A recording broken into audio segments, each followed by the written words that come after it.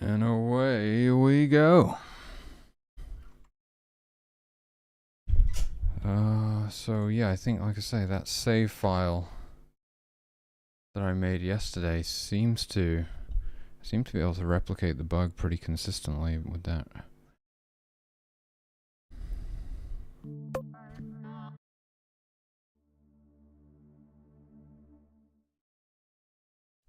Something to do with the deer. I really can't imagine what is happening still.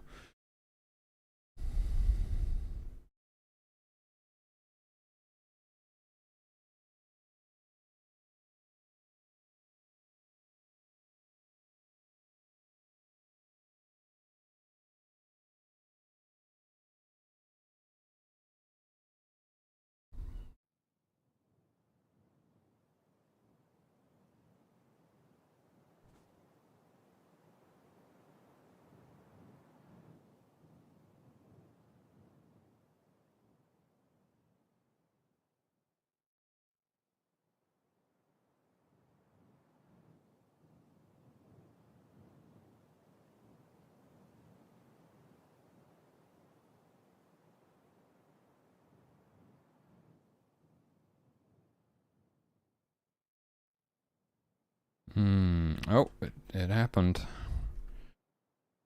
Andy says 30. Really? 30.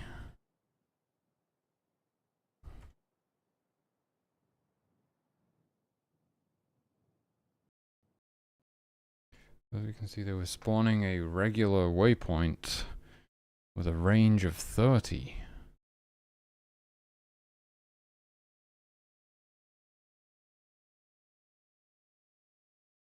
And GameMaker is lagging to shit right now. There we go. No, this isn't what I want.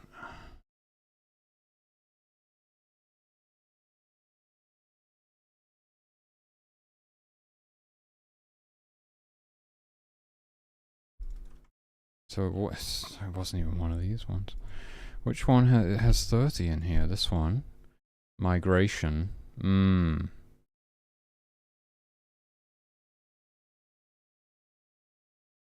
Migration wander alone. I would say it probably has something to do with migration. Right, because the herd... Well, it's a herd waypoint. It's not just a herd, it's the herd waypoint. Where's the herd waypoint? Maybe if the herd waypoint's getting spawned somewhere weird, then that could be causing an issue, right?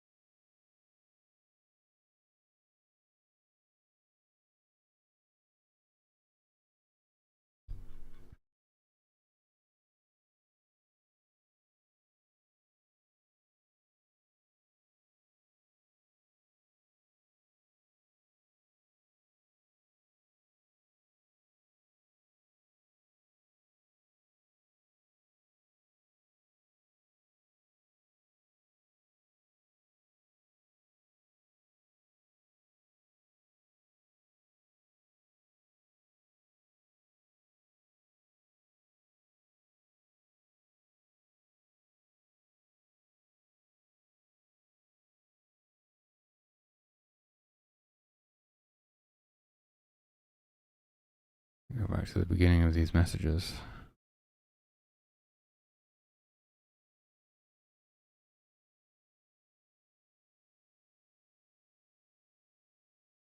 Rabbits have been trying to do Angular, but it didn't freeze, so I guess it was good.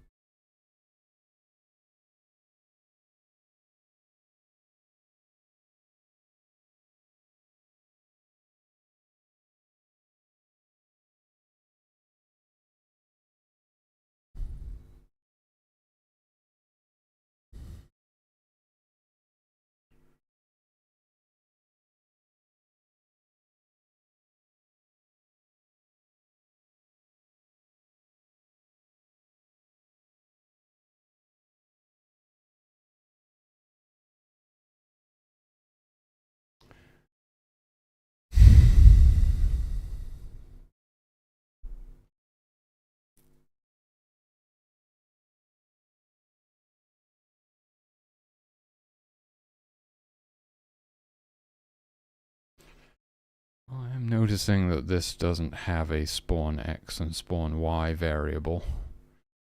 But I'm assuming it would just be defined when we run this.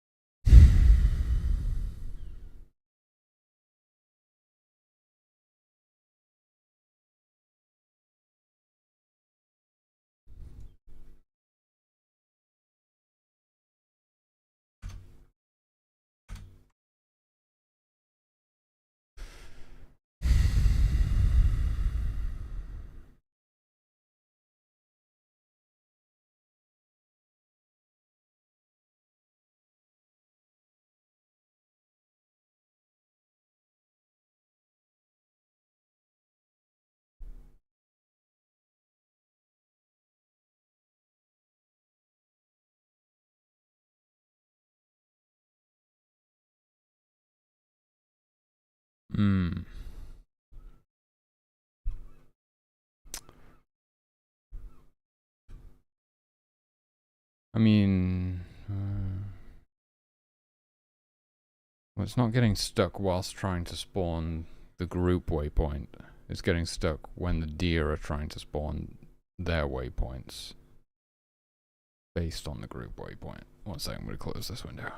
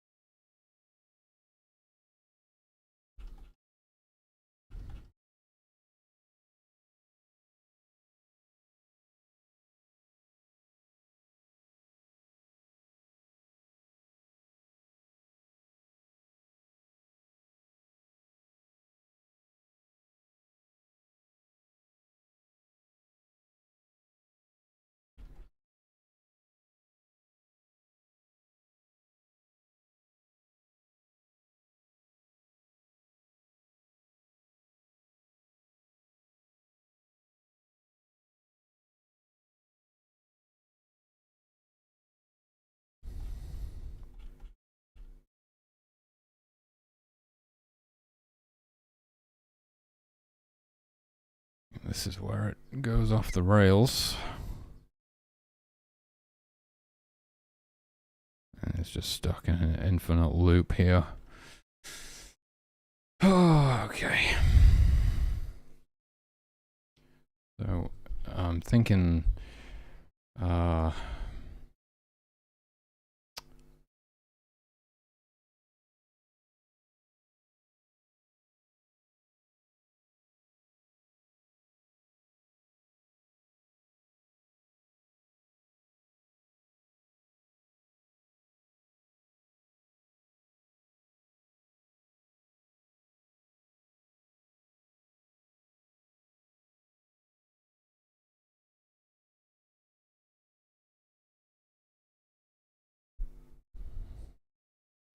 not sure when this gets destroyed. It gets destroyed if the hood is completely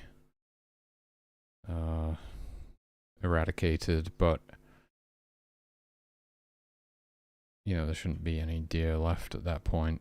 I'm going on a tangent thinking about whether the waypoints get cleaned up. I'm sure they do. I don't see why I wouldn't have done that, but I can't remember where that code even is right now.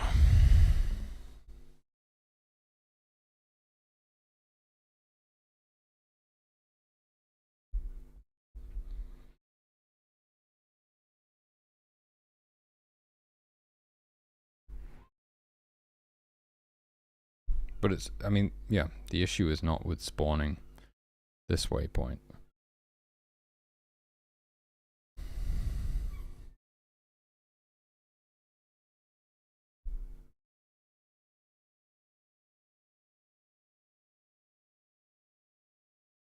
And that waypoint is basically just allowed to spawn anywhere on the map that is not a forbidden tile.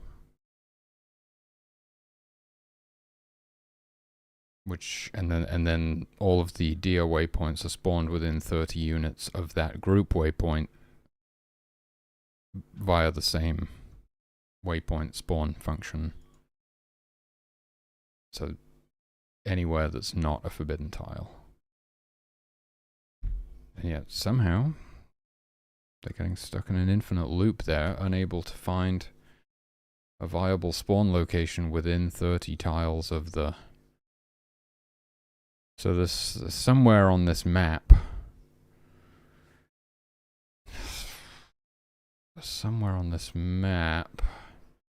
what if we did like, go into the draw event here.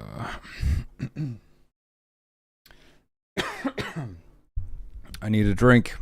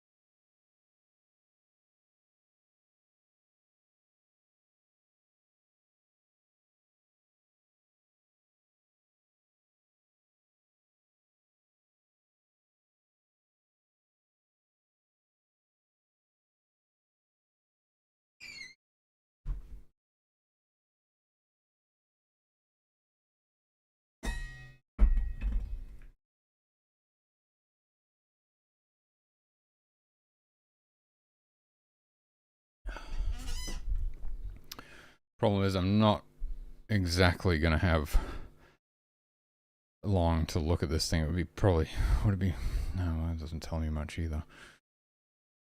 Maybe I should just look at the map, the layout of the map. Because there must be some area on this map where it's able to spawn a group waypoint, but then it has a really hard time spawning the regular waypoints. Where could that be?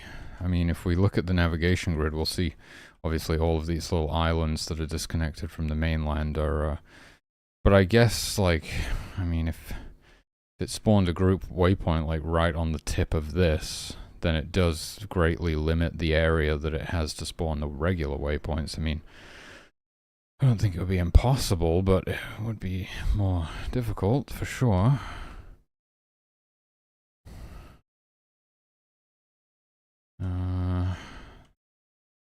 That's the only thing I can really imagine, right? Is it spawning the group waypoint like right on the edge of this or something like that, and then it freezes whilst trying to find the place to put the regular waypoints. You wouldn't think it would be so difficult. I mean, yeah. Really should. I've just been trying to get it to work, you know. But really, I should build some sort of fail-safe into there, where if it struggles to find the place to spawn the waypoint, so it's frozen again, then it deletes the group waypoint and replaces it somewhere else. But that's, I have to set up like a whole system to do that.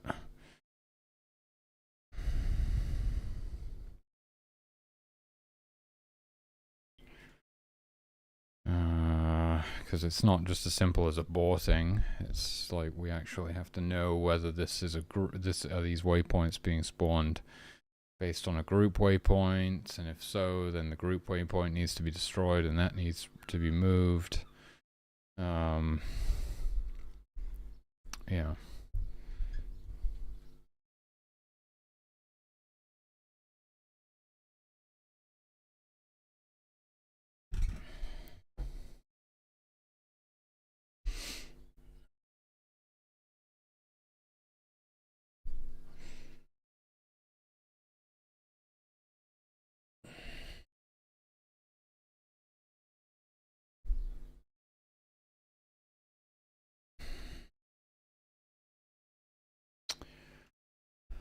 I mean, obviously, 30 is pretty, let's be honest, 30 is pretty low.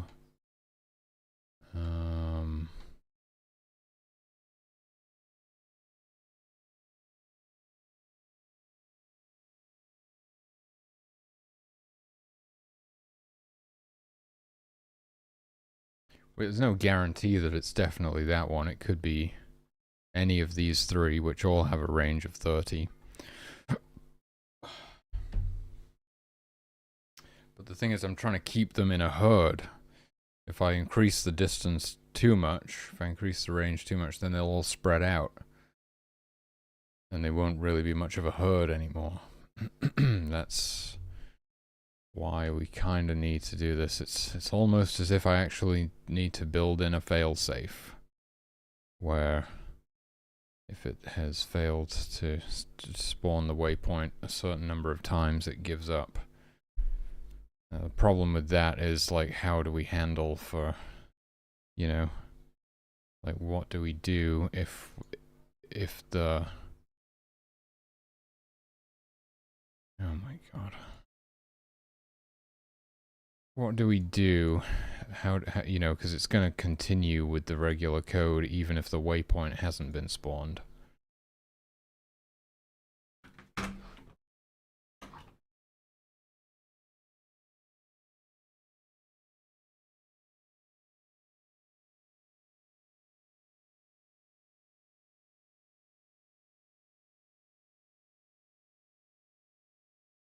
Nightmare trying to get the temperature right in here.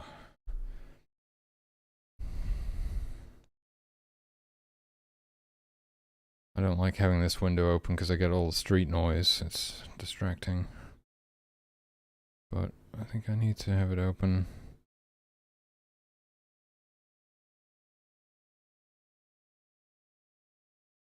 Jesus Christ. Yeah, it's like, it's going to be up to 100% humidity again today. Oh.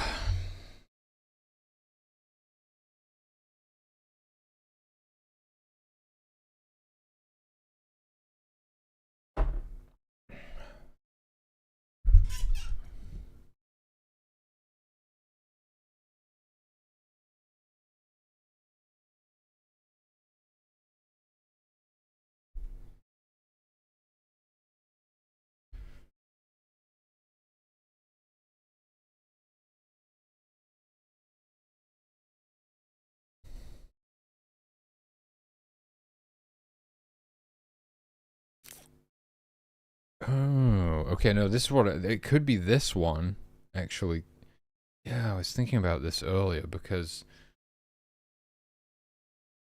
right, the herd object is at the averaged position of all of the members of the herd, so it's like in the middle of the herd. If the herd was spread out around like a body of water, right? If they were all around it, then the herd object would be in the middle of the water, essentially. Right? Like if you had... Like if there was a bunch of deer around this, the herd object would be in the middle. I'm not seeing anything like that, actually.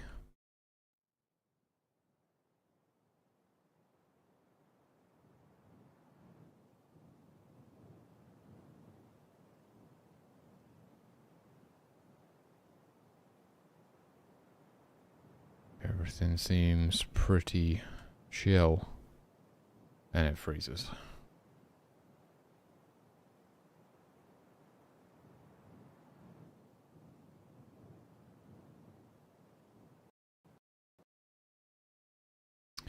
And once again, it's a deer attempting to spawn a waypoint.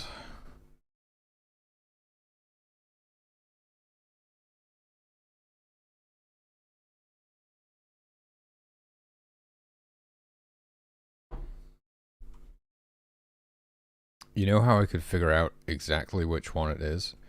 I could keep this one at 30, set this one to 29, and set this one to 28, or something like that. That will actually let me know which one is causing it exactly.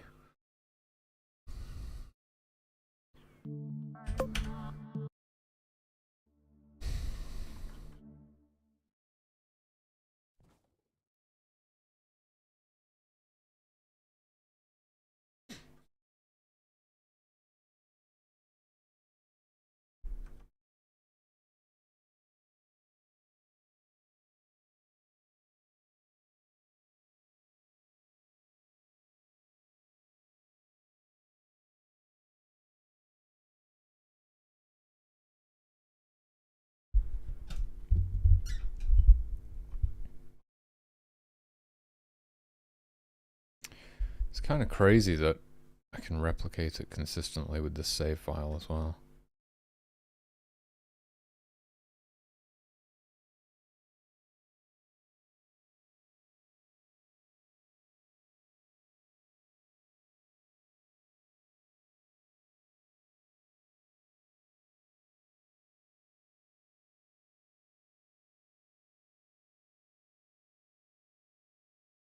Can I replicate it consistently, or is it not going to happen now? Nope, there we go, it froze. Let's see exactly which one it is. 20, okay, so it's the wandering herd behavior. Alright.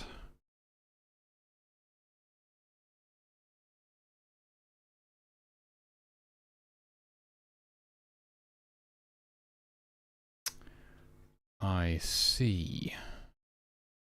I see, okay.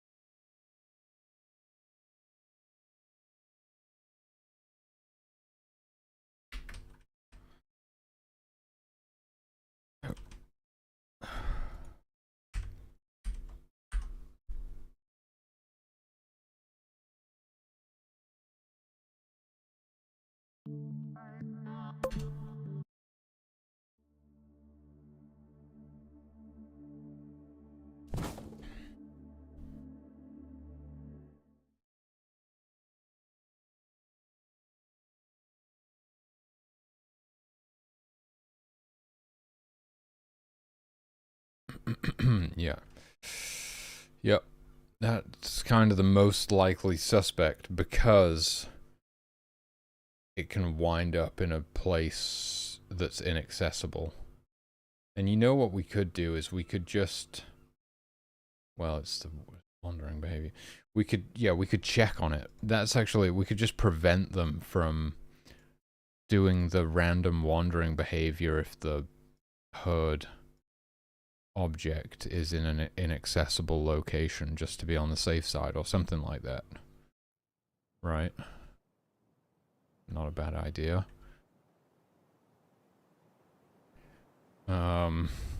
Eventually, you know, it'll be a bit weird because that will cause them to stand perfectly still for that time, but eventually they will move because they'll migrate eventually. But if I go back to the beginning of this, I should see a debug message, or a few debug messages telling me the location of the herd object, which I'm not sure really helps me that much unless it's something really extreme like 0, 0.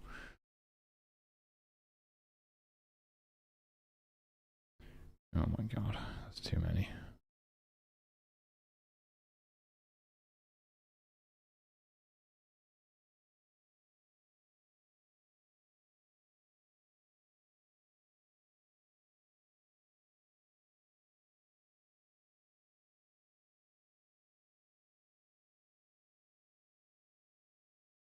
Jesus Christ, it's never ending. Maybe it was a different one that caused it to crash this time.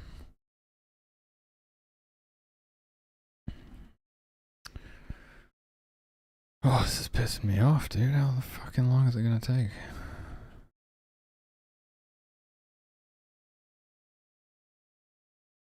There we go. Oh, they look like fairly normal coordinates. I don't really see any issues there. We want to see the ones right before it freezes, though. Okay. Okay. That didn't really help me very much. I think basically we should prevent them from doing this random wandering behavior.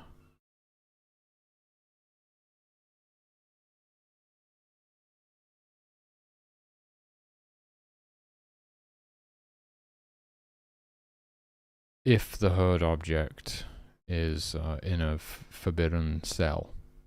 It's a reasonable way of checking. Like, we have a fairly good idea that we probably shouldn't be attempting to do the random wandering behavior if the herd object itself is in a forbidden cell, which I'm assuming it is. I mean, we haven't confirmed that. Really, that's what we should probably confirm. We should do something like...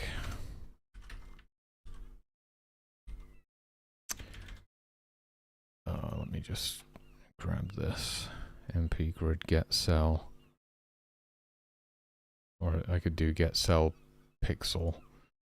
Easier. MP grid get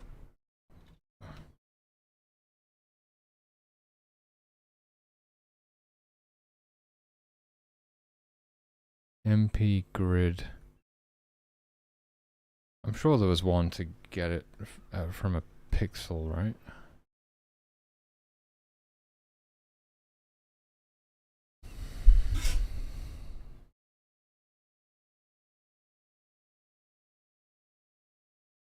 No? They're not? Let's just get this one then. I'm sure there was like a get cell at pixel or something.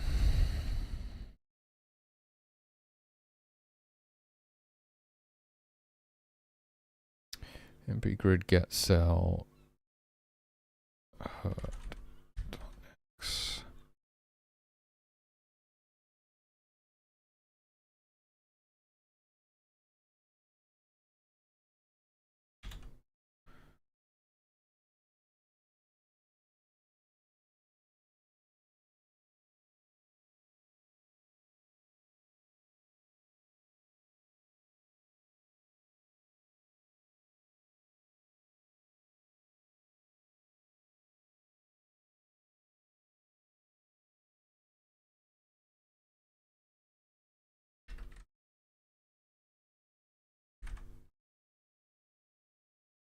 You spell forbidden, 2 Ds.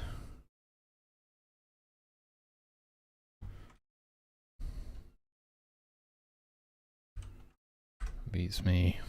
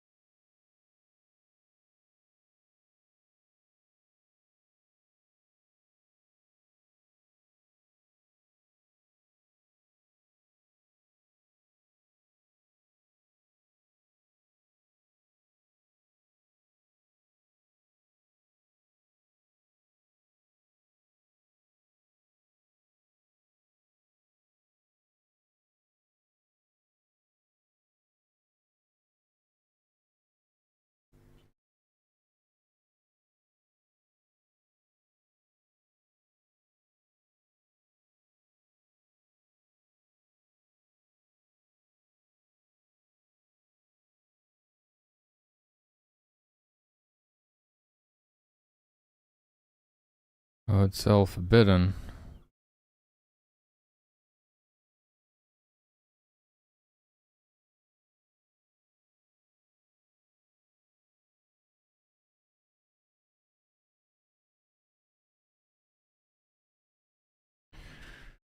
Oh my god, dude, why is there gotta be so many of these things?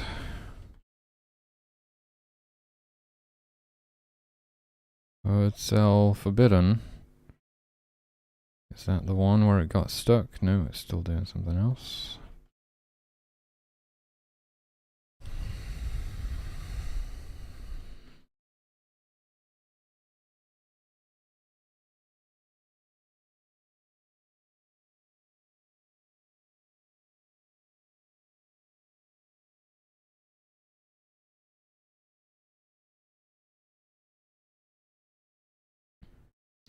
I had no idea these rabbits were spawning so many freaking waypoints, dude. What is going on? What are they doing?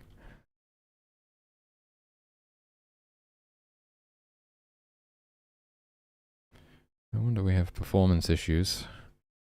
Alright, well, I don't think we really have performance issues now. I would just, if it's not running at like 1000 FPS, it's not good enough for me.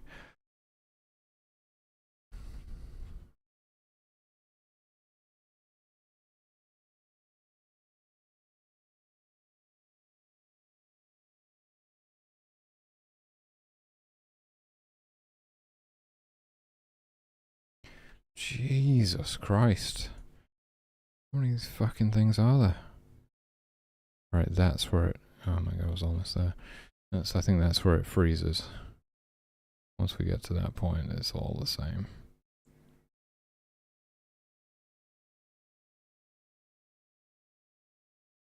And indeed, the herd cell is forbidden right before it freezes. We got away with it a few times, but... So I would say anything herd-based. Anything herd-based, we should just not do it if it's in a forbidden cell. That's going to be my plan here.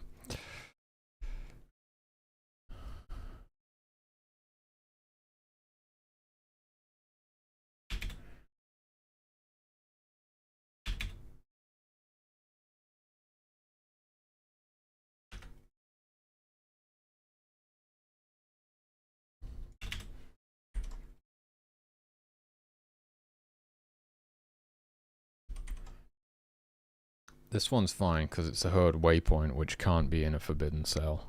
So I think we're good. It was just this one.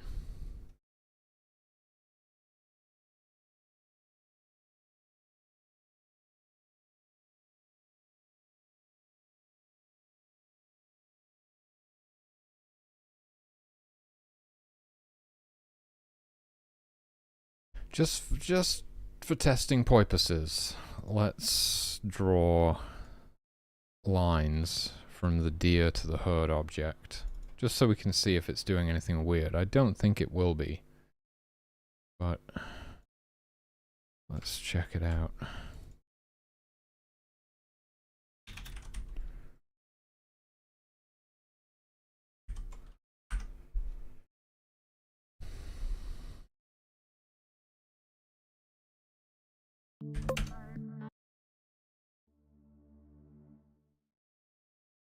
So you can see how the herd objects work.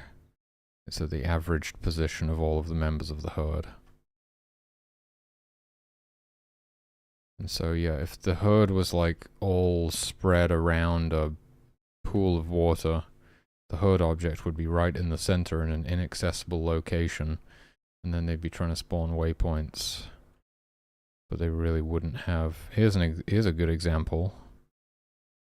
I mean, there's still quite a lot of viable spawn locations in this case, but so I'm guessing that it's probably not.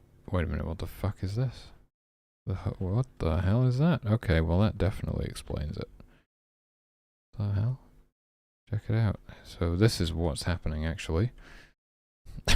This would be it. This one deer. I did wonder about that one deer. I think this one deer is like a lone member of it's like he's like the final. They are like the final remaining member of this herd. And so the herd tracker, the herd object, is in a really weird location. He's not moving now, obviously, because we told him not to do the wandering behavior if the herd object is in a forbidden cell, which it clearly is. It's in the ocean. But just preventing this, figuring out what's causing this, right, would be the way to go here. Ah, the bear just killed that deer, actually. So presumably this herd will be destroyed momentarily. Why didn't they fully harvest it? Weird. Something a bit jank going on there still.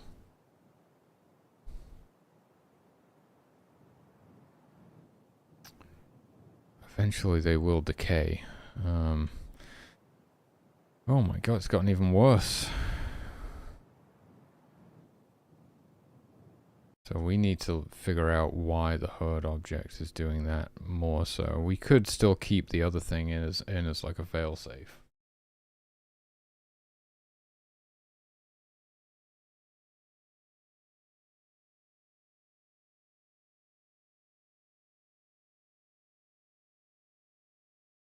But and we probably should, but I think the problem is more that this is happening. Which would be something to do with this. If the herd list is not empty.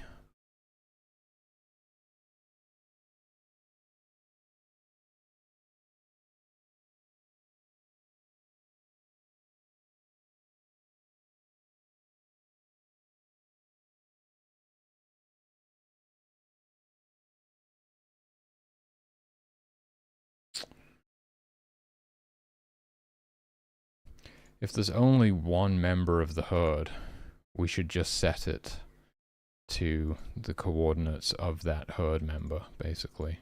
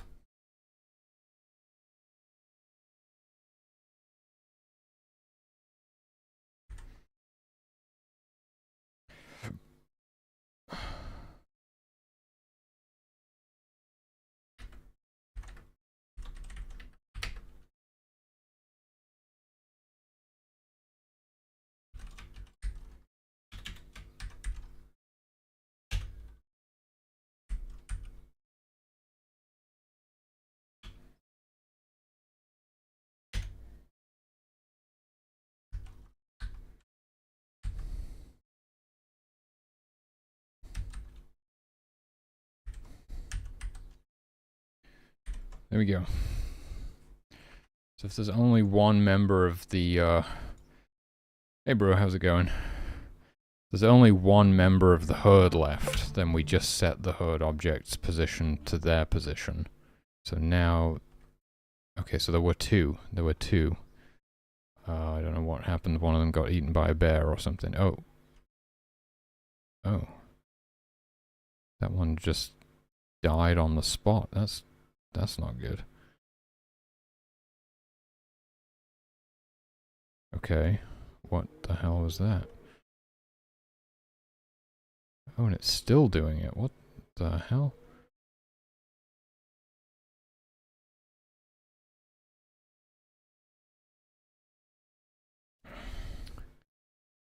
That's quite a long drive. Where are you headed?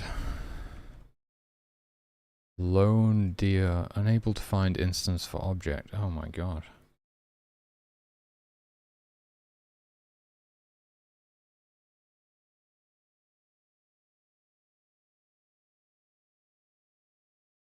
The list is not empty, so the deer are not getting removed from the herd list correctly at some point. Hometown to visit friends for the holiday. Oh yeah, happy 4th of July. Not been there in 10 years or so, wow. Okay, great. I hope you have a great day. And a safe drive. Yeah, this deer is dying very mysteriously. And it's also not being removed from the herd list. That's probably what's causing the problem here.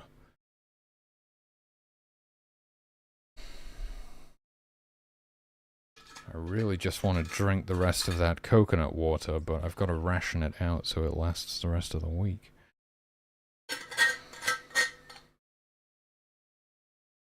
One glass a day.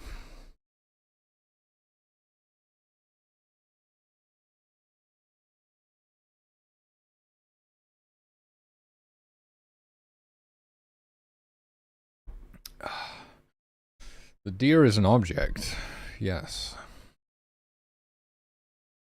It's just so I'm assuming it's dying of starvation or dehydration or something. I don't know why. It's getting stuck there. And it's not able to eat or drink, I suppose.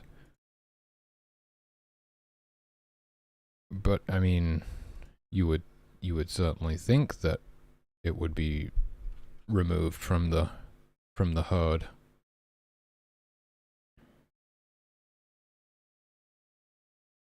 Here it is. Yes. Why on earth am I doing this instance exists check twice?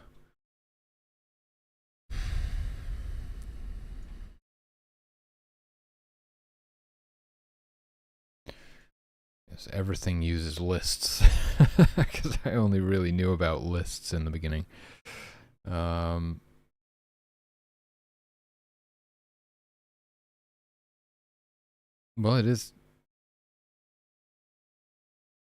it should be removed from the list. Is it entering the cleanup step? Well, funnily enough, I don't actually do that in the cleanup step. It probably is entering the cleanup step. I just don't do the stuff that probably should be done in there. Well, actually, it's not really that it should be done in the cleanup step, because even whilst it's dead, it still exists for a while, actually, as a corpse, and then as a skeleton. So we need it to be removed from the herd when it's dead, not when it's destroyed. I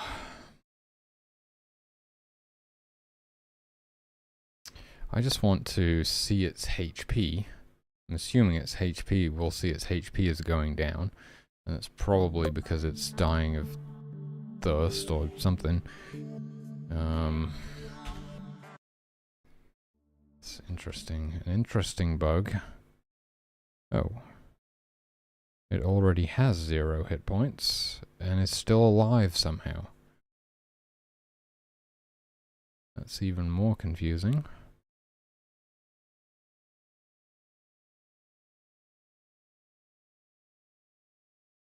Well, the thing is, it needs to be removed from the list before it's actually been destroyed. Or do you mean put it in there as well, just to be absolutely sure? Because when something's dead, it becomes a corpse, and then after it's been harvested, it becomes a skeleton, and only then will it be eventually destroyed. But it can't still be in the herd when it's dead. Yes, this is very strange. So its health, I mean, it's triggering the normal death code because its health is at 0.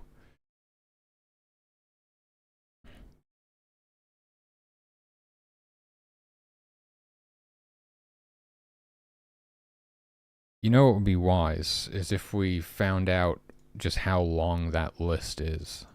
So if we just draw something, draw text, here we go. String herd size or something.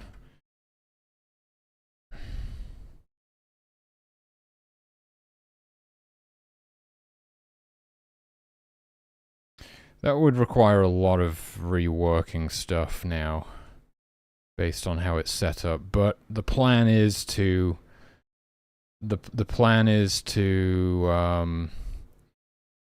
replace the object with a skeleton object, because eventually we're going to have permanent skeletal remains, because that's how skeletons work. Originally I was like, oh, we should fade them out to like just clean it up so there's not tons of objects.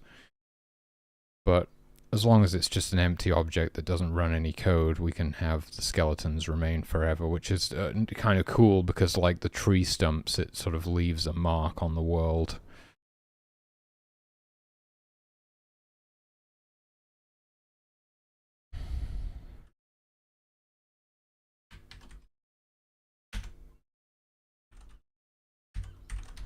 Some terrible naming there. I don't know how that happened. We wound up with herd.herd.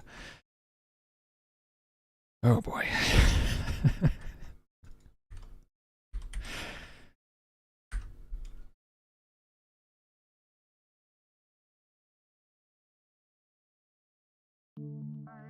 Okay. I mean, I tried to avoid that, but it... Oh. Ah. Well, I should definitely check that herd actually exists first. It might just be that there's a brief moment at the beginning where they haven't been re-added to the herd or something. I should certainly hope that's what it is. I would assume so.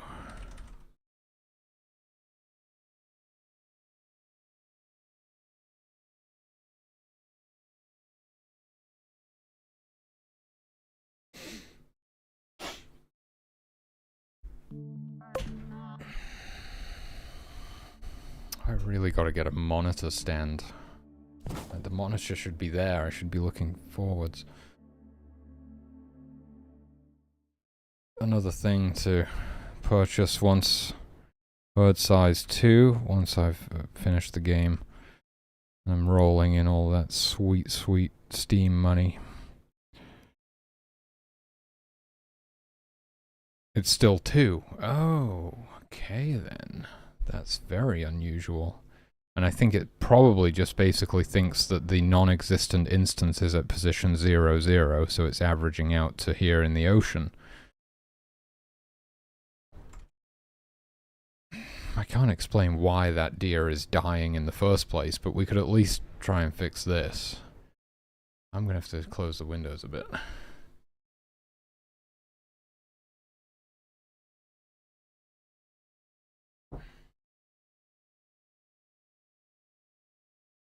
Just cannot get the temperature right today. So how on earth... That's the human object. How on earth is this deer dying without getting removed from the herd?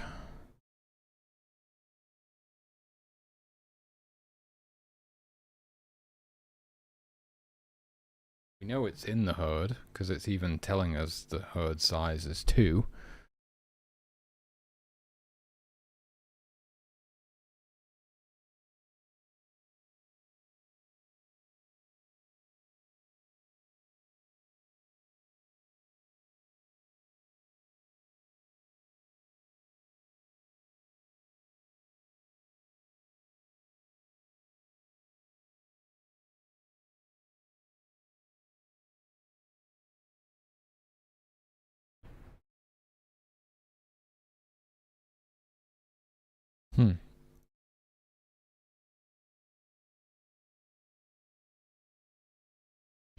Very unusual.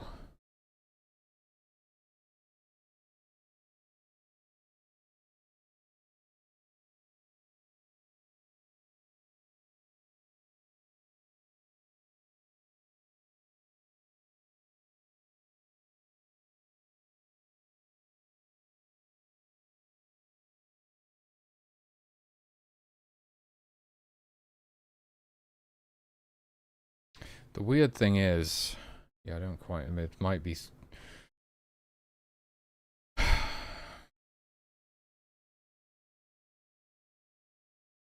When I load the save, it has 0 hit points, but is still alive somehow.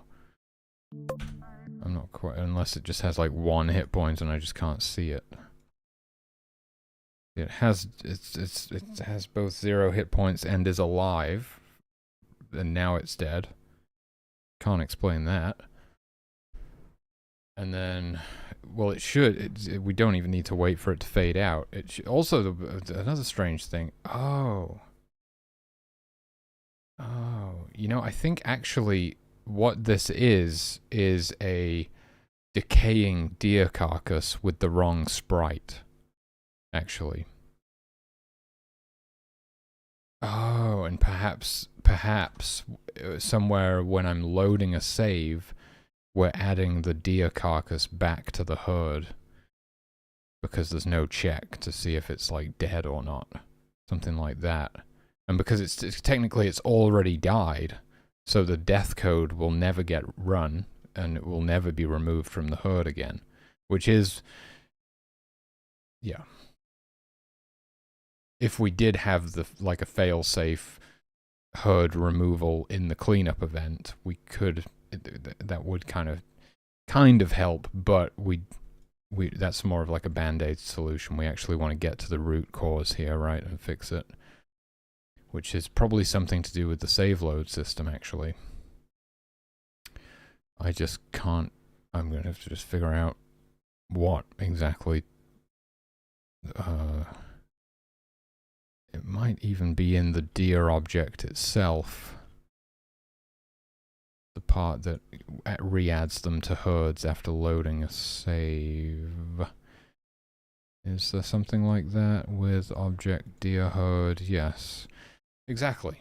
There's absolutely nothing here to tell it not to add it back to the herd if it's dead. Right. Okay then.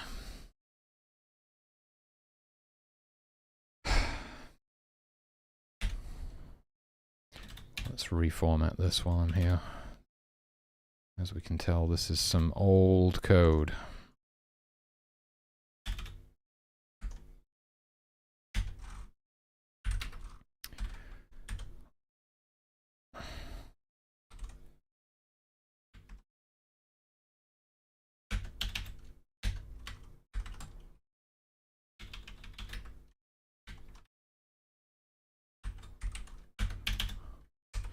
If you're not dead or harvested, then you can be added back into the deer herd.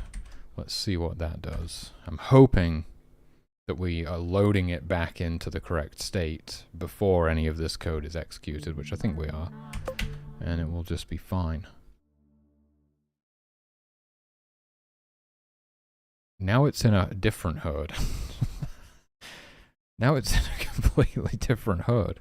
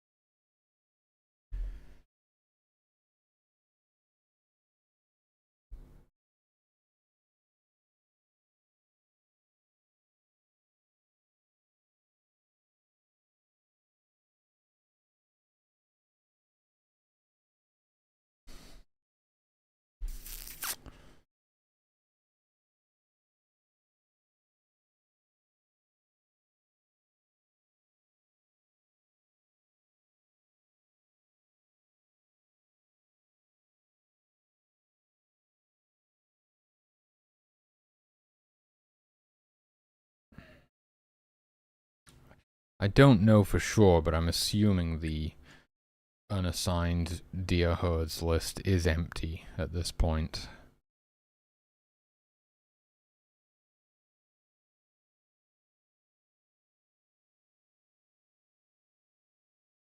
This is very confusing because I didn't indent that. Okay.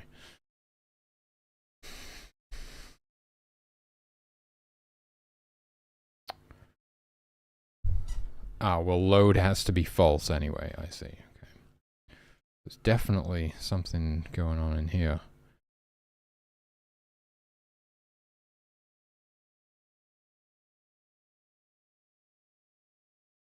Or is it some other code? Some other code, like, it's aging up, because when they age up, they join herds, right? I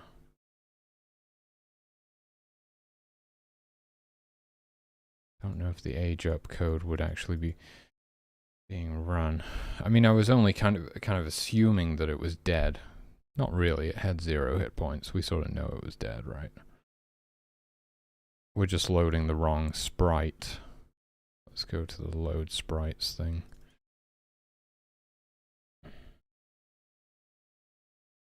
Right. Because I'm loading the correct sprite based on age. I'm not loading the correct sprite based on whether they're alive or dead. Right. Okay.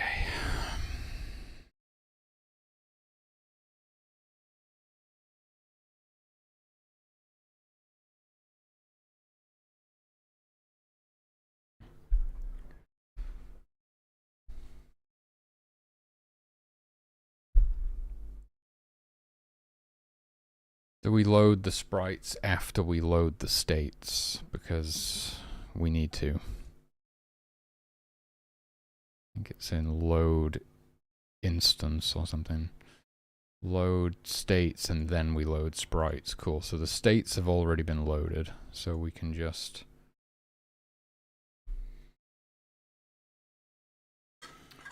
check if it's dead or harvested and then assign it the correct sprite. It's honestly insane, the amount of stuff that you have to do.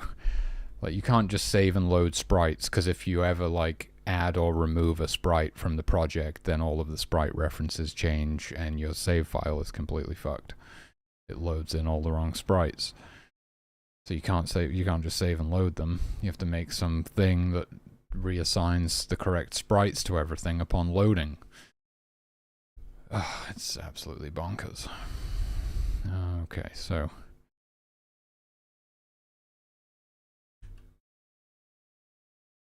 if it's not an adult, so else if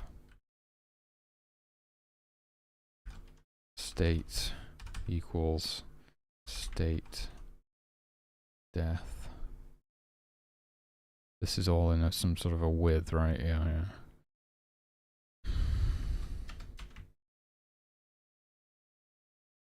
And then else if again, state harvested.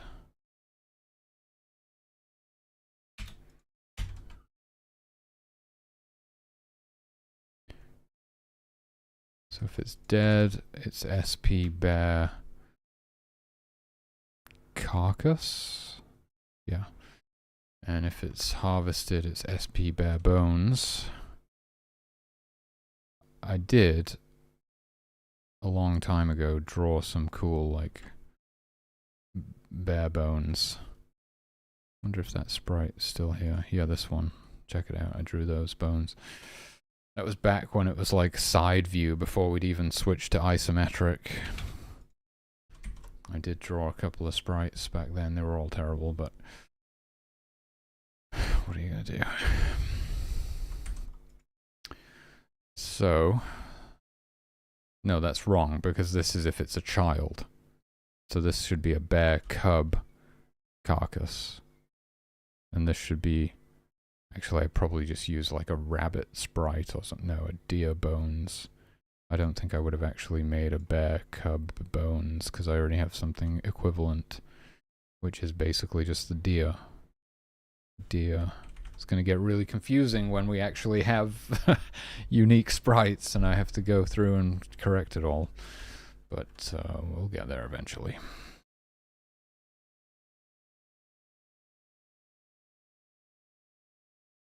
Normally I try to future-proof things, but this is one case where I haven't. So deer bones work for bear cubs as well, because it was exactly the same size. And then, so if it is an adult, though, if it is an adult, we need to do the same checks, like, is it dead or not?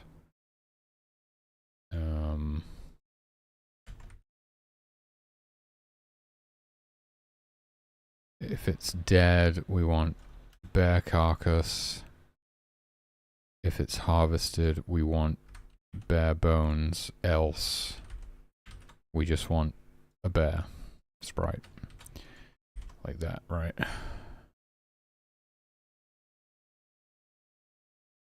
So now if the object that we're loading is a bear, we check if it's an adult. If it is, we check if it's dead, harvested, or not. If it's not an adult, we check if it's dead or harvested. Because by default, the sprite is a bear cub anyway, so it will just default to that. And then we just need to do that for every other type of creature in the game. Honestly, it's insane the amount of work that goes into a video game just to do the most basic of stuff.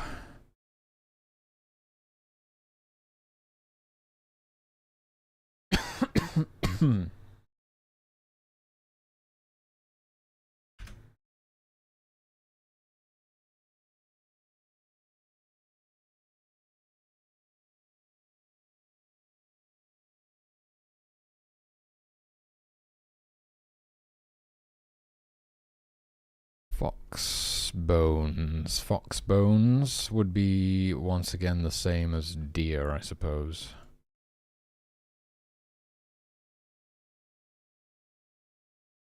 Pretty sure they're the same size.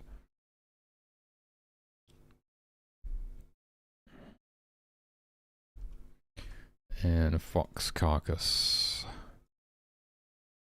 We use the same sprite for as a carcass as we do for sleeping right now as well. Although you can't see foxes sleeping because they sleep inside of a foxhole. And then we've got if they are not an adult and they are dead or harvested, that's going to be fox cub, or was it fox?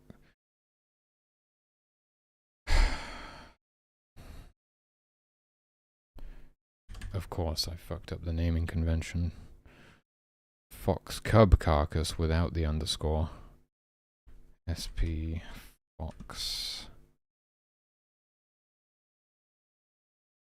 In this case, it would just be rabbit bones, because a fox cub is the same size as an adult rabbit.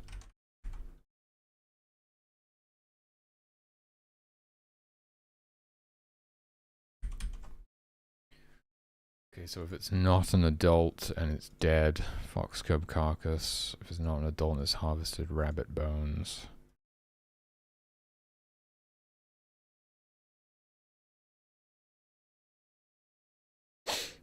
If it is an adult and it's dead, fox carcass. If it's adult harvested, deer bones. And if it's neither of those, it's a fox.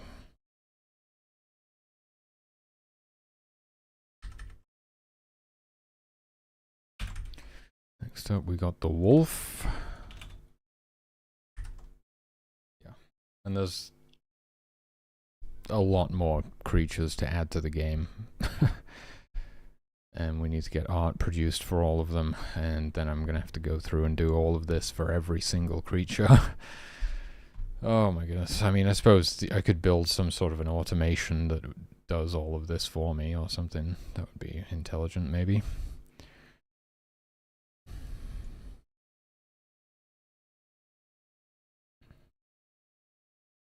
how would you do that? It would all have to revolve around very specific naming conventions or something.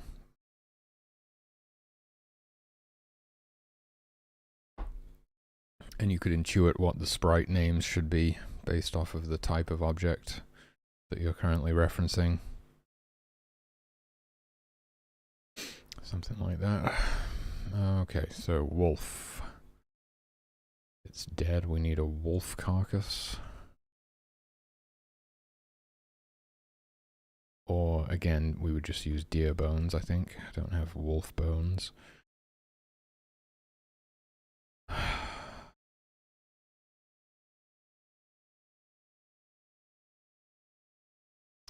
And so if it's still a pup, then we're going to have wolf cub carcass. Wolf pup carcass. And if it's harvested, that would just be rabbit bones again, I think. Yeah. I don't think I've ever seen the wolf pups emerge from the wolf den. I must have seen it like once when I first implemented wolf pups and I was testing it, but it's been literally years, I think, since I've seen a wolf pup. I can't even remember ever seeing one. They live in the wolf den for the first so many weeks of their life or something. I forget the specifics, and then eventually they emerge.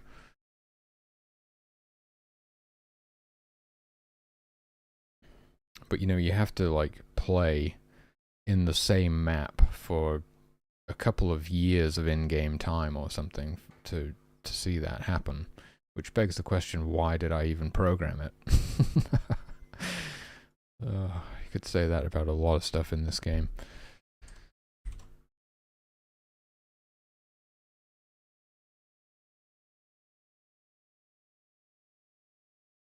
Well, it's better now that you can actually return to the levels.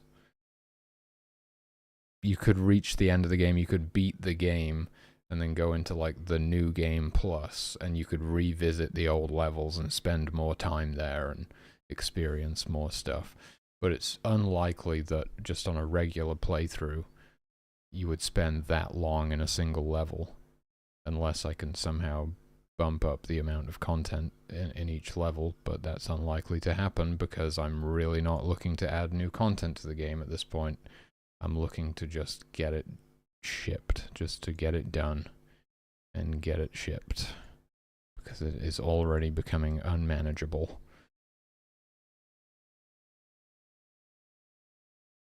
Although some content can be added without really affecting the existing stuff, so it is possible. There are certain things that can probably be added to the game literally without having to touch any of the existing code. And that is easier because you're working in this little compartmentalized bubble. But anyway.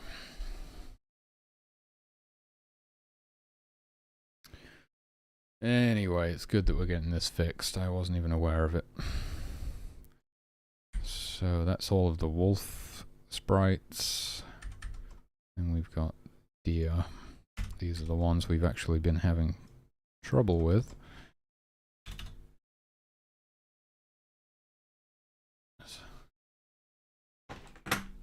It's blowing a gale, quite literally.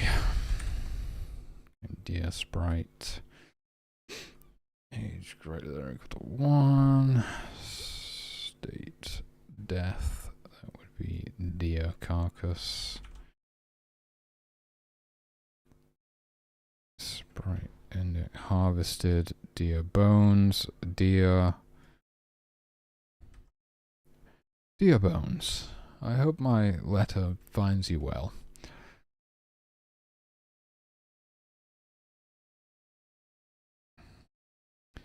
And this would be deer, the fawn, it's called a fawn carcass.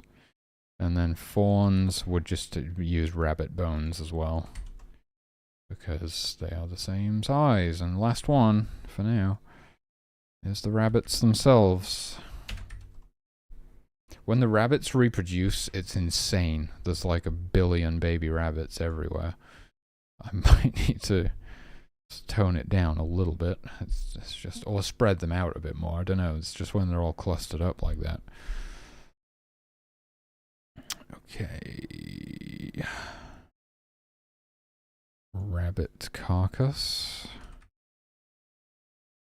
This is actually kind of future-proofed, even though a rabbit carcass looks exactly the same as rabbit bones, because it's the same color.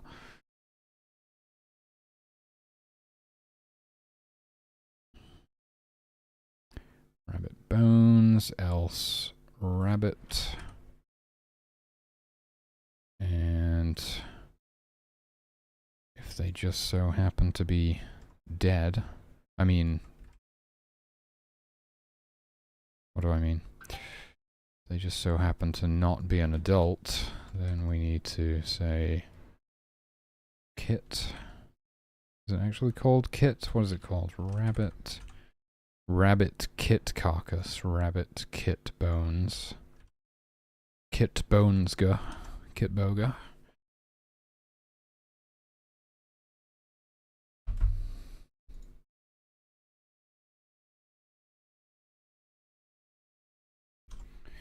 Okay, so we should be loading, well, not even really loading, we should be assigning the sprites correctly upon loading a save now.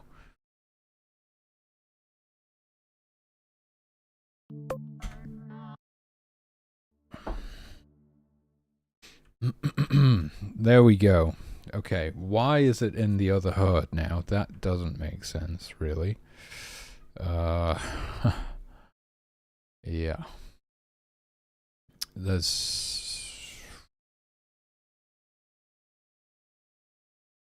some code on the deer that makes it join a herd, right? And that code is being run even though it's dead, or something like that. It has this code, right? Add to herd upon reaching maturity. And basically we don't actually want to do that if it's dead. Makes a lot of sense, right?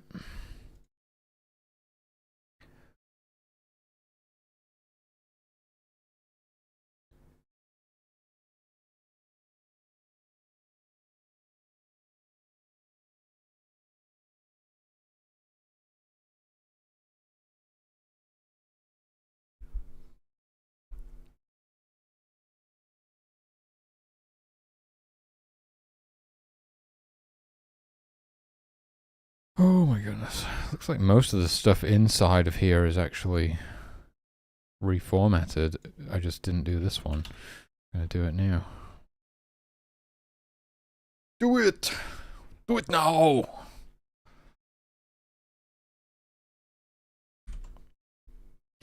Billy! Get to the chopper! Ow.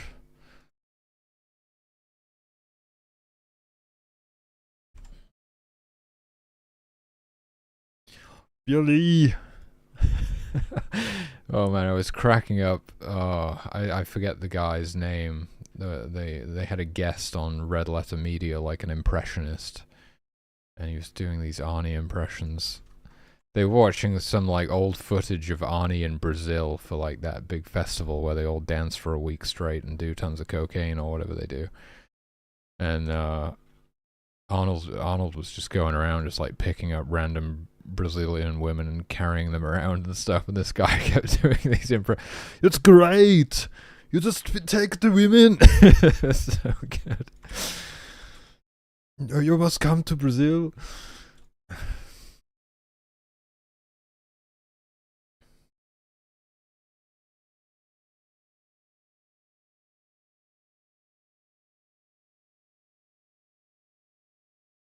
Okay.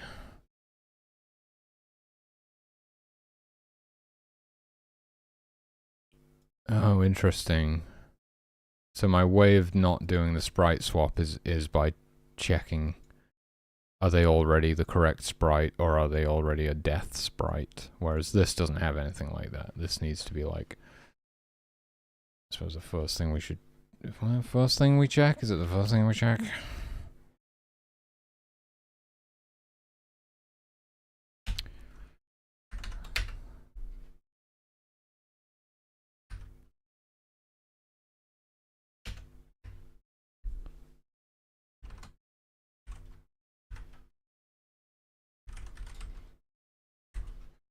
Okay, there we go. Right. So now we won't, the load code here won't add deer back to the herd if they're dead when you load the save. And we won't run this code that adds deer to herds when they reach maturity if they're dead as well. So this deer should be herdless now.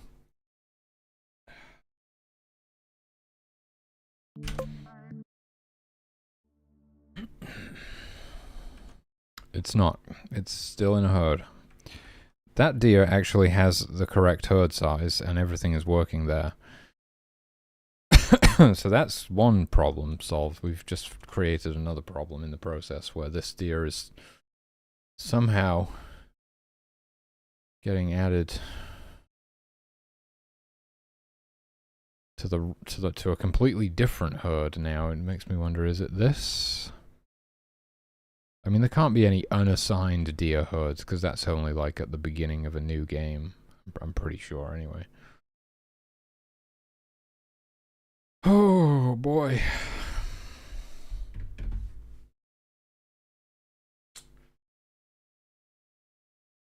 If I added the same checks in here, we could confirm whether it is this or not, right?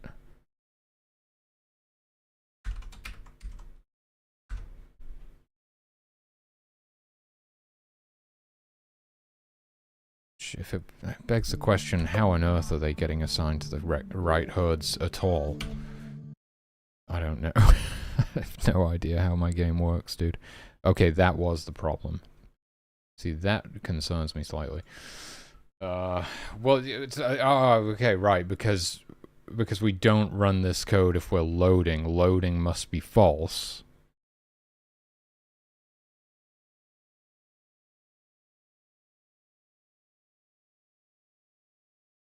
When do the herds get... It's fine, but now I'm curious as to when the herds get removed from the unassigned deer herds list. As soon as they're full. As soon as they're full?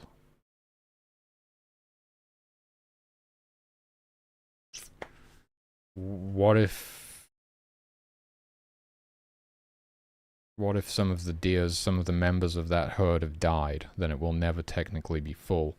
What we want to do is prevent the herds, the herd objects from being added to the unassigned deer herds list upon loading a save. We only want to do that like when we create them initially through the spawn system.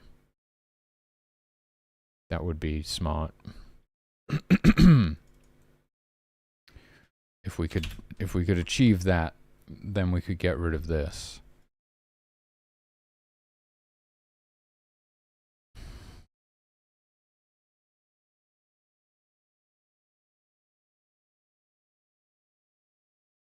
And it sounds fairly simple to me. We would just remove that from the create event, and instead we would only do that in the spawn system when we spawn the deer herd objects. Because like whenever we procedurally generate a new map, that's when that happens.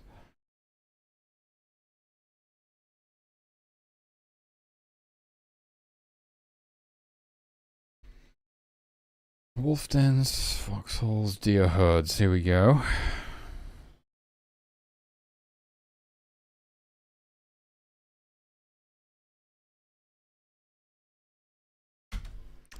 Let's put that right there, I guess.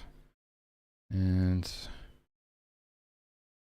spawned deer herd .id.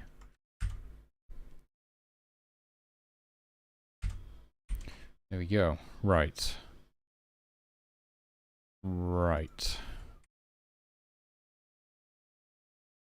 That's actually nice, I think. Yeah. That's good. Because we don't really ever want the deer herds to wind up back on the unassigned deer herds list, because that's the thing used to assign deer to the herds when they're first created, when we first generate a new level. Am I missing anything there? I don't think so. Pretty sure we're good.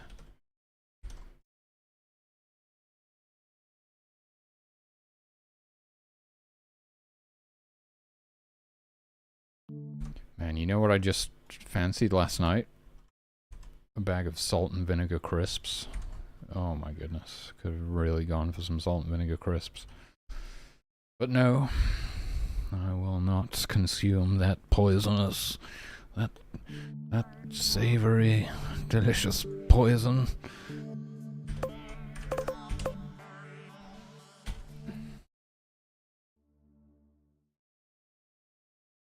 Alright, so this bad boy's not in a herd anymore. This guy, he's chilling. His herd object, you probably can't even see it, but his herd object is following him around because he's the sole member of the herd now. He's a soul man. He's a soul man. He's actually a soul deer. Literally, he's the soul deer, and he's a soul deer. Could even be a soul deer. That was a stretch.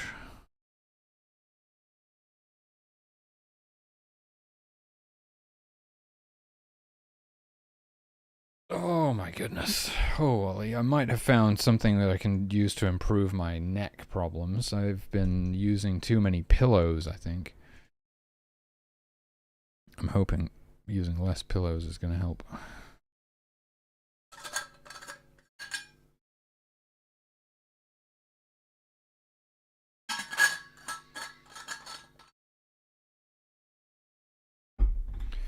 I'm getting hungry, dude. I don't know what's wrong with me lately. I'm just like constantly hungry. I basically just had breakfast. And I'm freaking starving. I've only been going like 2 hours, 15 minutes. Insane. Honestly, it's insane.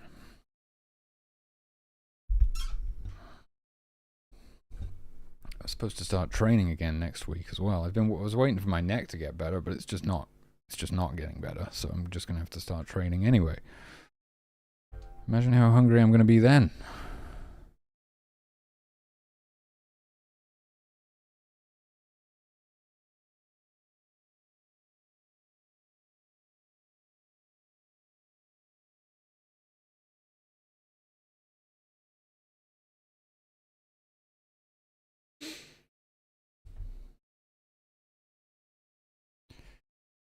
Okay, we gotta disable those things. I'm a little bit concerned about the fact that the deer will just stop doing their random wandering if the herd object is in a forbidden cell, but it is probably a good idea. No pun intended. And they will eventually move due to migration, so that's not like they're going to be stuck there forever. And we can potentially avoid some... I mean, I don't think that was what was causing the freeze. It was clearly this that was causing it to freeze, because the herd object was like in the middle of the ocean.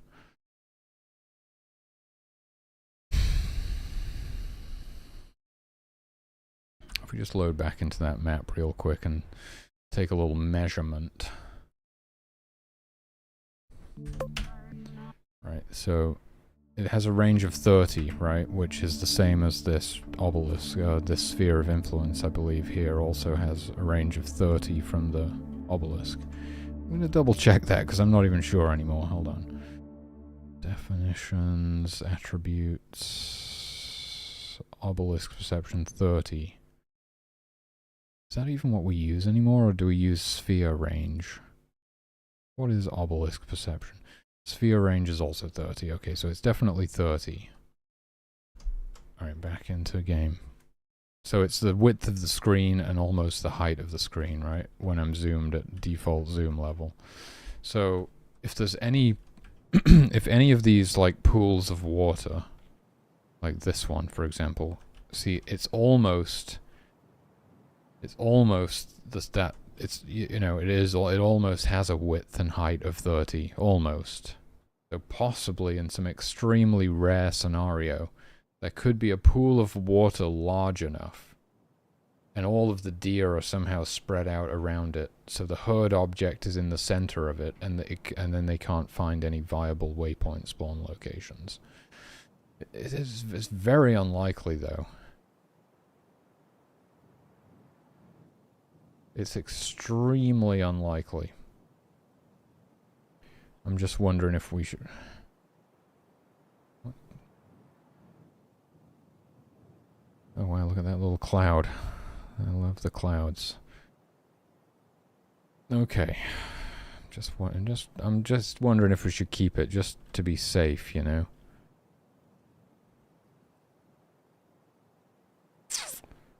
I don't know, but I gotta take a leak, so I'm gonna think about it while I'm taking a leak. I'll be right back.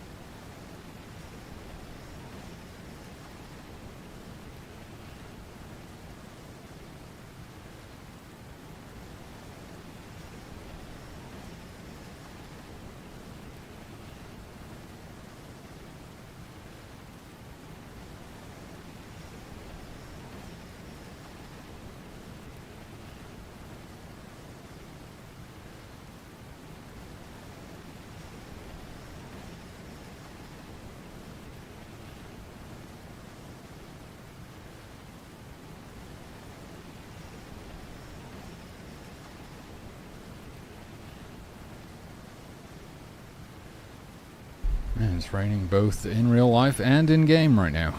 Ooh, lightning. Okay. I've decided I'm going to disable it. I think we're probably not going to have any more freezing.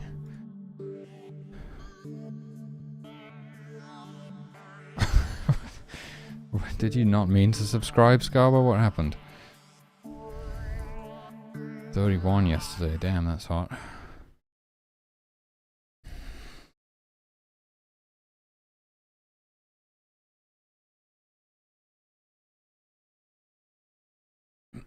I don't mind the heat. It's the humidity that kills me off. Well, thanks for the sub. I'm not sure if you actually meant to do that. I don't know if I can refundle it. Refundle it.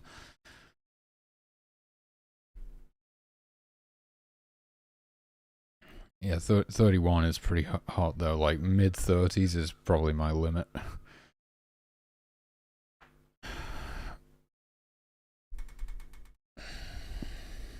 I don't do the cold, which is why I'm living in the wrong place. Alright. Let's disable this stuff now. And yeah, I'm going to remove that check from the wandering behavior as well.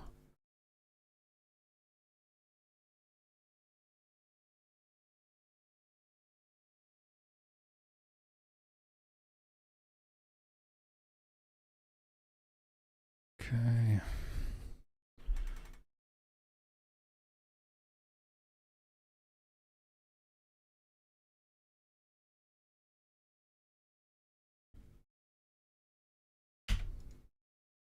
I'll keep it there in case I ever decide to re-enable it.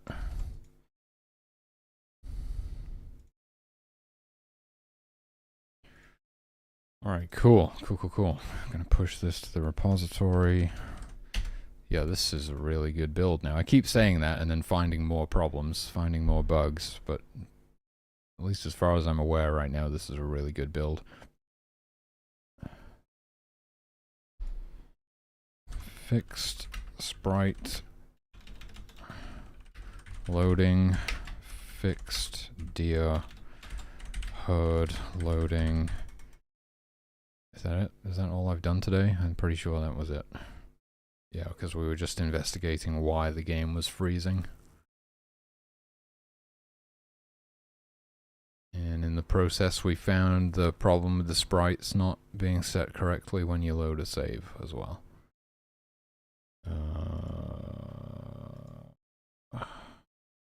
And you know what? Seeing as it's like the only thing left to do. Well, is it? I'm still unsure on the whole. You know, I was thinking about it. Oh yeah, I probably should do that today. Let's make it so that there's like a chance for the fishers to drown when they're fishing. Because we have this whole drowning mechanic, and we never use it unless you drop them in the ocean, if you drop the humans in the ocean intentionally. And that just means, like, unless you actually do that, you will never get to experience this mechanic. So I think we should, just in the same way that the humans have a chance to catch fire whilst using the campfire, although it is albeit a very low chance, we'd have a chance for them to drown when fishing as well.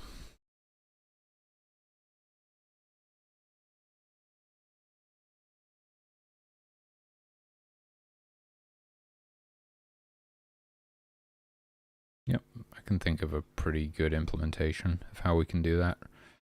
So I was thinking about it, like, you could just put them on top of the fishing spot, which is in the very first ocean tile, and they would drown there, but it doesn't really make sense because they're so close to the coast. It would probably be shallow enough to stand up still. It's like, how can you manage to drown? The idea would have to be that they get swept into the ocean by a big wave or something, right? So they should be out some distance. But we can do it by like picking a random ocean tile within a certain distance of the fishing spot, but not too close to the fishing spot, and that way we can make sure that they're out in the ocean a little bit.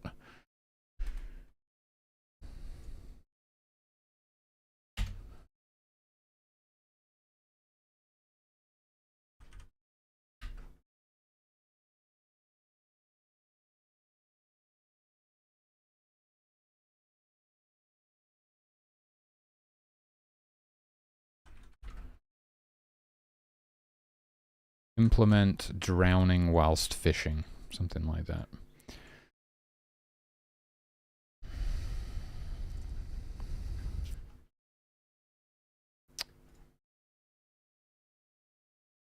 So I guess I'm not going to release the new build until the end of the day today because I want to do a bit of extra stuff. So for now I'm just going to push the changes that we've made so far. And I'm going to go throw something in the oven because I'm getting pretty hungry. There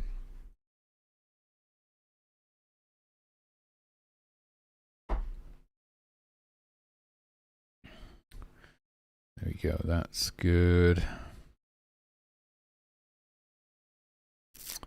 So yeah, we're in a pretty good spot right now. The freezing may not be entirely fixed, but it probably is. It's probably so extremely rare that the game could freeze now that nobody will ever encounter it. So yeah, we should be good. And I have a failsafe. If it does happen again, I have a plan in mind of something to do. Alright, oh my god, I'm hungry. Okay, I'm gonna go make something to eat. Well, I'm gonna put something in the oven. I'll be back in like 5 minutes.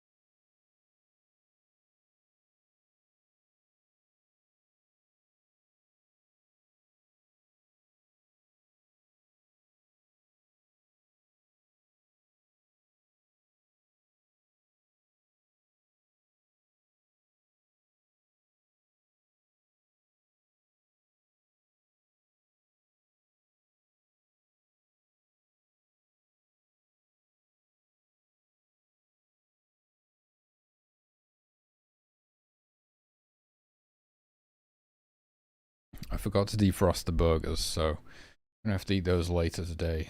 So I'm gonna throw it over to a break and get something else to eat right now. Thanks for watching. I'll be back in a little bit.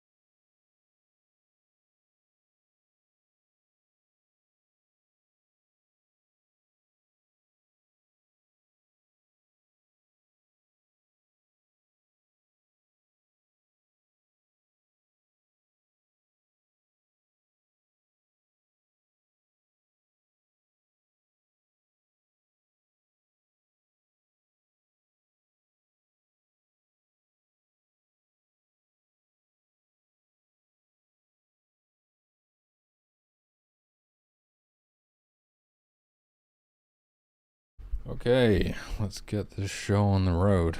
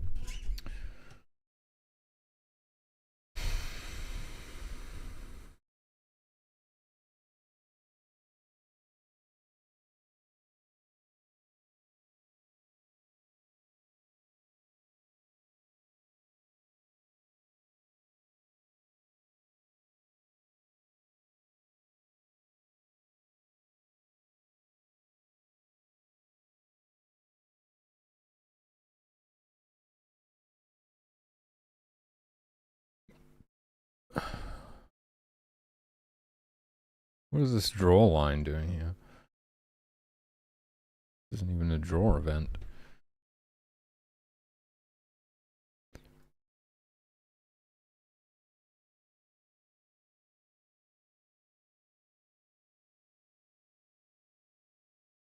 Probably disable those debug messages in the waypoint spawn code as well.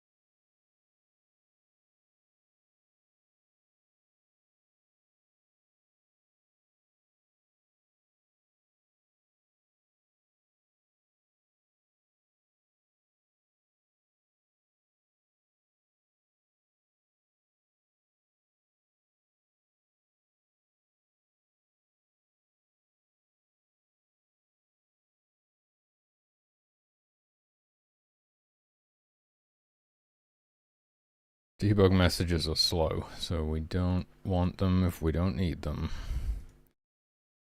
Especially considering I want to release this build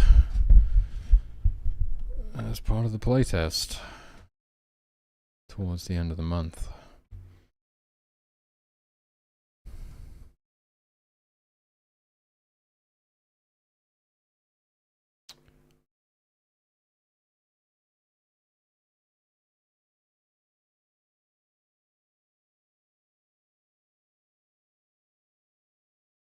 One of these could actually be pretty useful.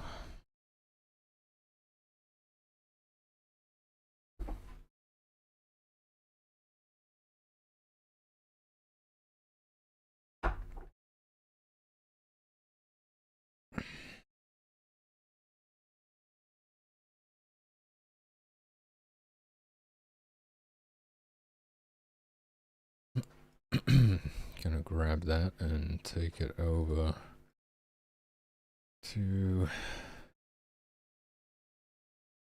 state fishing.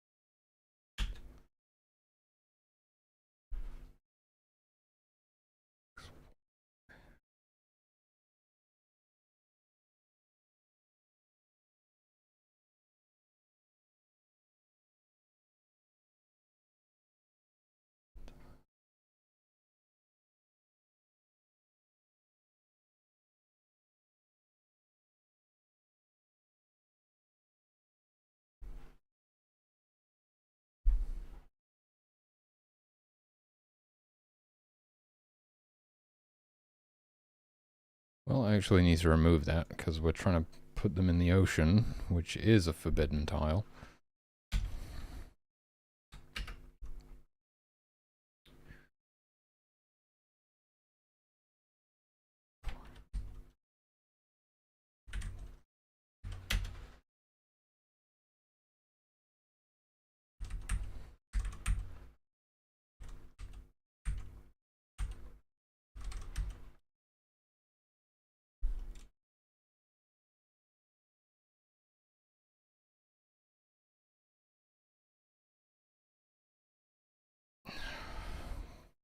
Five? I don't know.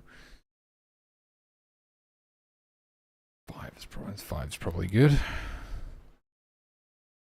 I don't think this needs to be 30. I'll maybe do like 15.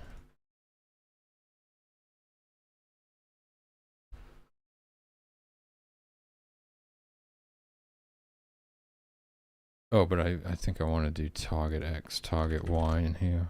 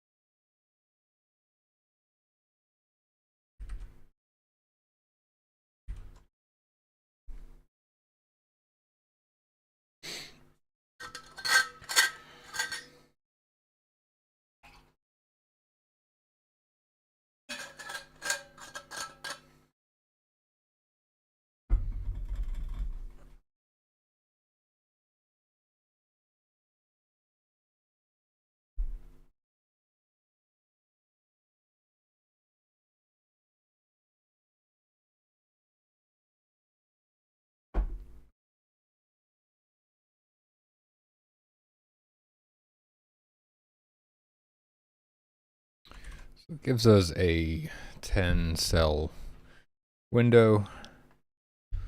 It has to be at least 5 cells away from the fishing spot or the target. But it can be no more than 15 cells away. That's pretty good.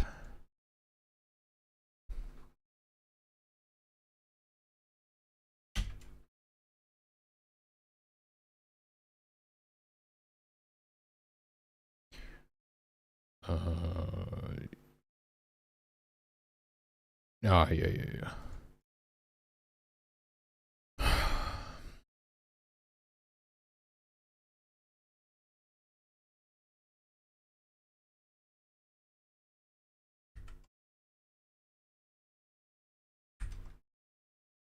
Then we update their position and return them to idle.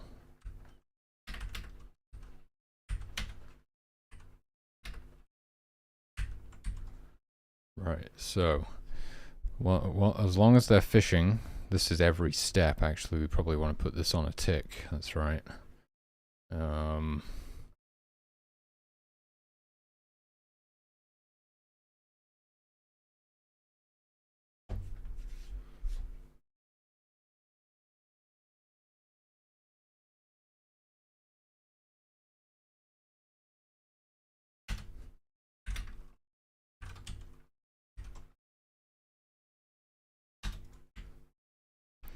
So on tick.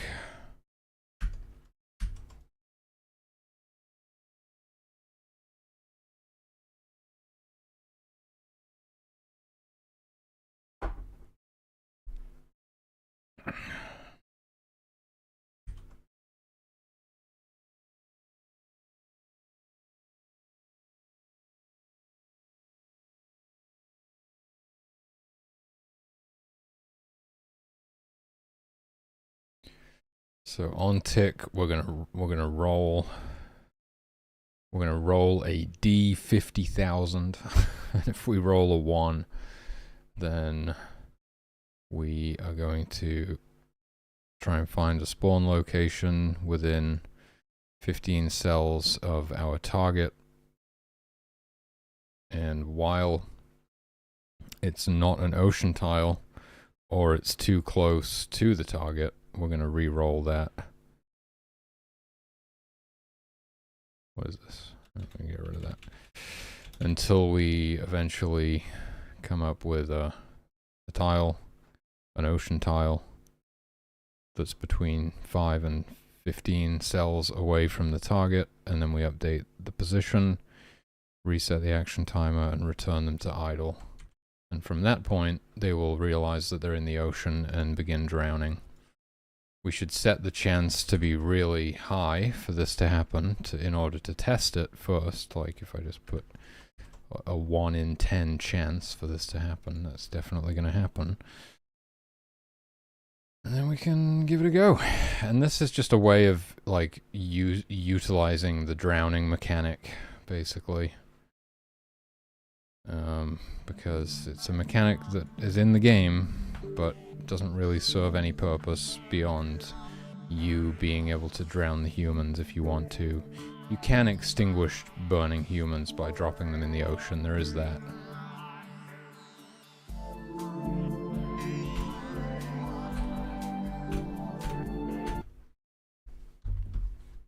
Yep, I'm just going to start a new game in Beginner Island and make some fishers and see if they drown in the ocean. They won't actually start fishing until they get hungry, unless the store exists. But it shouldn't take too long for them to get hungry, I suppose.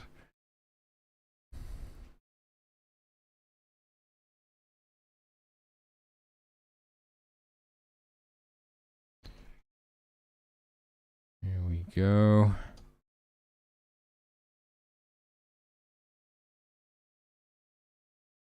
Alright, let's grab somebody and make them into a fisher. And we'll keep an eye on them.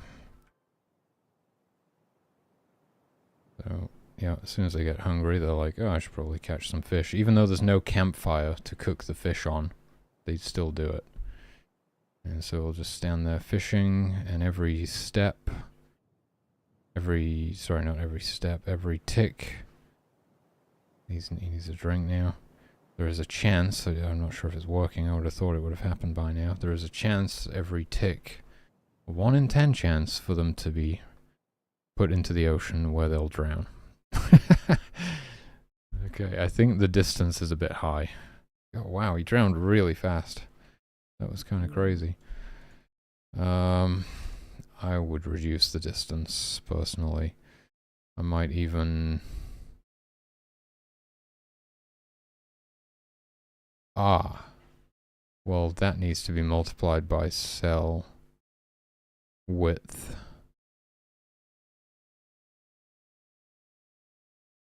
For 1. I would bring this down to like 10.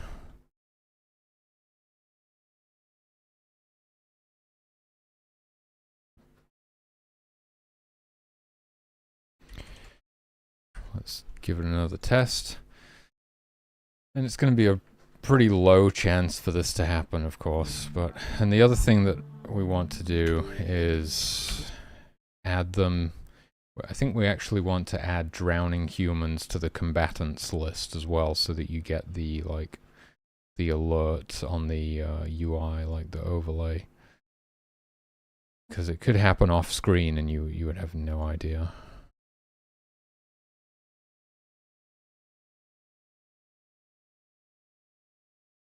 But this is a nice way of just spicing things up a little bit. Making use of that mechanic.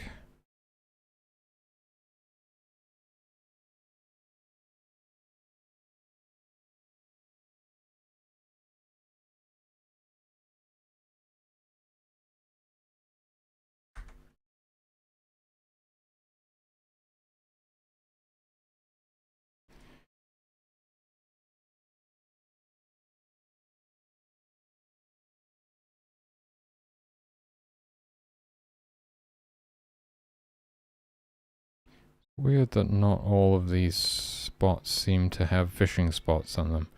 I'm not sure where the fishing spots are right now. I might need to make it so we can see them, so I can see what's going on with them. But anyway, let's see what happens to this guy. There's no way that he doesn't drown.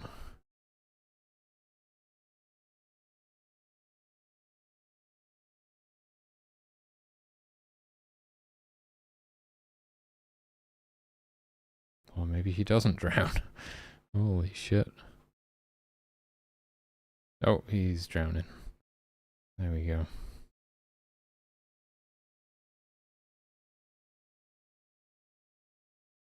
Drowning really fast as well, like... I'm kind of surprised.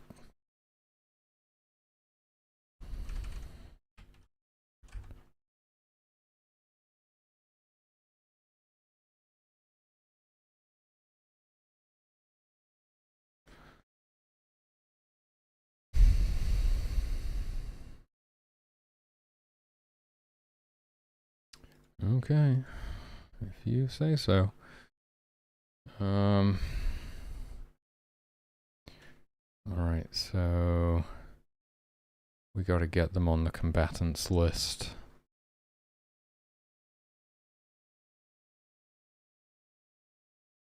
It is a bit weird that they kind of like take a second to actually, like they'll be standing on the ocean, be standing on the water for a split second before they actually like fall in.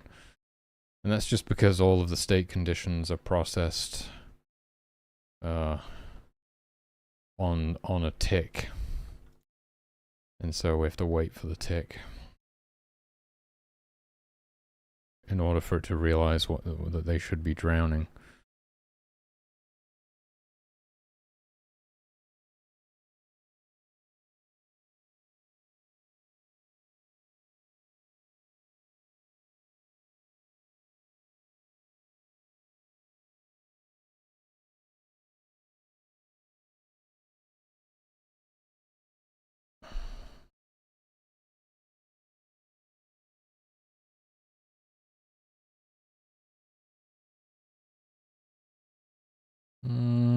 Where can I grab this from?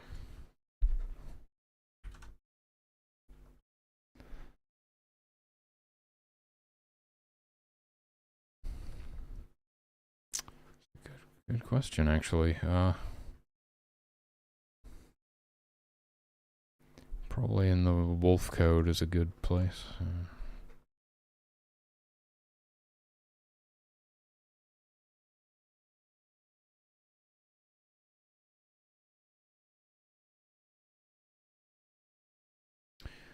And I'm assuming humans are already removed from the combatants list when they die anyway, so if they do actually drown, they will be removed from that list, assuming, well, we can test it, but assuming it's in the right place on here, because this death code is fucked. It's a real mess. So, and then also we need to remove them from that list if you fish them out of the water again.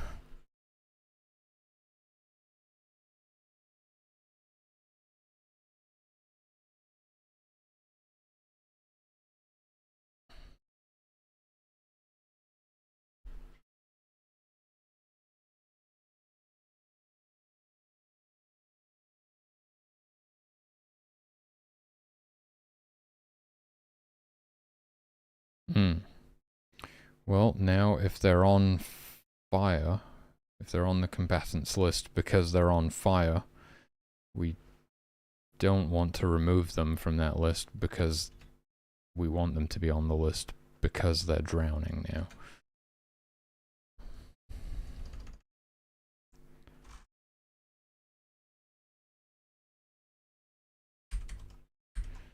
We're going to add them to the combatants list like that, and then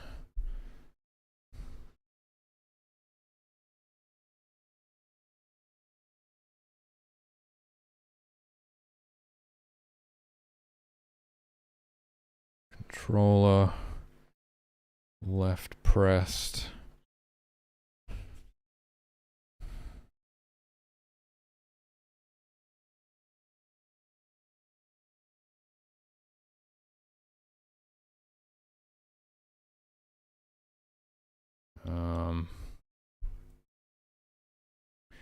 Yeah, I mean, I guess if you just, like, pick them up for any reason, they should be removed from combatants. I don't know. What if they're on fire, you know? It's like, I think really, we only want to do this if they are actually drowning.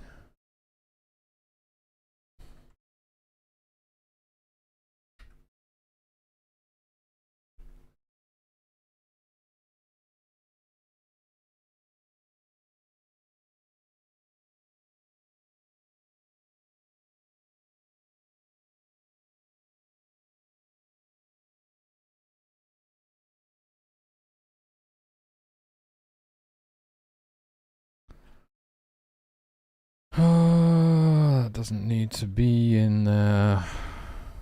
We're setting it twice. That gets set for everything at the end anyway, I believe. Probably confirm that, but I'm pretty sure.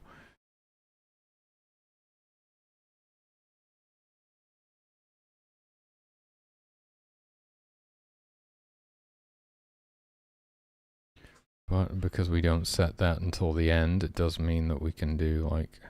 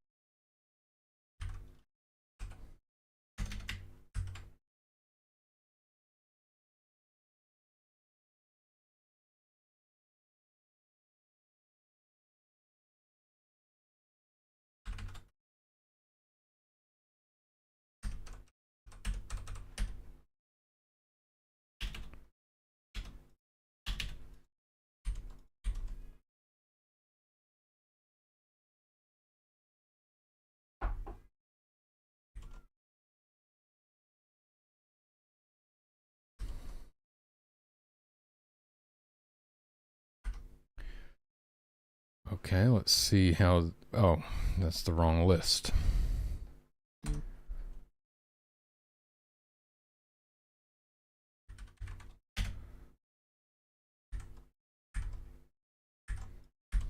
Boom.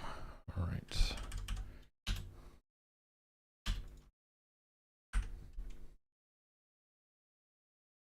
Let's check this is all working. Yeah, I'm not sure why they're drowning so fast. Almost feels like the time scale is getting stuck in 8 times speed, but I don't think it is.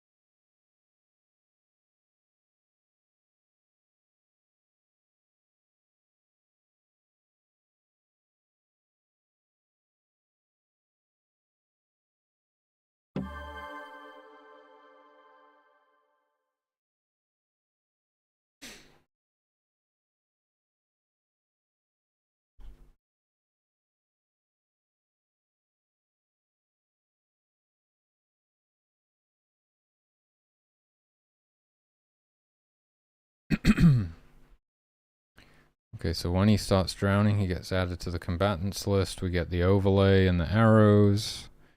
And then when he stops drowning, he's removed.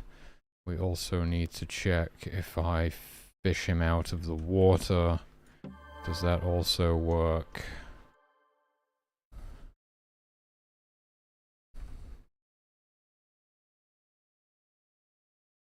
Yes, it does. Okay. Whoa, what?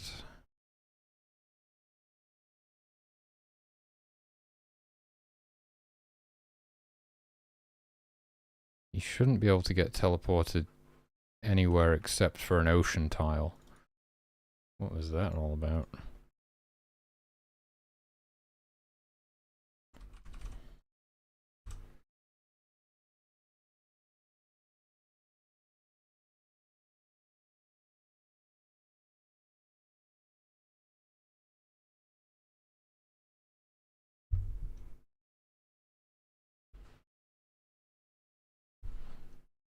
It's supposed to be or, I think. So if it's not an ocean tile, or if they're too close to this. Okay, let's test again.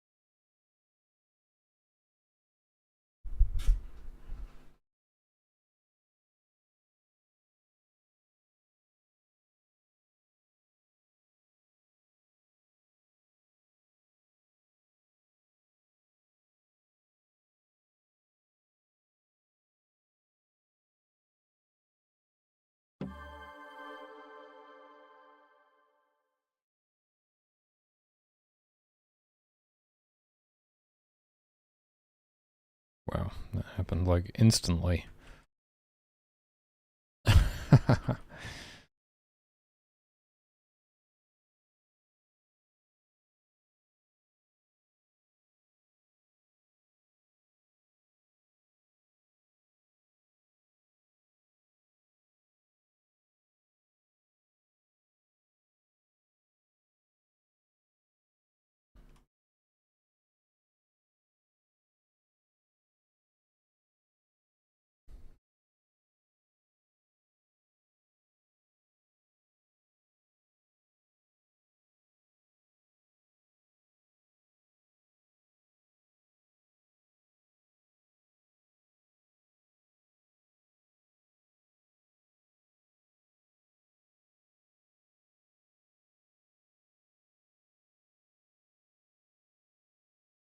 Perfect. All right. So now the fishers have a chance to drown whilst fishing.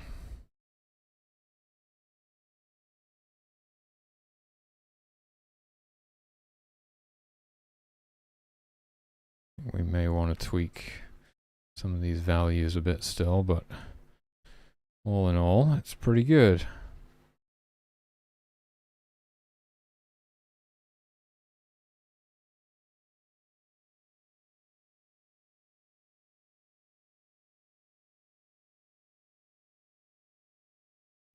Thing is, I mean, yeah, I was trying to make it so that they wouldn't be like right on the coast, because then it's like, how is the water actually deep enough to drown in?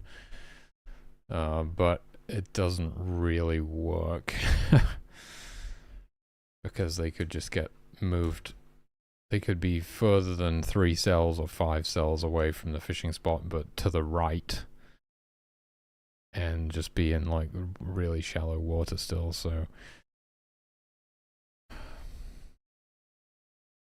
you gotta wonder if there's really any point in doing any of this, or if we should just set their position to the target position, basically. So they literally just drown like in the fishing spot itself. It's it's a hell of a lot more efficient to do that.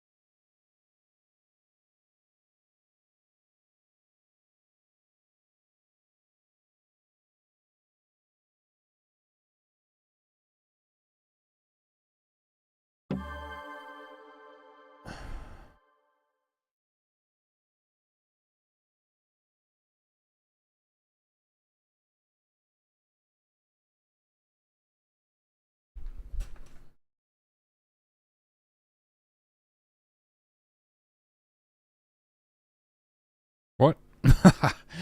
Whoa. Okay, that doesn't actually work. Alright, well, you know, even though it's just a chance for them to be, like, further out into the deep water, it's better that it happens sometimes than not at all, I would say.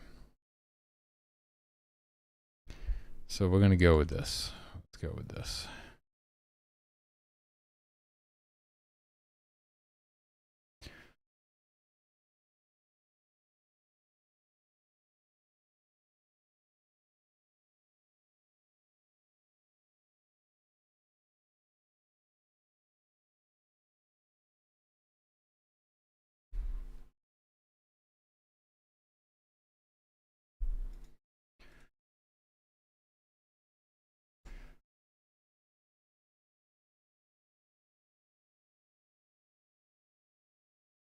Sweet. Okay, so now fishers can, well, we need to make sure that's quite a low chance for that to happen.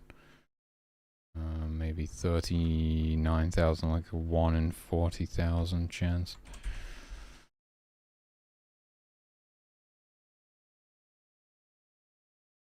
That means it would be slightly more common than accidentally setting yourself on fire with the campfire.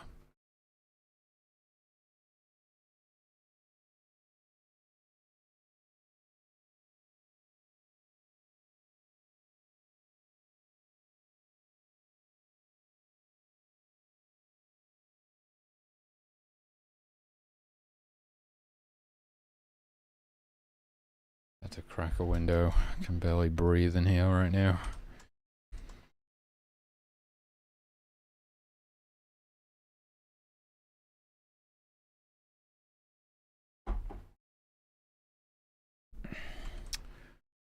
So that's kind of it.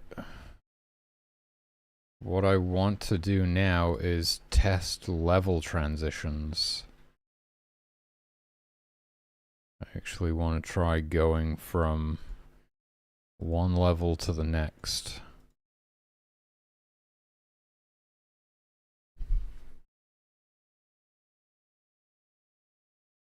Eventually I might make some changes to how the drowning works so that they like instantly start drowning instead of having that slight delay whilst they wait for the tick, but it's fine for now.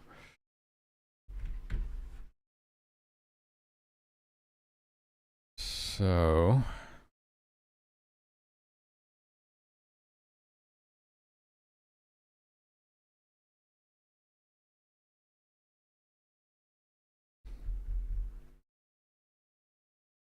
I can either just carry on with my playthrough from where I was, or I could start in Beginner Island. Might as well just carry on. Alright, and hopefully the game is not going to be freezing anymore, which will be very nice. I don't actually need 3 water bearers, I was just doing that for testing. We can have more worshippers again.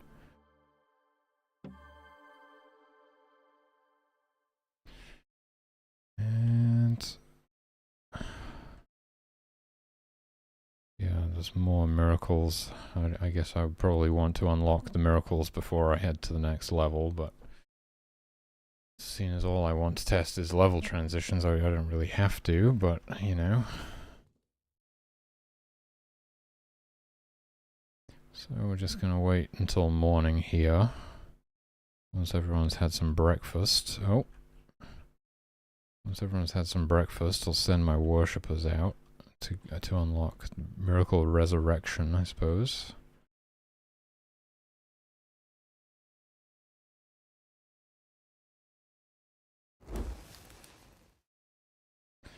Yeah, if I could convert like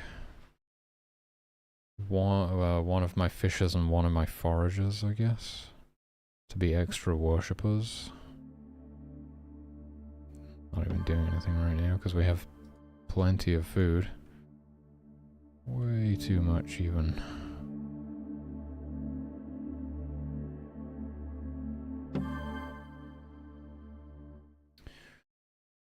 Alright, let's get this shrine unlocked.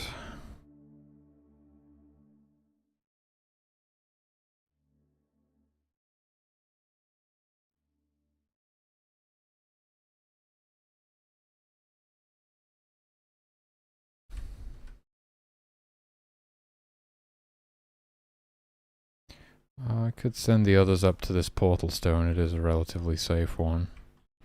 Why not?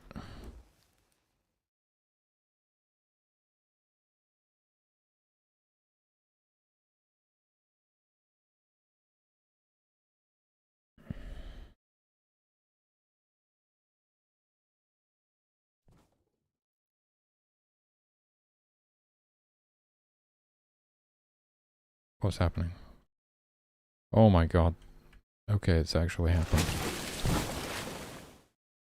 Either use my power, or I think the water barrier is going to be fine. The upside being, because all of the tents are so close to the campfire, it's right next to the store and they can easily get the water that they need to extinguish it. And now, the carpenters should repair this thing. Hell yeah. Dude, it's so cool how it all just like works. Nice. So the water bearer extinguished it, the carpenter repaired it. Beautiful. I did slightly increase the chance for the tents to catch fire because it like was not happening. Hold on, I think the water's coming in this window. It's raining pretty heavy.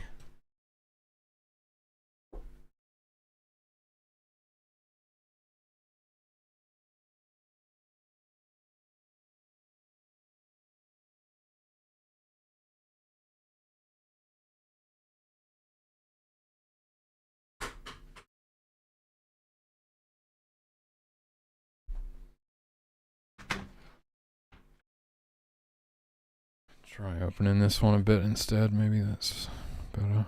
Depends which way the wind's going. Oh, okay.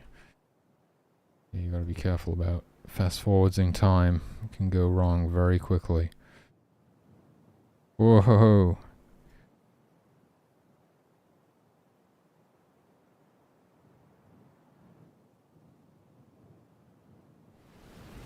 Oh my god, rainstorm.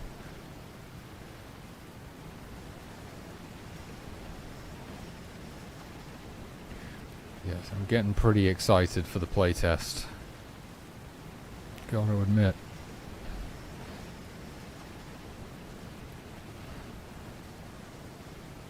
Oh, lightning strike. Yeah, it's gonna be really cool once we have all of the sound effects and music. It's definitely gonna enhance the atmosphere a lot. I'm gonna DI these guys back.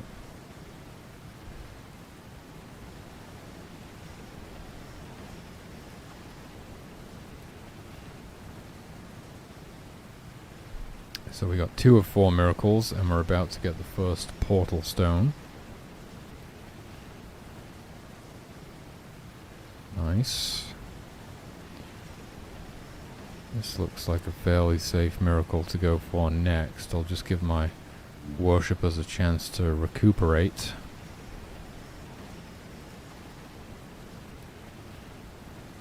Where did you guys get water from? What's going on?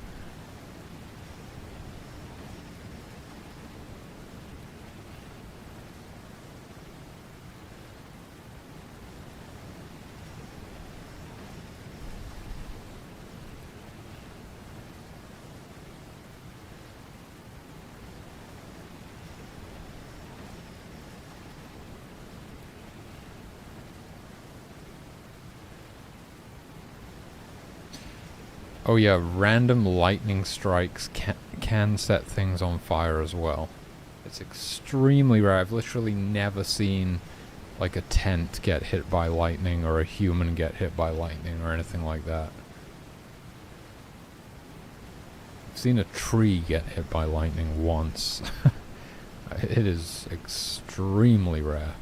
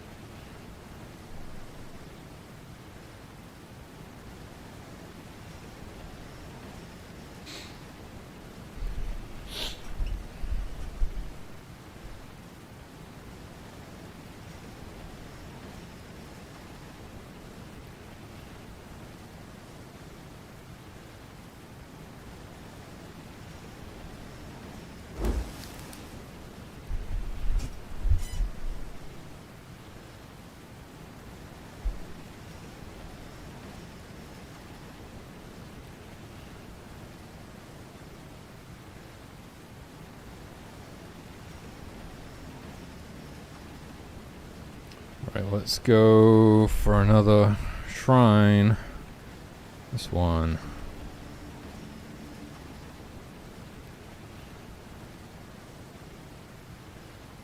Try not to get eaten by wolves on the way down there.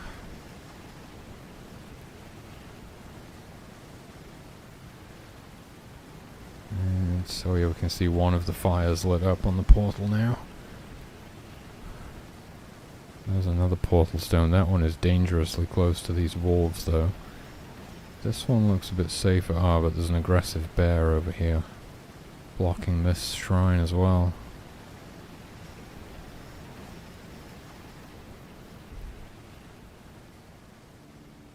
The storm has passed.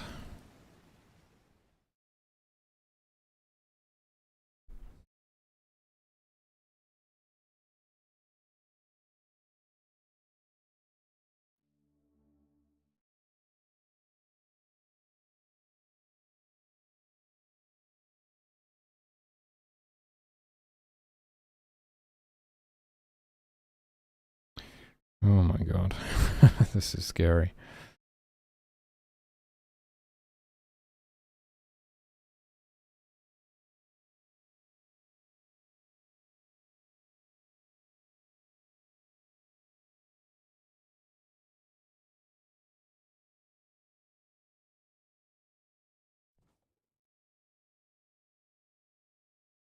Oh, another tent is on fire. Maybe I shouldn't have nerfed that. I mean, buffed it? Nerfed it? What have I done? Maybe I shouldn't have increased the chance for the tents to catch fire so much. Suddenly it's like all of the tents are constantly catching fire. Yeah.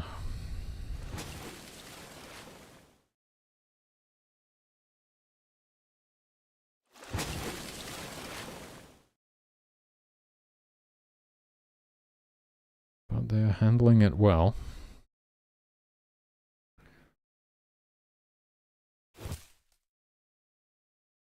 Even repairing it, even though it's nighttime. That's nice.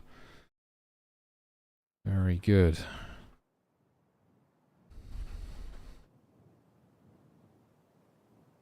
Thankfully this bear isn't eating my worshippers.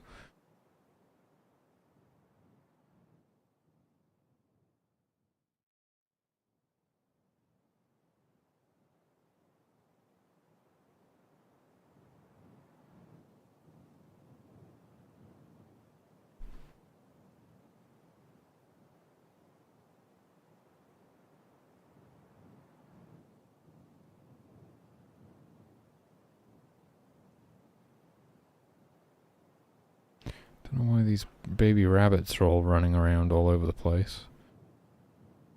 Oh, they're running from the foxes, I see.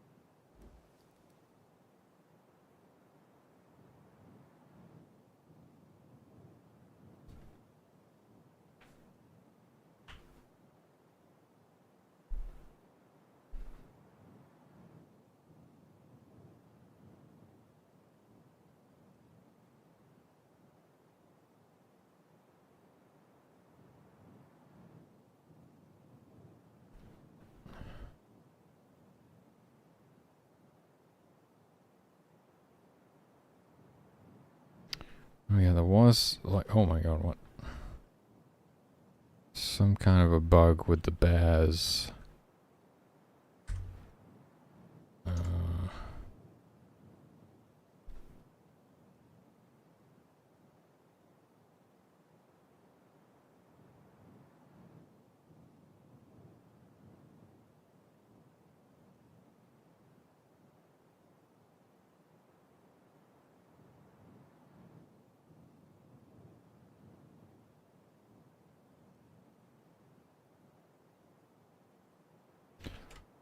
Bears not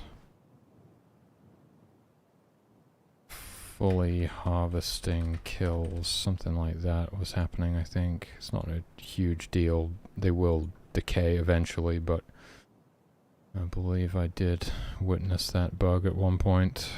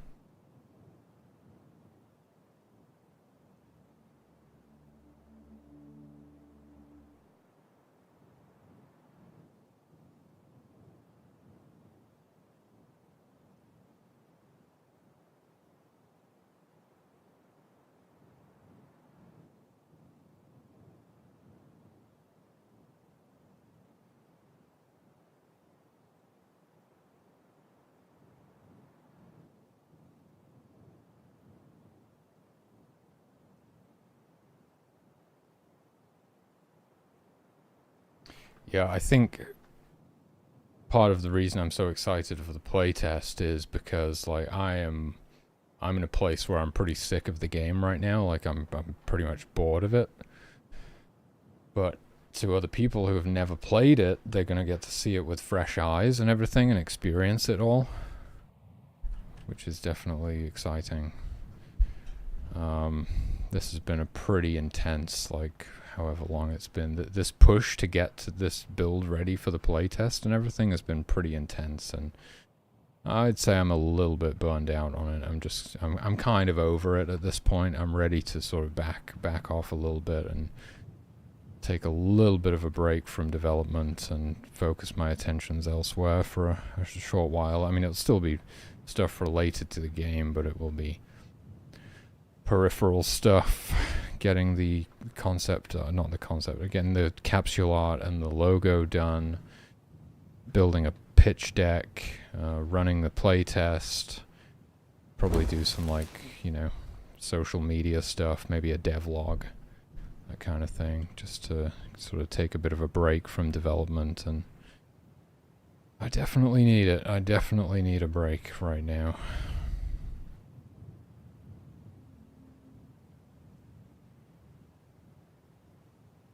Okay, then. Yeah, that's still a dangerous shrine to go for, but then again, so is this portal stone here. This one is a safe one. That's a safe... No, is it though? We got wolves right there. They're all kind of risky looking at the minute. Sure, we'll be fine. I've got plenty of miracles, he says, as the carpenter gets eaten alive. Oh god, I did not mean to convert you into a breeder. Please stop. Thank you. Oh shit. One of my worshippers just died. Fuck. That is really not good. And what's happening? Another worshipper has been sent to replace them. I'm glad that works. That was actually a conclusive test. Oh my god. So I need to bank enough power to get this worshipper resurrected before I can go to the next level now. You know, we don't need any more fur. The logical thing to do at this point would be to convert, like...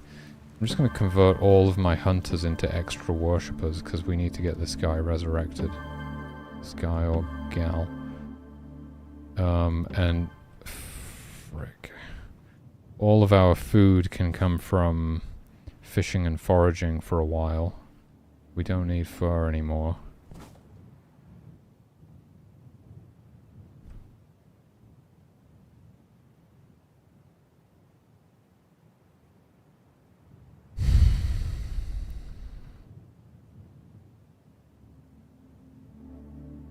Got 10 worshippers. We're right on the coast here. Fishing is definitely a good option for us. We'll see how we go when the meat starts running out. It's getting low already.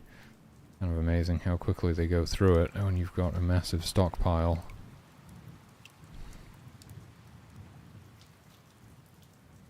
Yeah, it'll be really interesting to see other people's play styles too. People will use the miracles very differently, and yeah, it's going to be cool.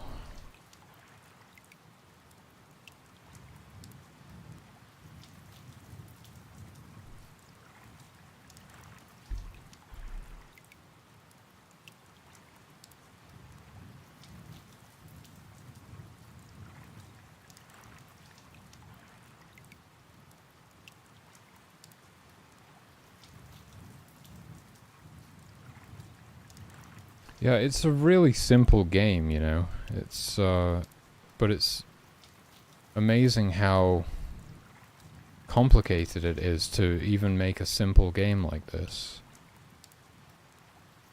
Like, it appears very simple on the surface, but when you actually have to take everything into consideration, it's insanely complex.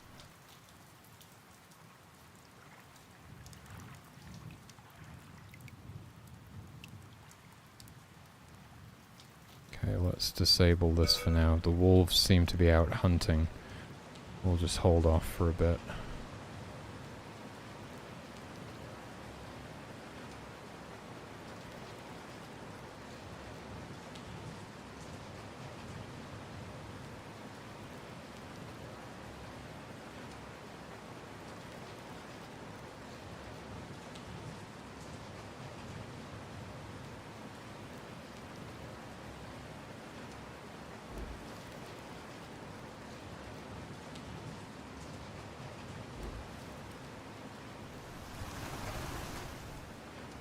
Give them a day.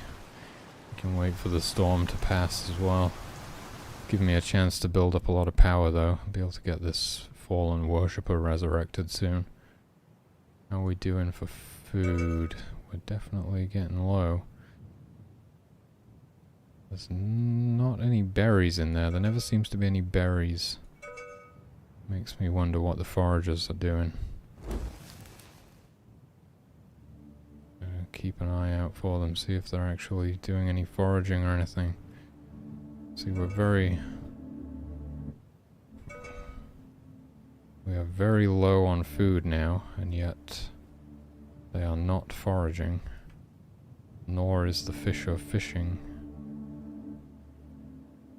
That is somewhat concerning, because they should be doing those things.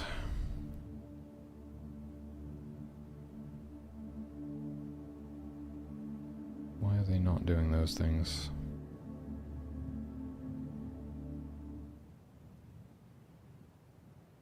I'm gonna make a save right here. So we may have some bugs. I suppose the total food is still greater than the population size just barely. Maybe when the total food drops below the population size, then... But I thought it was the population size multiplied by 3 or something.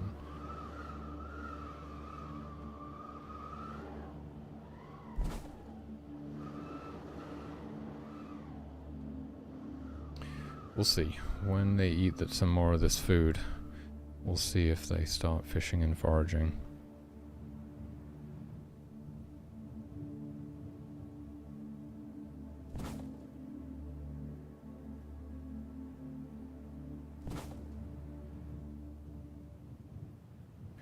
Is anyone gonna light the fire? This is a bit weird.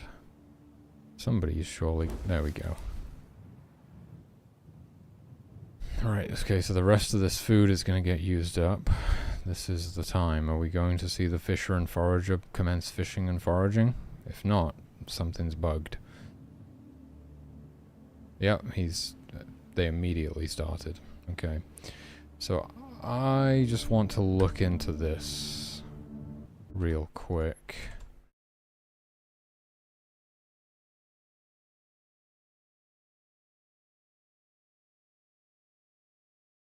Because the hunters will hunt.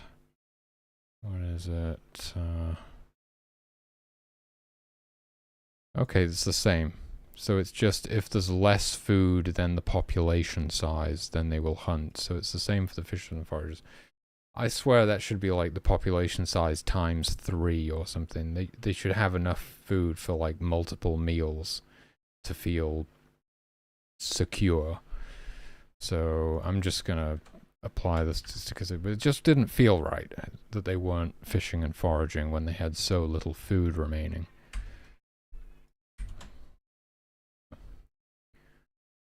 So I'm just going to apply that to all of them. Same script. Now, there won't be anything for hunting because it's literally just whether they're in the party or not, but fishing times 3 and forage. That's it. That's it. Yep, that's been removed now because it works a little bit differently. So there we go. So they'll now fish and forage if there is less food, total food in the store than 3 times the population size, which is preferable, in my opinion. I'm just going to grab something to drink and then I'll get back into this playtest.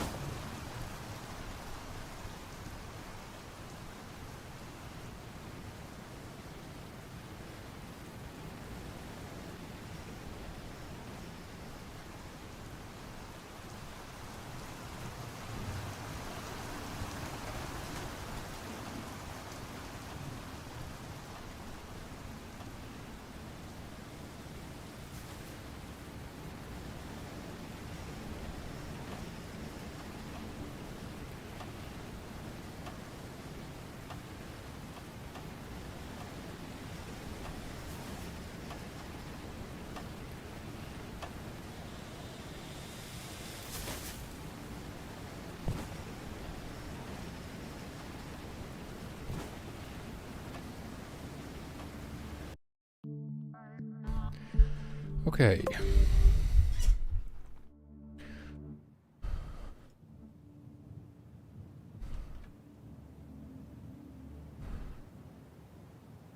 So we're gonna need some extra.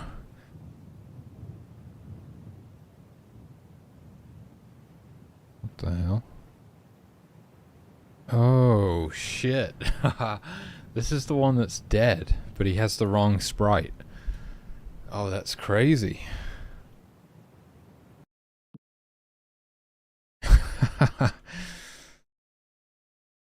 Didn't think about that. We set all of that up for the animals today, but not the humans. Load sprites. Okay, so when we load a human,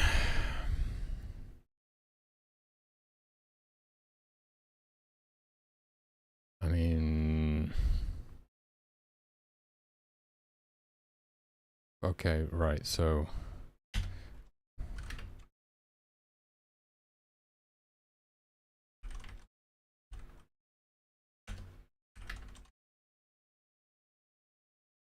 well, we don't need to worry about that really.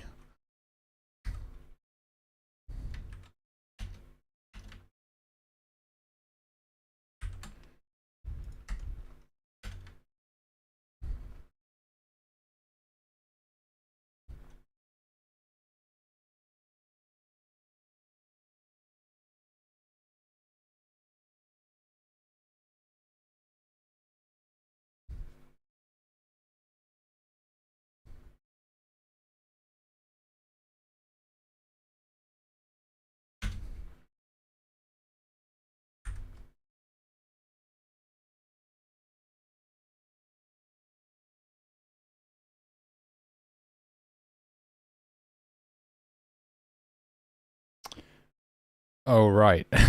The specific graves for each gift. So how do I need to set this up? So if they have no gift,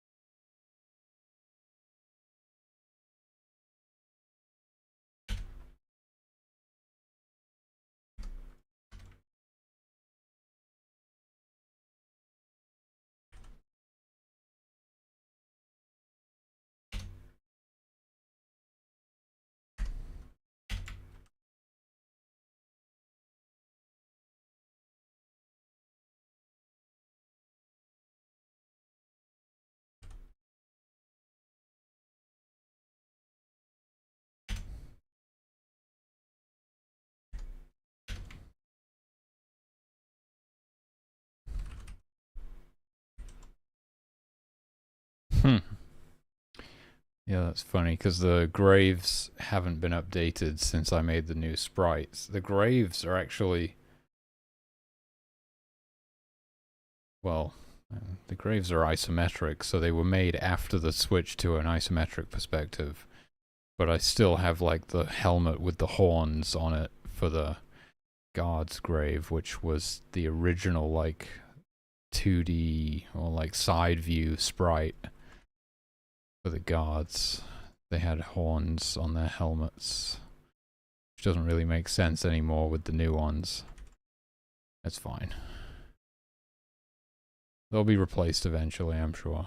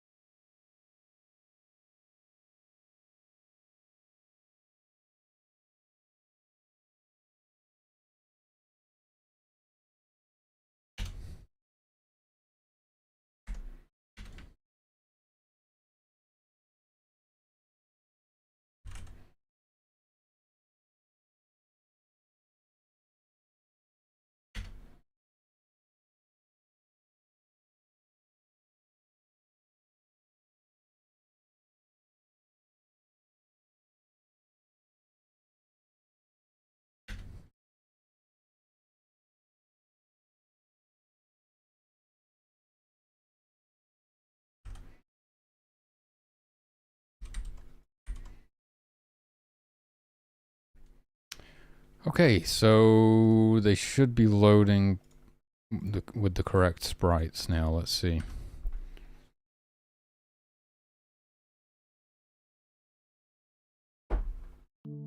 Didn't I do something recently where I changed what the delete key does? What does it do now? I probably just need to disable that completely. Oh yeah, it destroys all of the logs on... No, it actually removes all of the logs from the log map. We don't want to do that. Okay. Back to the playtest.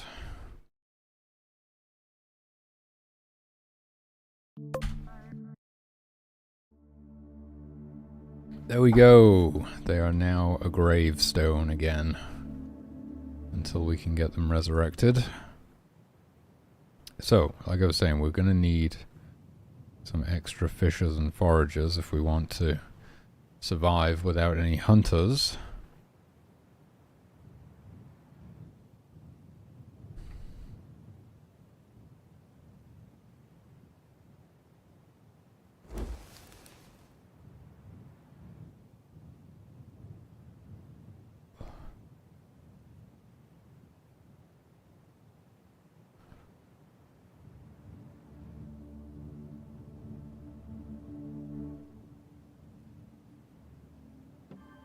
Yeah, I really need to take a look at those fishing spots and see what's going on, because it feels a little bit gappy right now.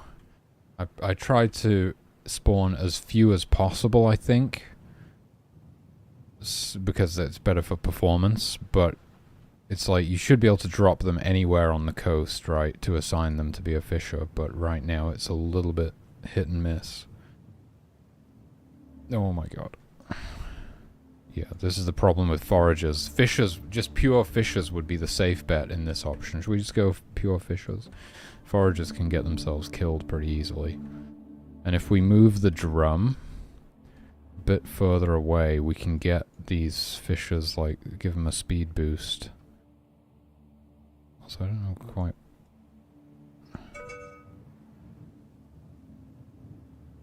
Huh. Seems to be a little bit bugged. Like, I can place the drum even though it's red. Drum turning red when held despite... when held near humans despite being placeable.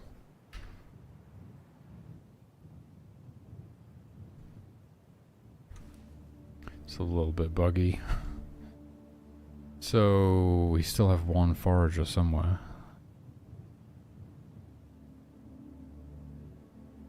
Where are you? Forager? There. I'm assuming they have some berries on them, so we'll let them put them in the store first. There we go. And you can be another fisher.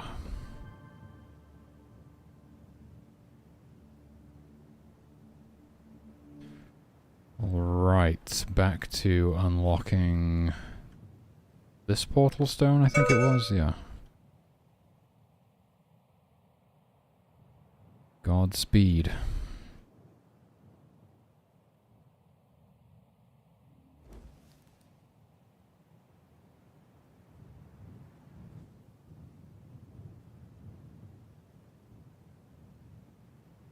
This bear hasn't really moved from the top spot. It's kind of blocking this one.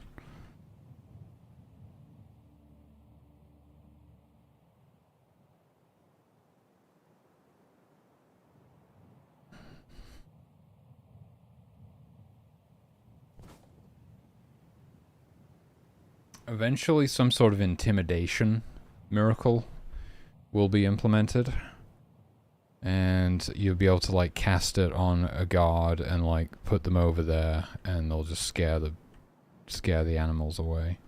Something like that. Because right now there isn't really a way to deal with a situation like this. It's quite hard. If you need to herd the animals off of something, that'll be really useful. We should probably make sure that you get that early game, like probably in this level. I would maybe... I mean, Smite is like such a staple, you know what I mean? It's like, you kind of have to have it. Maybe I would replace like Divine Protection or something. Resurrection is super... You have to get Resurrection in the first level because you can't take dead humans to the next level. Oh, speaking of Resurrection, we can resurrect this guy now. Oh. Fuck. That's not the right sprite. Okay, I'm not updating the sprites correctly when we resurrect people, apparently. I think if I save and load, it will fix that, won't it? But we obviously want it to work correctly. I'm gonna need to fix that. We've almost got this portal stone. I'll DI these guys back once we've got it, and then I'll go fix that. It's amazing the amount of bugs you'll find when you finally get around to playing the game.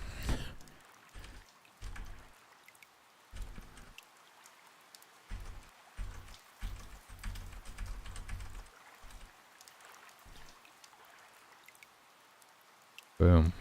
One more to go. Don't know why that one guy was just standing there. Holy shit. This bear is getting involved.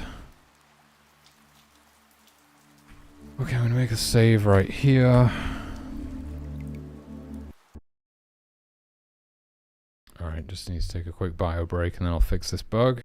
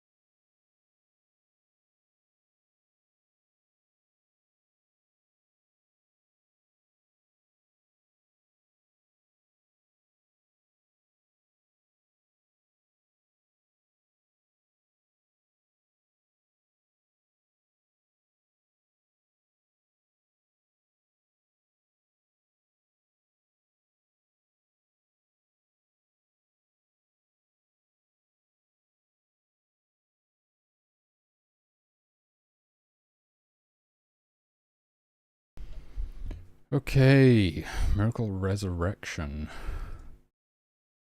Nope.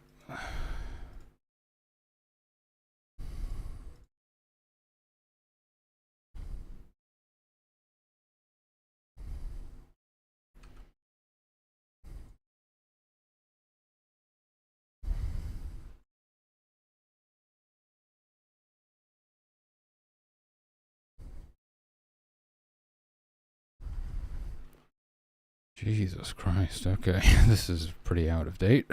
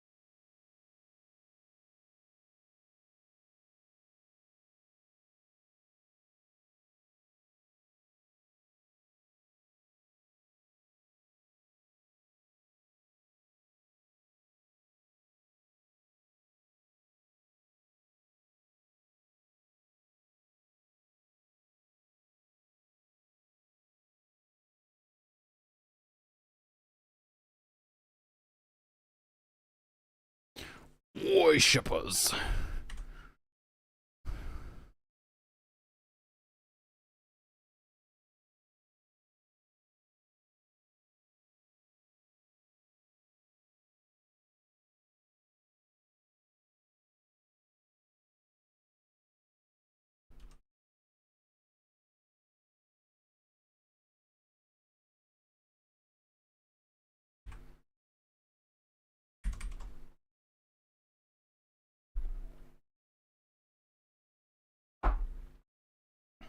Alright, we should be good now, right?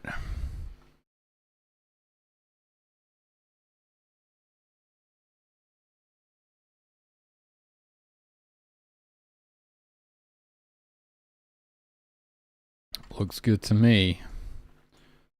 I think it will be fixed purely by loading my save. That will assign them the correct sprite, actually, but at least it'll work next time I resurrect somebody. Okay, okay then. Get out of here, bear.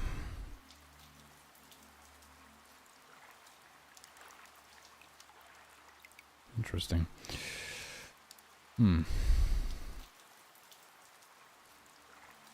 Just gonna make a note about that behavior.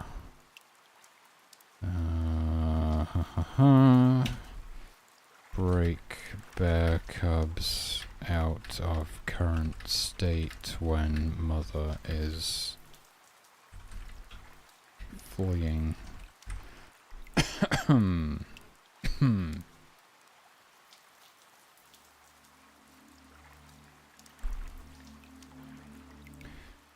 Alright, so we need one more portal stone, and I would like to get Miracle Smite unlocked if I can, but this bear is blocking it. I don't really have any way of dealing with that right now. I mean, I could send... you hate to have to do it, but I could send an invincible guard in there. I could put divine protection on a guard. But if we kill that bear, its cubs will die. They'll have no mother to take care of them. Actually, well, that might not be guaranteed. They might be old enough to fend for themselves. I'm not quite sure. But still, you don't want to have to do it.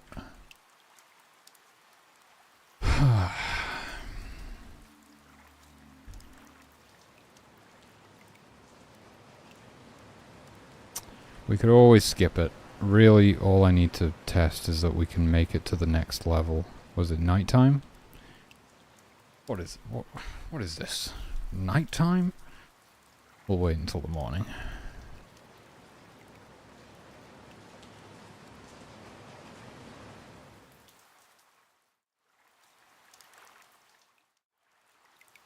we seem to be keeping plenty of fish in stock. So that's good. We don't have any firewood though. We're struggling for firewood a bit here. Yeah, it happens like over time as they pick up all the firewood, it just seems to respawn further and further away.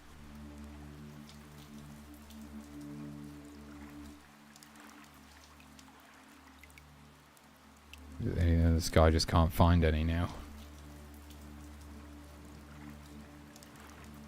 One of the advantages of foragers is that you don't need to cook berries, so you could just eat them without needing a fire. Okay, let's get this one unlocked. But foragers are definitely more risky in this case.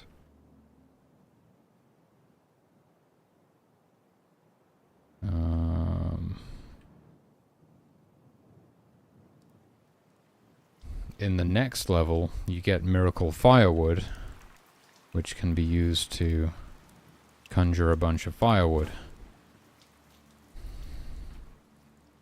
Hey, they've actually got one in the store now, but I think because this guy's already been allocated to go find some, nobody will use the one that's in the store. Yeah, it's a bit weird like that. He found one, that's good. Just don't get eaten by this bear, please. Oh my god, I'm getting hungry. I forgot to defrost those burgers this morning. So I'm waiting for that. Yeah, I forgot. I've had like a freezer full of burgers and sausages and stuff for a really long time. And I just got out of the habit of like using them. But I'm being a bit frugal at the minute. I'm trying to save some money, so I've stopped buying burgers from the store, and I'm gonna actually make myself use up all of the ones in the freezer. They're actually higher quality than the ones from the store anyway.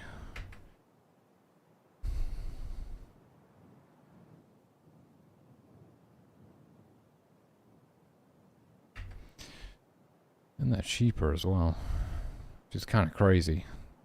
They're higher quality meat and cheaper than the supermarket. How does that make any sense?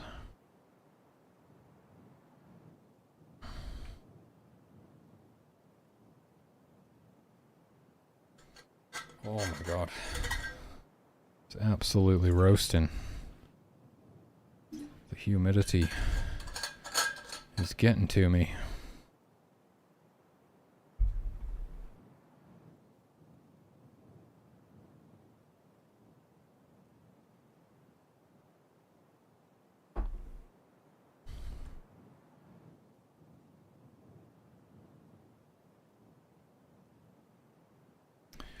So we just want to wait for the wolves to finish hunting, and then hopefully we'll be safe to go back out.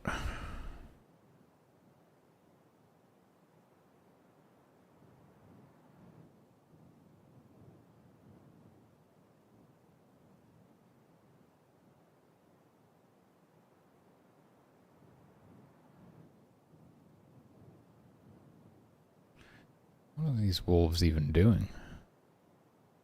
Oh, it's going to eat this deer. Well, that's crazy.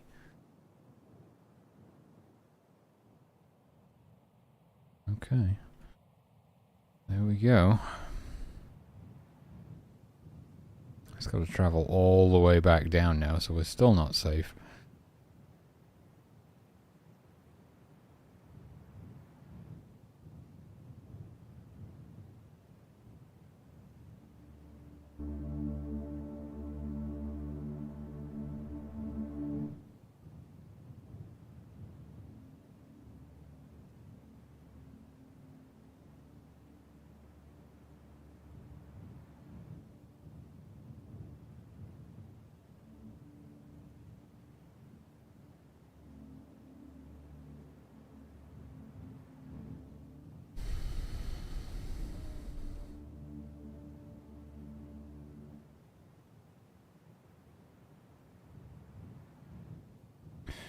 Okay, let's go.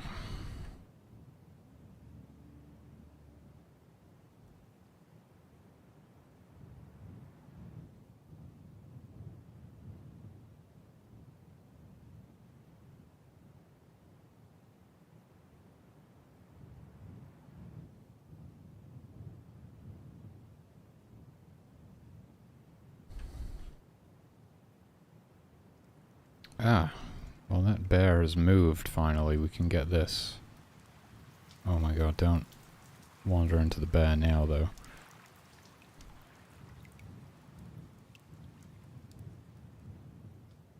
Cool.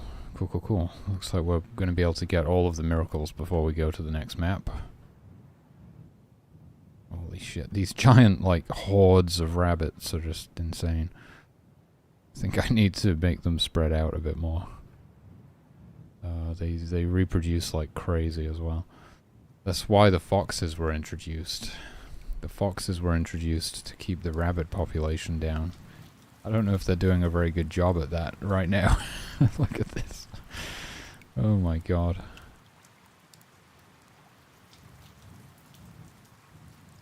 Holy shit, the wolves are out hunting again. Oh my god.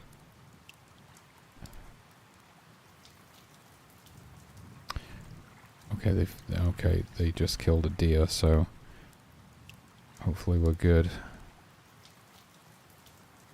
Huh. Is the deer's movement speed not affected by... Oh, that might be a bug actually. Hold on.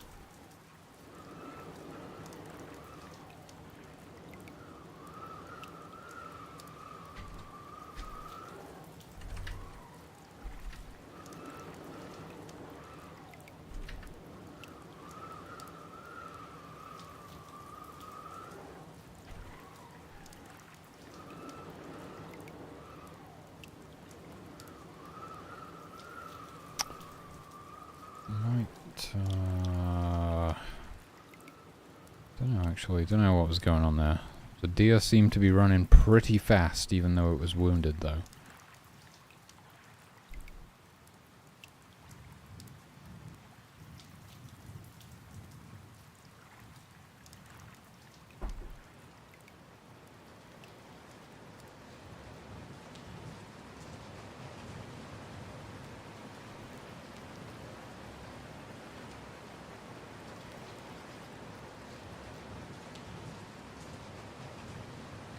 No more freezing.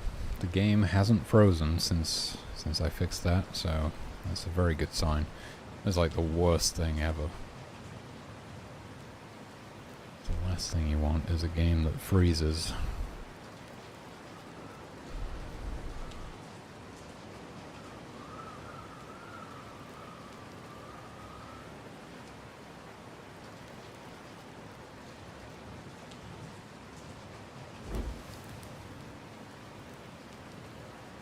How are they managing to fetch water without getting eaten by this bear over here? Maybe they're going up here. Nope.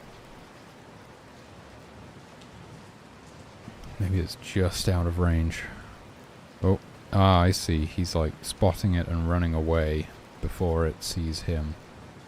That kind of might be a bug, actually.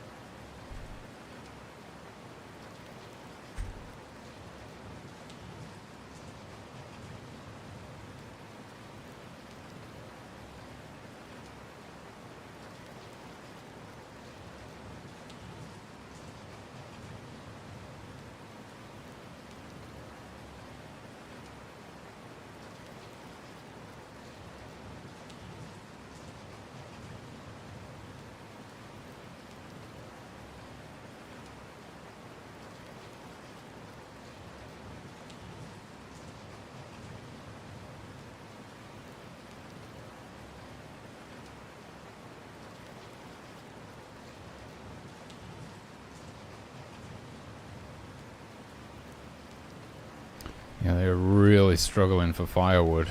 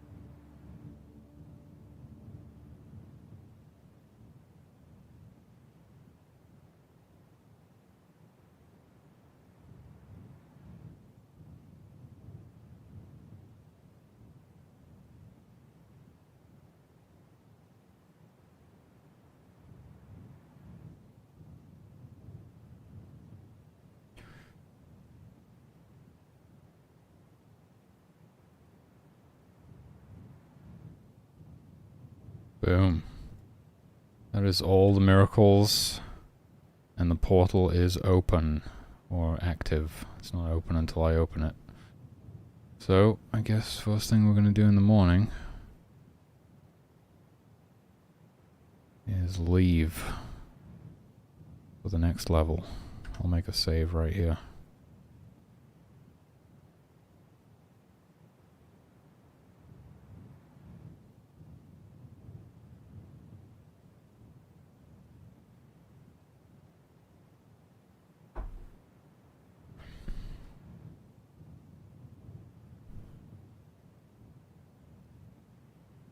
Oh. Right, this bear is not reacting at all, so that's definitely a bug. Oh my god. What is happening?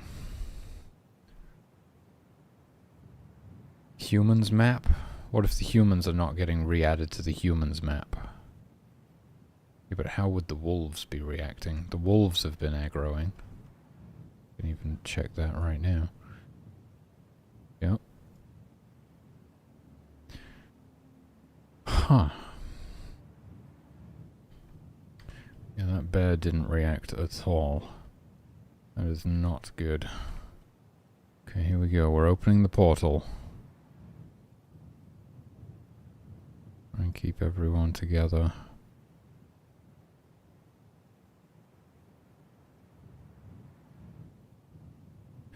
Guards and healers last so they can protect everyone.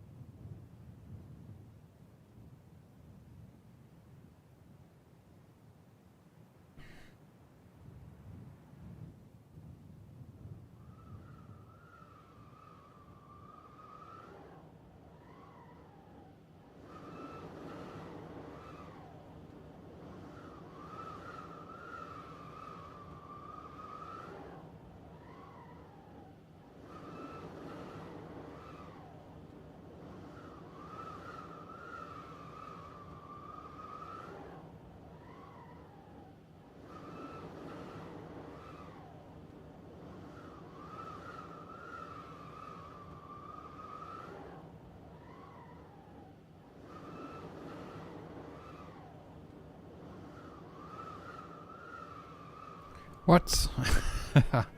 It crashed. Worshipper tick not set before reading it. Get instances. Worship tick. Worship tick. What the fuck is worship tick? I don't know. Oh boy.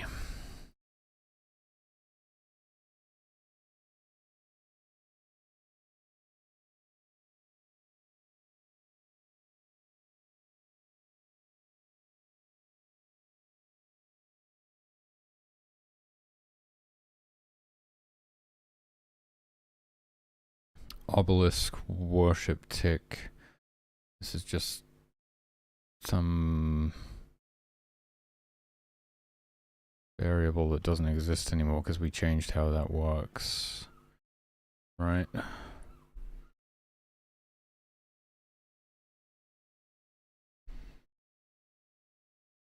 Yeah, it's based on action timer. It's local to the human now. So it's just some variable that's been removed and I forgot to clean it up. So I just need to remove that from here and possibly from the actual save load code as well. I'm not sure.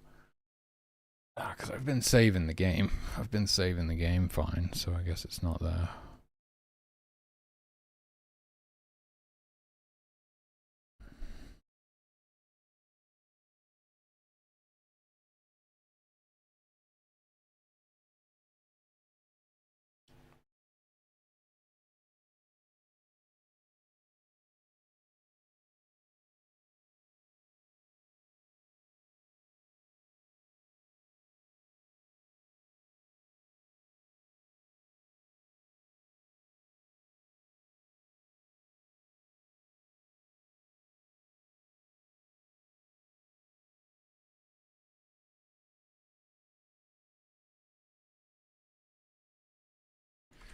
Cool.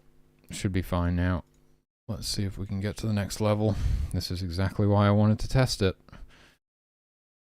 Amongst other reasons. I mean, I didn't even know about that. But, you know what I mean.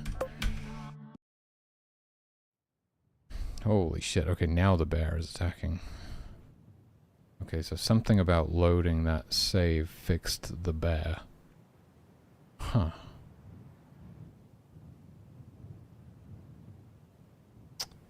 Interesting. Don't know what's going on there. Somehow... Maybe it was just... Well, if it was unprovoked, they wouldn't have attacked it. Very strange.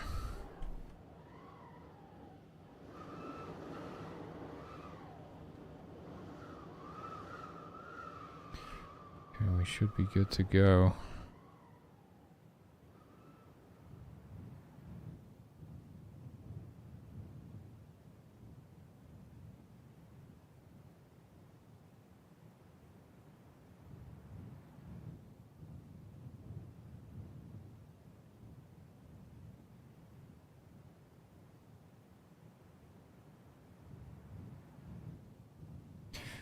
Female shaman might be my favorite sprite in the game. It's great.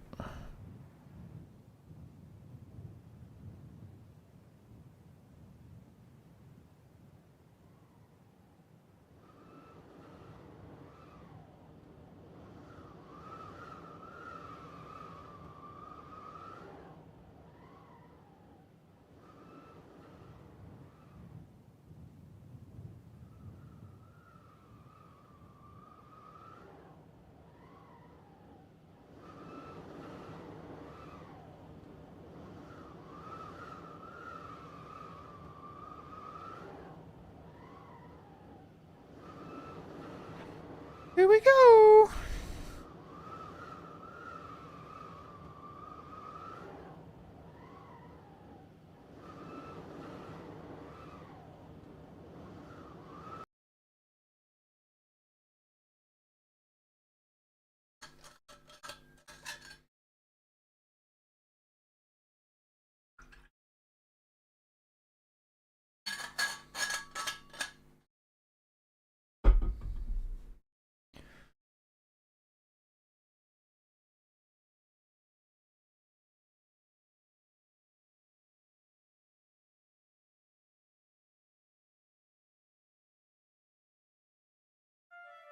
Nice. Oh shit, there's wolves right there. There's camp. Careful guys, careful. Holy smokes.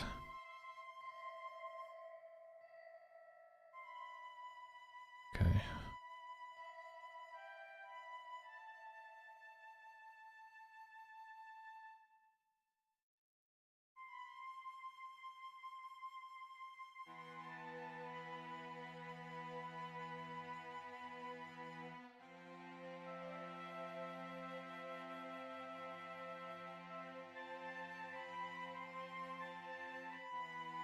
We did it. We made it. Level 2, baby! Let's go.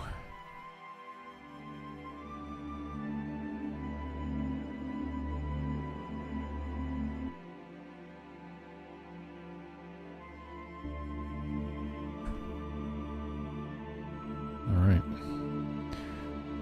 Hell yeah.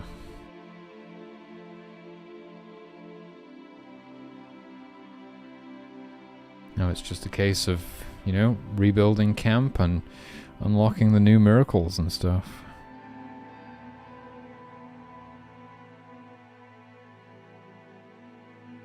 Pretty crazy that any of this shit even works, to be honest with you.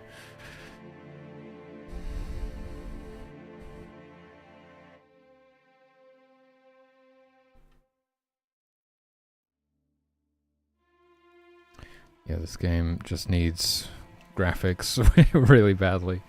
We need an artist ASAP.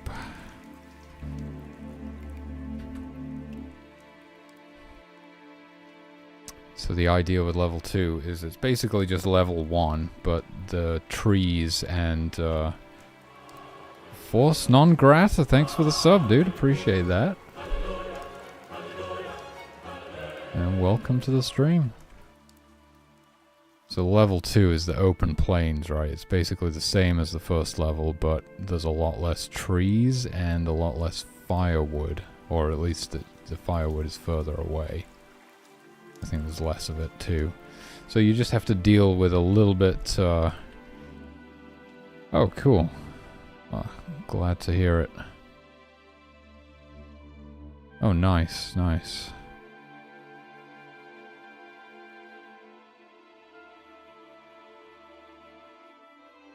What are these wolves doing?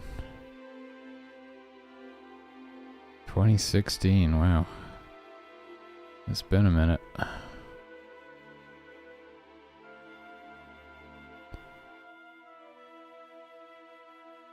Yeah, so it's just introducing you to like slightly more scarce resources in level 2. Everything else is basically the same. I was thinking about it, like, what is the level order, actually? I can't remember at this point. Oh, I could have checked on the menu there, but...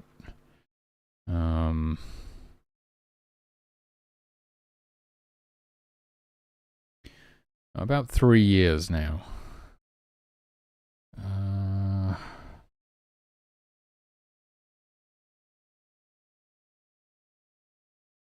Menu... I think these are actually in the order that the levels appear in game. So we go Savanna, Boreal Forest, Swamp, Desert Island. I had it in my head yesterday. I was like, it should go from the Savanna to the desert, is what I was thinking. That's purely on vibes. I don't know what the logic is there. Because right now it's kind of based on difficulty, so they just get more and more difficult as you go. But you probably don't just want like a straight curve like that. Like getting a little bit harder, a little bit easier, but sort of generally trending upwards in difficulty would probably be good. Thanks, dude. Yeah, getting a bit sick of it at the minute, to be honest with you. I'm ready for a break. It's been a big push to get this build ready for the playtest at the end of the month. And I'm over it. I am over it at this point. But it'll be fun to see other people playing the game for the first time. And getting to experience it anew. Yeah, it's just something about it. It also got me thinking about Terence McKenna and his theory about the receding rainforests and the grasslands and, you know, the primordial apes descending from the trees into the grasslands and searching for new food supplies and stumbling upon the mushrooms and having a consciousness expanding experience.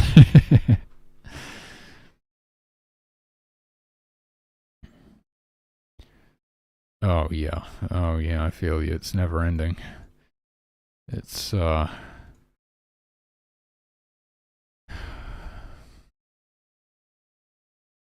stoned ape theory. It's a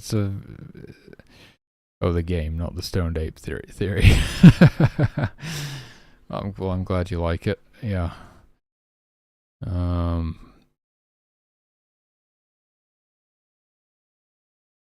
Yeah, I mean,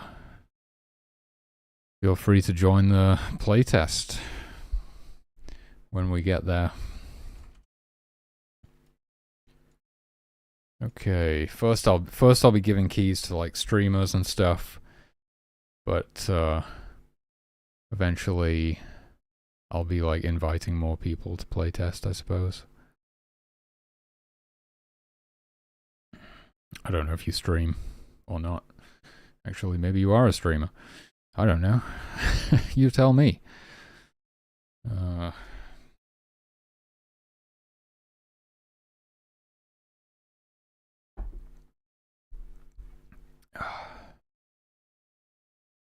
Nice, nice, yeah. Yeah, it's pretty much all I do these days as well. It's a lot of fun. Except when it's incredibly frustrating, but somehow it's still worth it. Yeah, so I might reshuffle the level order a bit, as soon as I'm just feeling like the desert island should appear after the savannah. And then I'm not sure quite where it should go from there.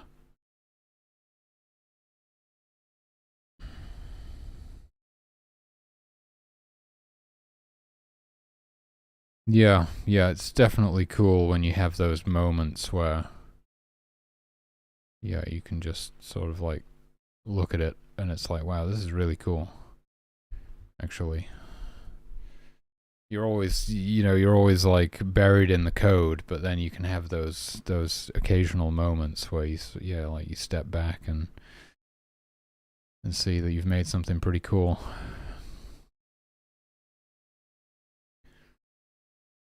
All right. What is your app about that you're making?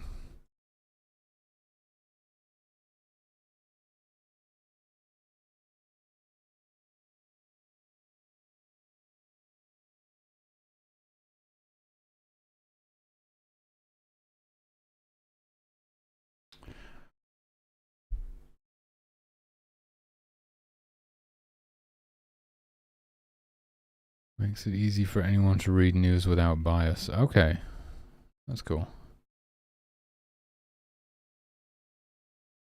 All right, yeah, I've heard of. What is it called? I've heard of one of those, through like YouTube video sponsors. I've heard of one.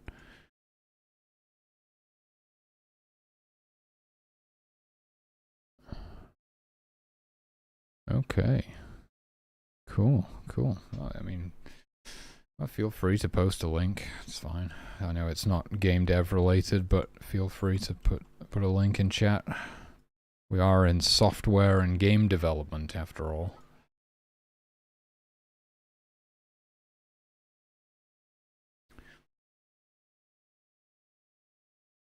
That one was fixed by loading.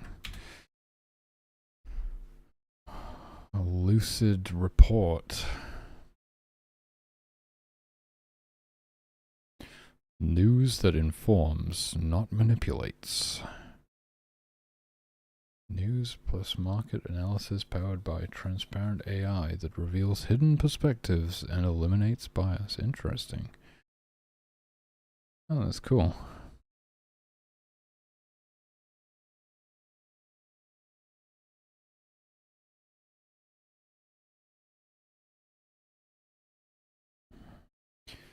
$25 testers. Cool. Oh, best of luck. Sounds like a great passion project. Oh, don't worry about it. Don't worry about it.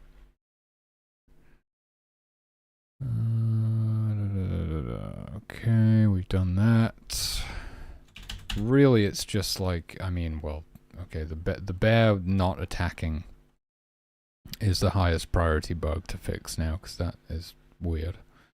And also we had something, right, that was the deer movement speed not being affected by HP. Because they should get slower if they're low health.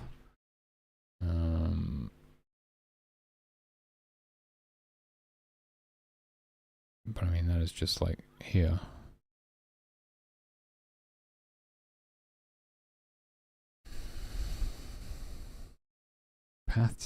Path index does not equal -1.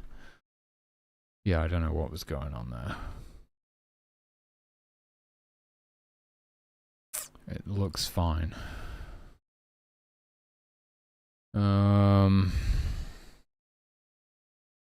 And then the bears. I don't know what was going on with the bears. It has to have still been provoked, because the humans were able to attack it, and they would only attack a bear in the provoked state, or a bear flagged as provoked. But the bear was unaware of the humans that were attacking it, essentially. It's rather strange.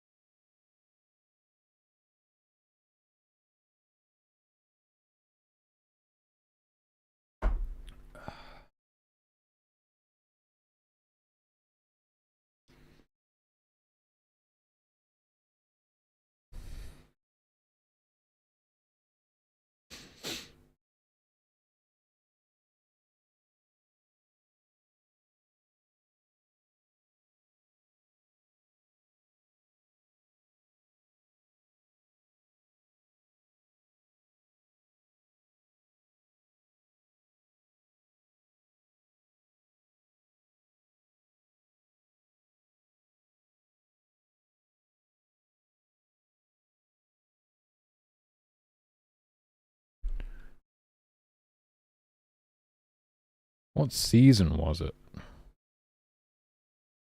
Had we made it to summer? Or were we still in spring?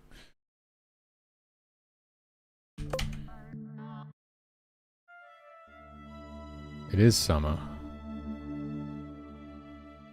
I don't know. I can't be absolutely sure that it was summer when the bug was happening, but maybe it was. Maybe that had something to do with it.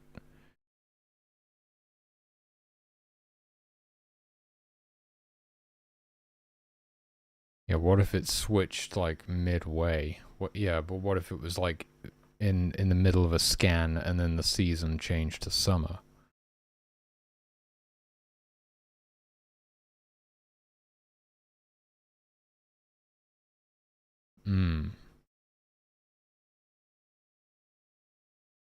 What would actually happen in that scenario? I mean, this check is only for this portion.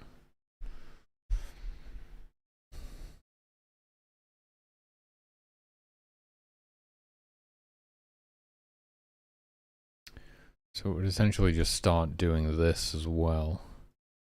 You would think it would be fine.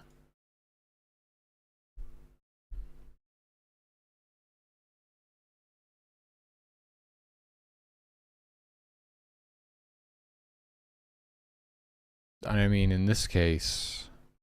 Oh, shit. Right. No, I think I might have identified the problem. Because this is only male bears that do this, but then... Let's see. My god. This is just terrible, terrible code. Where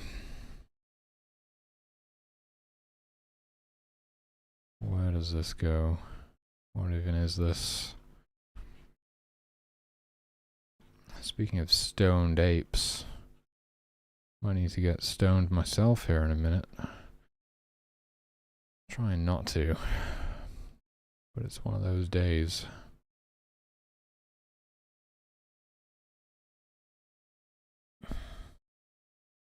Where does this bracket connect to? There it is. Okay. Right. So, yeah. Okay. Right. And the else, okay, so it would just run the other one if it wasn't a male. No, so it should be fine. It might be summer, but then if it's gender 0, then it would just default to this.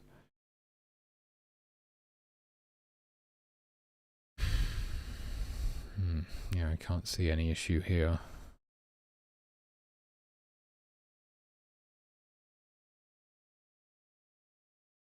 I'm assuming I'm loading the humans map correctly.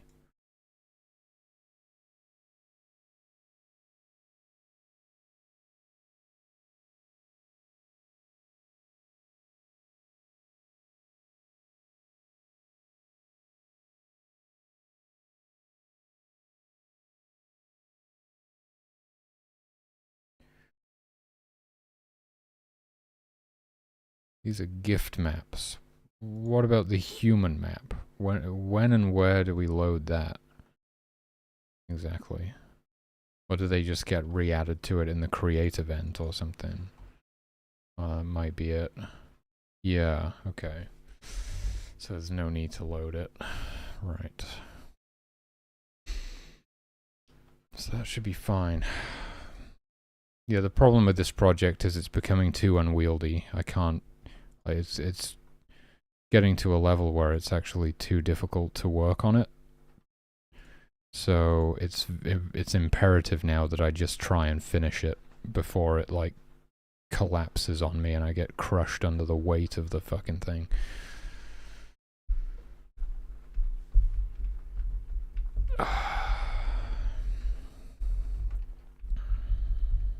That's just because my code is really bad. I mean, I could refactor it a lot, but it would take too long. So I just kind of need to try and finish it. Have I used any agents to audit the code base? Code base. No, I've done it all on my own. I've basically learned to program on this project, which is why the code is really bad. The next one will be better. But I was saying this yesterday, though, it made me think about, like, the perfect being the enemy of the good. It's like if I waited until I was certain that I could write clean code, I wouldn't have a game. I'd still be trying to figure out how to write clean code.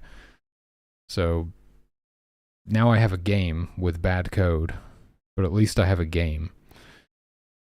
And the next game, the code will be cleaner.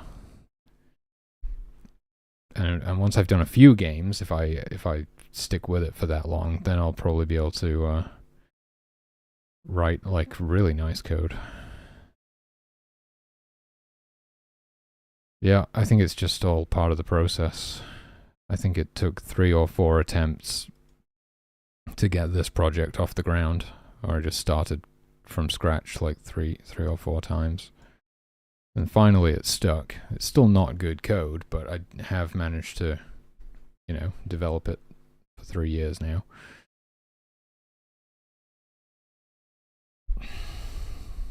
Yeah, I have no idea what's causing this bug. No idea.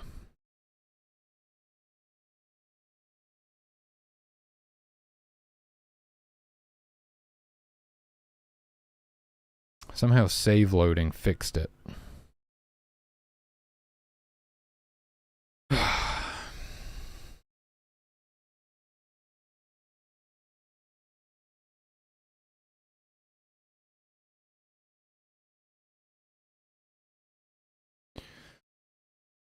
Alright, Force Non Grata, thanks again for the sub and have a great night. Hope to see you soon. Take it easy.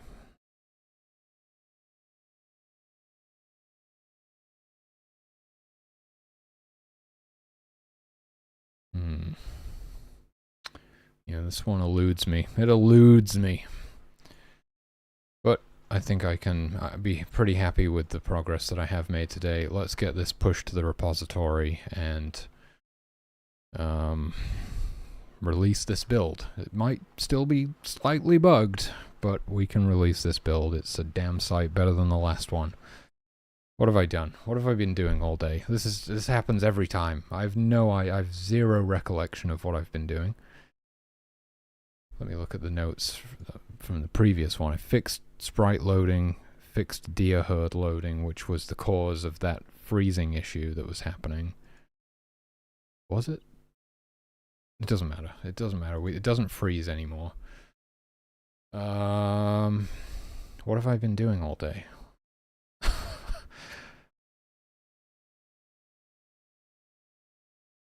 I did update the save. That was like the last thing I did was update the save load system. But not the save load system, the thing that stores levels when you transition to the next level so that you can return to the previous level, was trying to store some variable that no longer exists. I did that.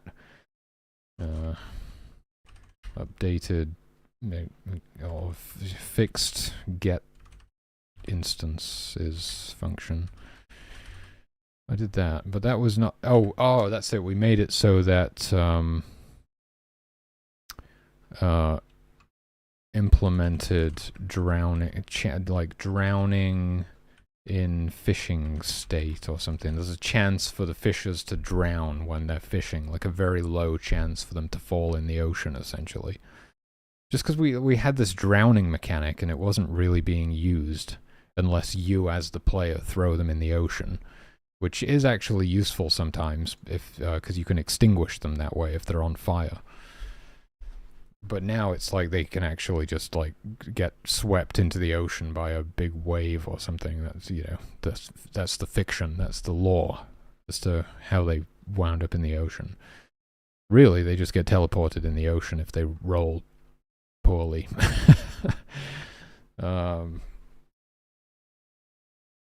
Was that it? I feel like I did more than that.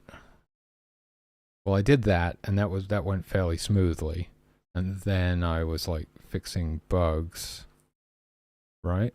Oh, there was like it's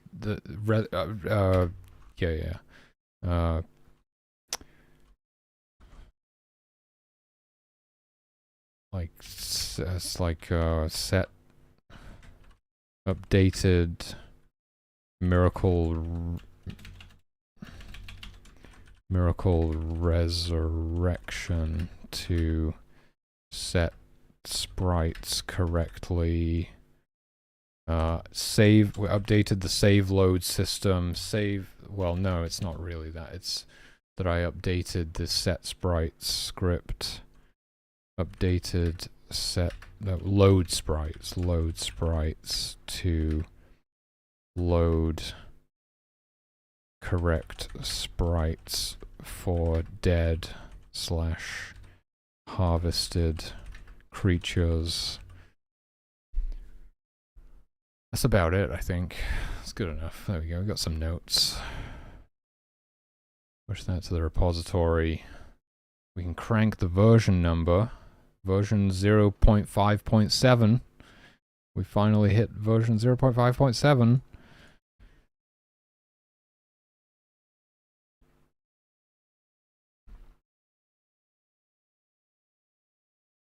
We made it.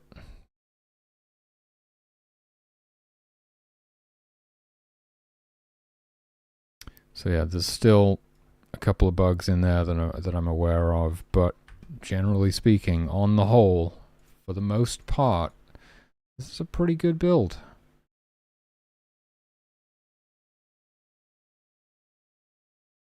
Pretty good build. It's funny how those like always tend to line up with some big milestone, like 7 in this case.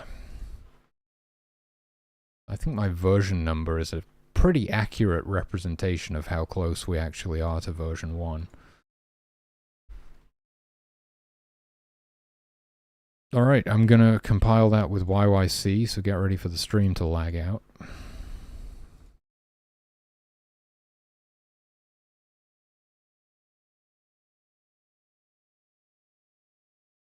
I'm gonna get that uploaded. I did submit my game to the like GameMaker showcase thing that they're doing soon. I don't know if I'll get selected, but they're gonna like show off some community games on the stream and give feedback to the developers. It's Sarah Spalding, like, gonna be playing GameMaker games. made by the community. I thought, why not? Why not? You know, there was like 2 hours left until the deadline or something. I just saw it on Twitter. I was like, why not? Why not throw it in there? See what happens.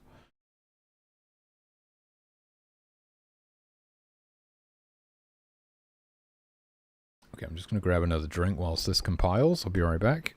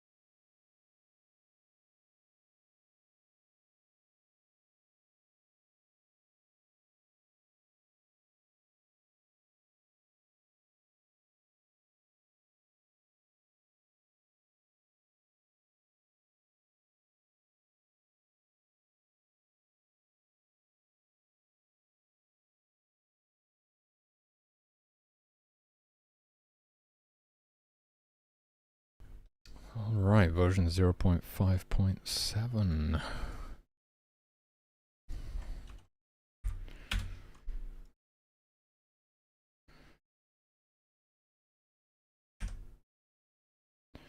Uploading now.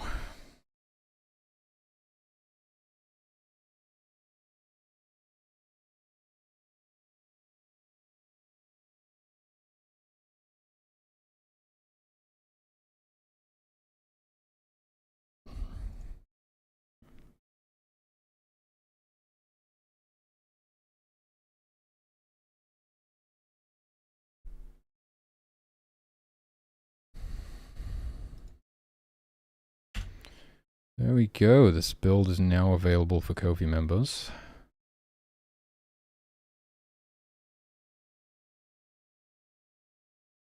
And at the end of the month, we're going to be doing a Steam playtest.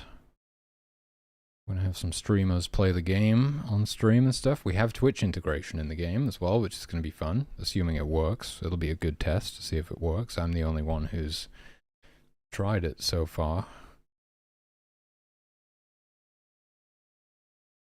But yeah, it's like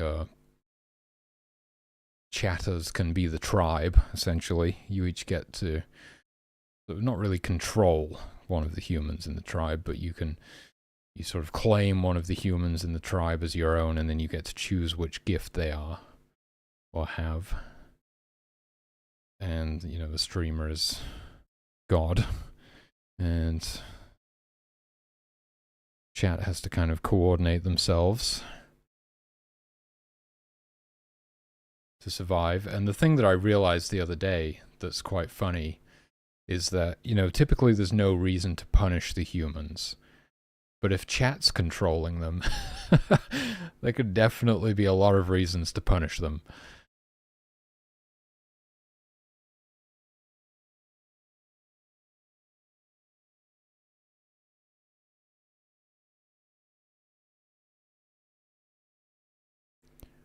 Okay, I'm just gonna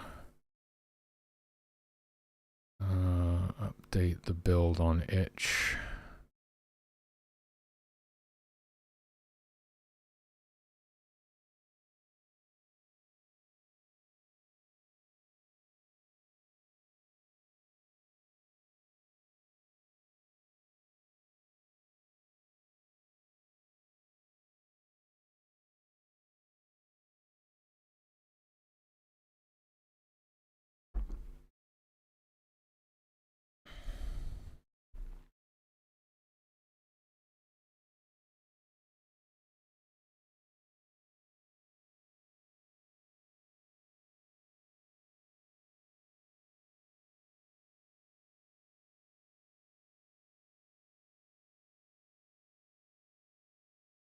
Alrighty then.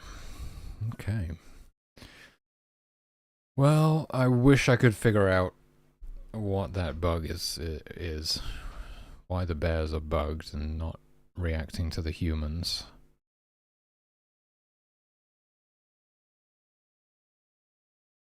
Yeah, there's also a bug where I think the bears were not fully harvesting the kills. Oh man.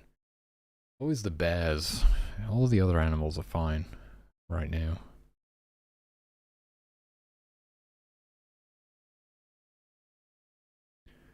Frickin' bears. But I've done all the major stuff that I set out to do.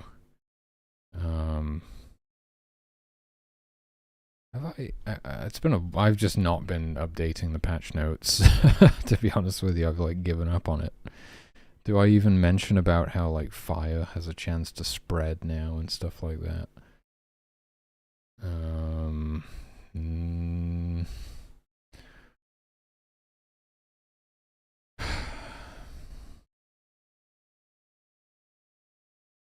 Where would I even put that?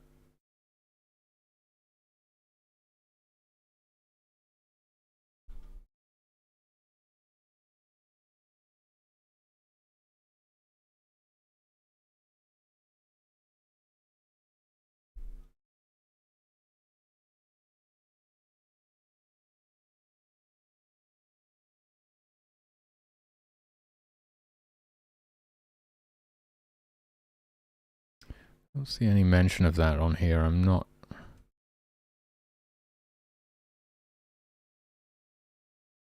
Oh god, yeah, there's that weird bug with the drum. I wonder if it's the same with the campfire.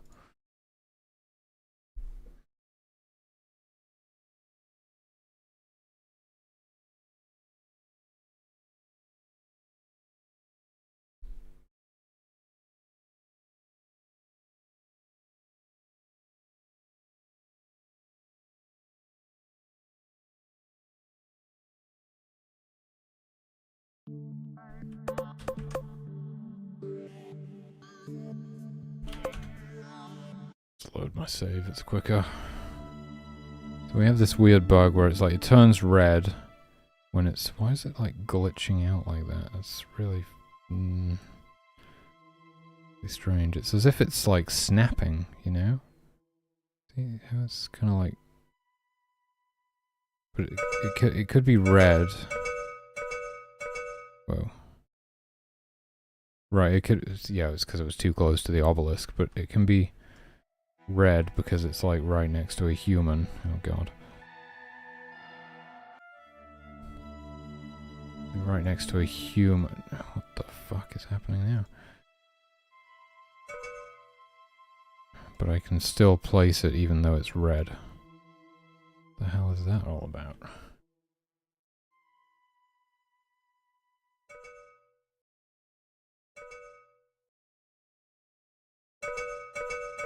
It might be because of that weird, like, snapping behavior where it's moving around. Oh, what's happening?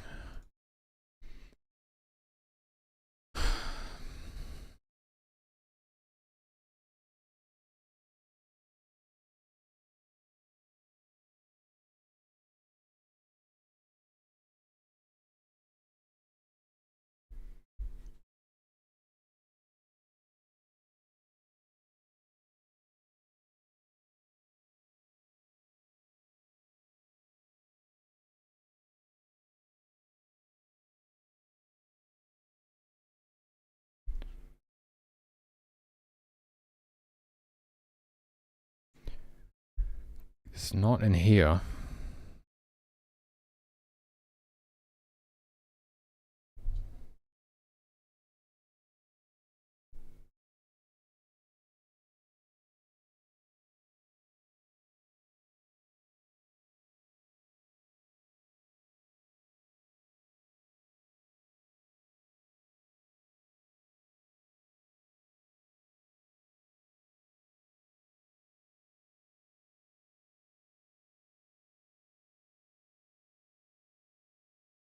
Here we go. Something to do with this, right? Well, this is the thing that swaps the sprite. And it swaps the sprite if it's within one cell of a creature.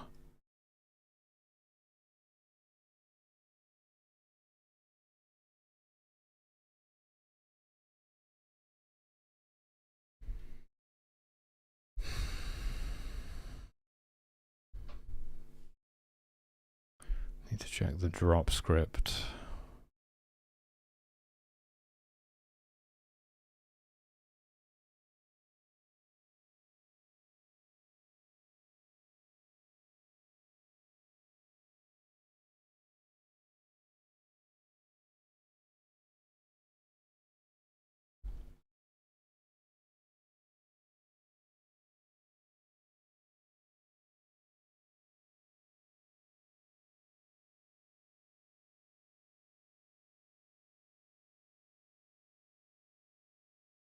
Greater than 0.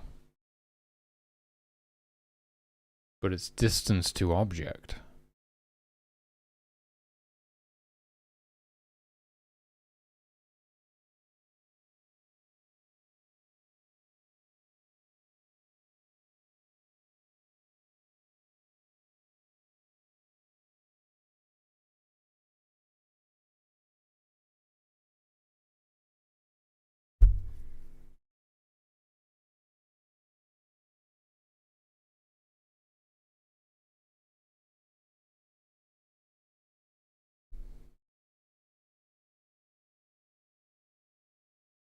So that just means there needs to be 1 pixel between the edge of the drum and the nearest creature. Or any creature. Okay. Whereas this is a collision rectangle. Okay.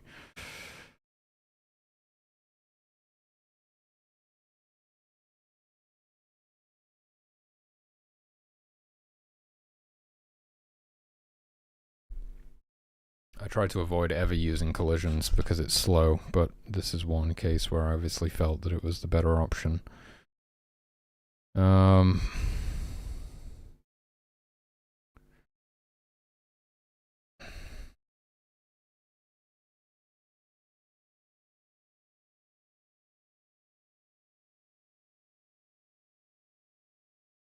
Holding... Well, it's a collision. We just need to remove the plus cell width. And possibly a cell height. No, it's all cell width for some reason.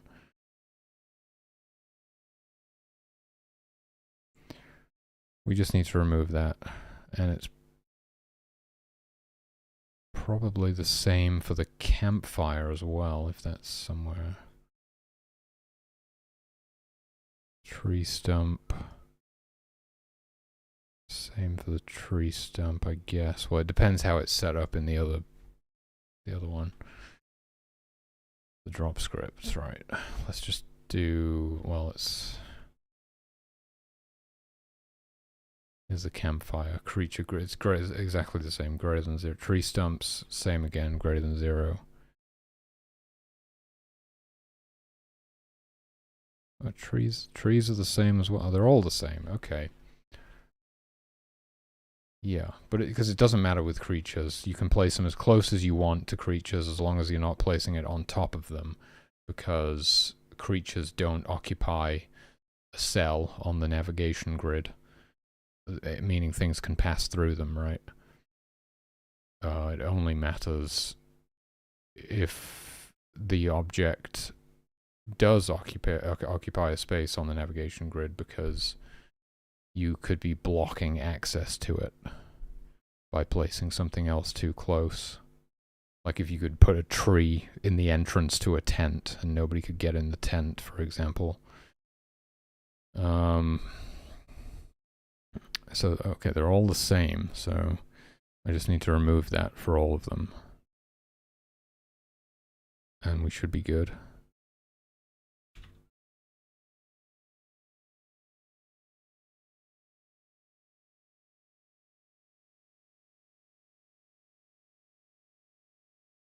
Which one was that? Tree stump. It's the same for the trees as well. Yeah, I just... You know, what I probably did was copy paste and not change it.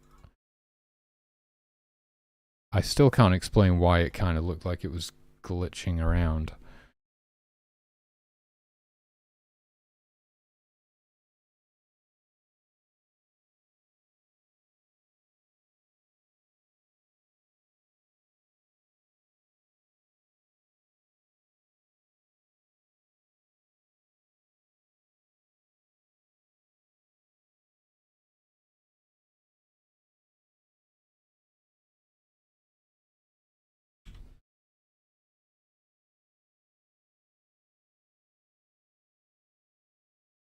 Alright, let's try that.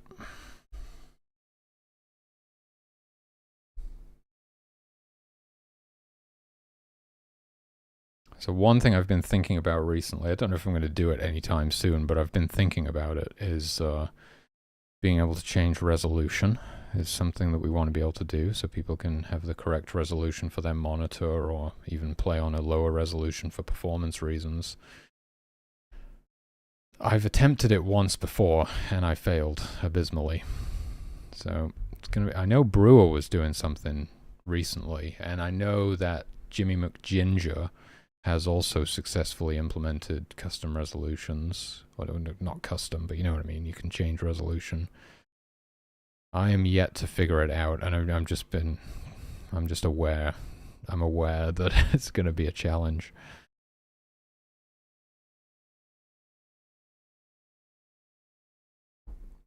I'm also aware that it might break the click and drag camera controls, because those are insane.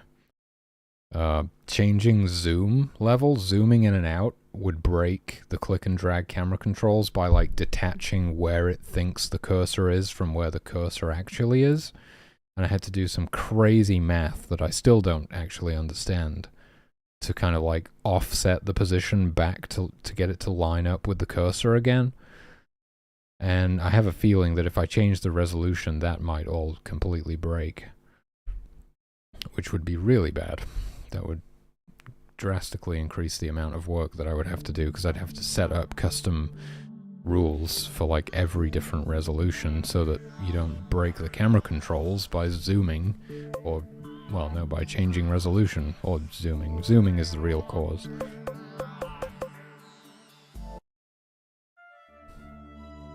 Right, what's going on with these? It's still glitching around. Do you see how it's doing that? What is that all about? Is that just me? Is that my eyes? Is that an illusion? I swear it's like moving weirdly. It is, isn't it? Why is it doing that? Why are you doing that, drum? Why are you doing that? But yeah, now that at least the color is correct, but I don't know what's going on with the weird glitchy movement. Does the campfire do that as well? I hope not. Campfire looks a lot better. This is something specific to the drum, it seems. Campfire's good. Yeah, okay, well at least the campfire's good. We can compare. Contrast and compare between the two. I mean, I'm sure they probably have like exactly the same held state, basically.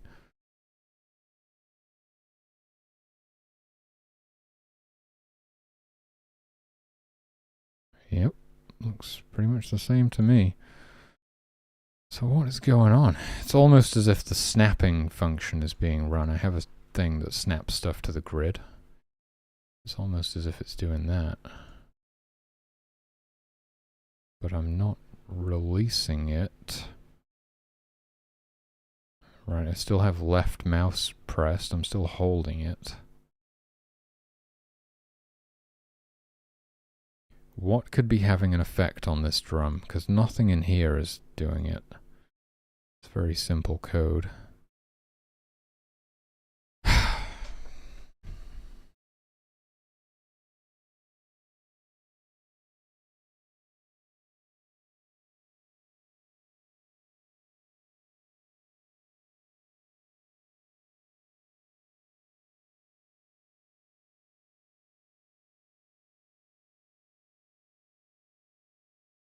Why would anything else have an effect on the position of the drum? It doesn't make any sense.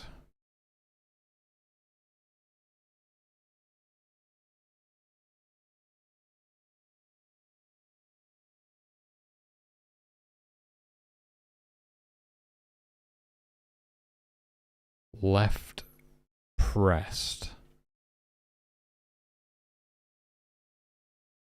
Mouse pressed, released, down. So yeah, pressed just happens when you first click. It's not when you're, it's not like happening constantly whilst the mouse is held down. So it couldn't be anything in there.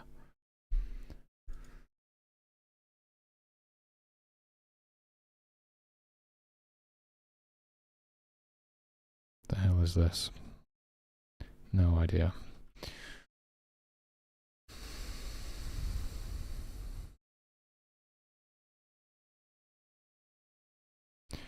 This is a weird one.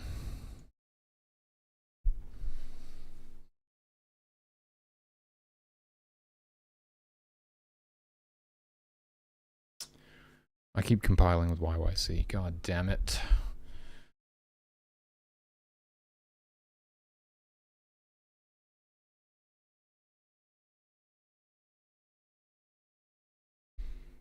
Oh, that was pretty quick. I didn't change any code. Right. It's fine. And we get the faster loading times as well. Not that I'm loading. Depends on your definition of loading. Loading is pretty much exactly what I just did. Yeah, it's like glitching out. It is doing that. It's not just my eyes, right? It's like, yeah, it's like wiggling around. What is it doing? But it only does it on creatures. No, it also does it on tents.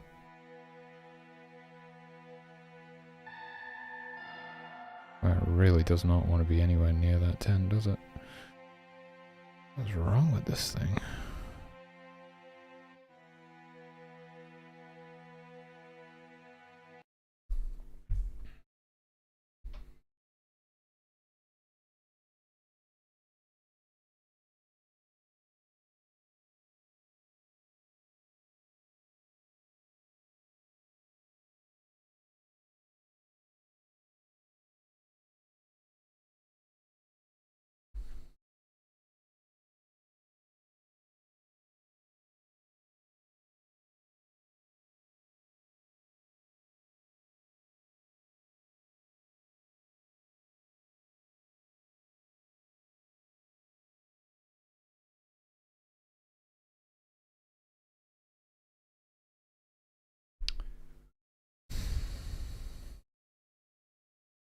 Yeah, why would it? Why wouldn't it happen to the campfire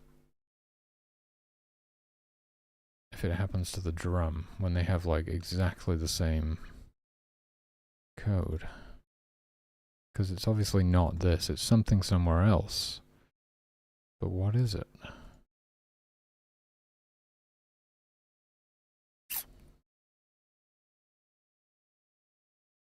Why do all of the bugs that I have right now have to be so hard to diagnose? At least it's not game breaking. You can still play the game, but it's bugging me.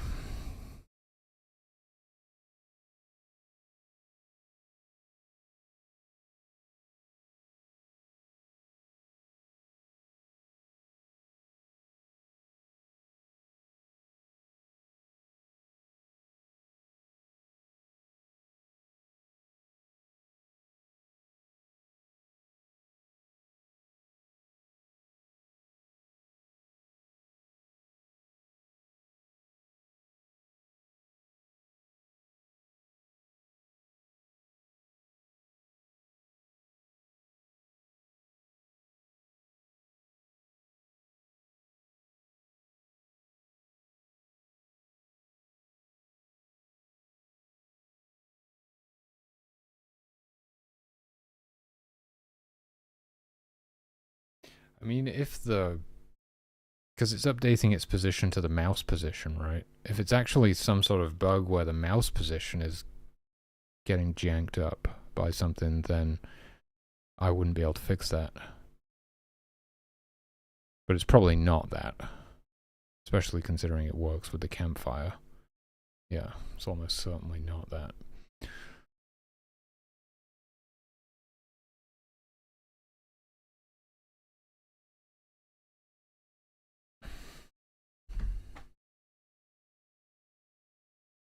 Well, you know what the solution usually is in this type of situation is to take a break and get something to eat. That worked yesterday. Had a pretty high success rate with that one. I think my burgers are probably almost defrosted, so...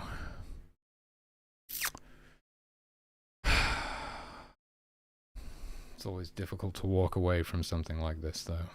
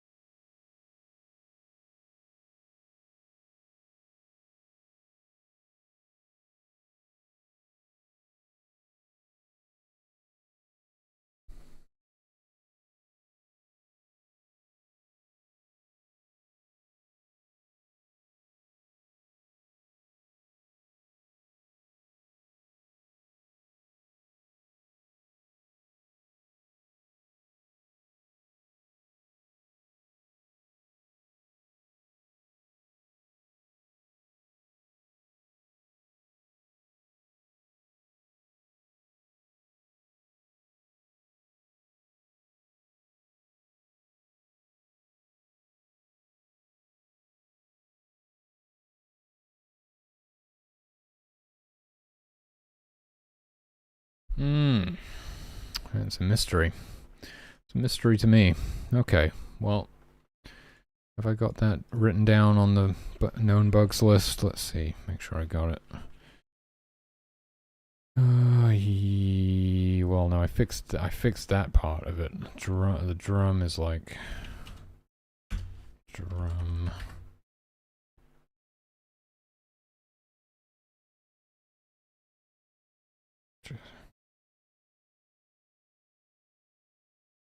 It's almost like drum detaching from mouse cursor when held near other objects.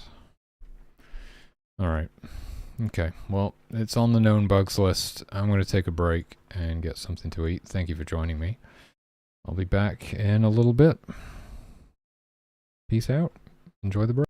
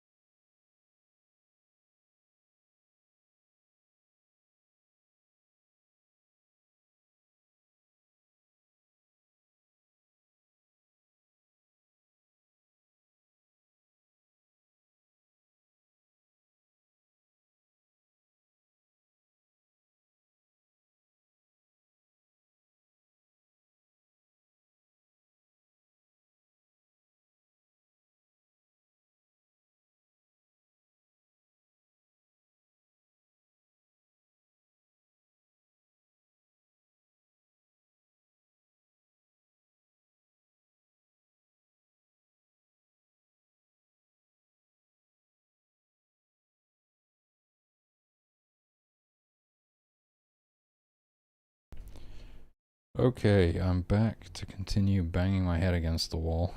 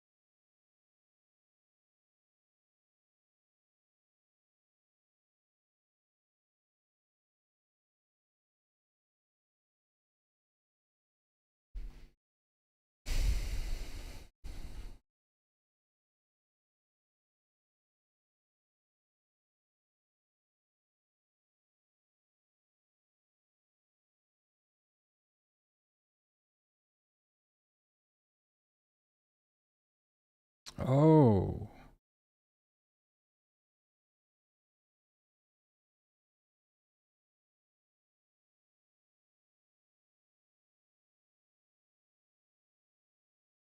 Well, wouldn't that would still be undefined? It would still be undefined.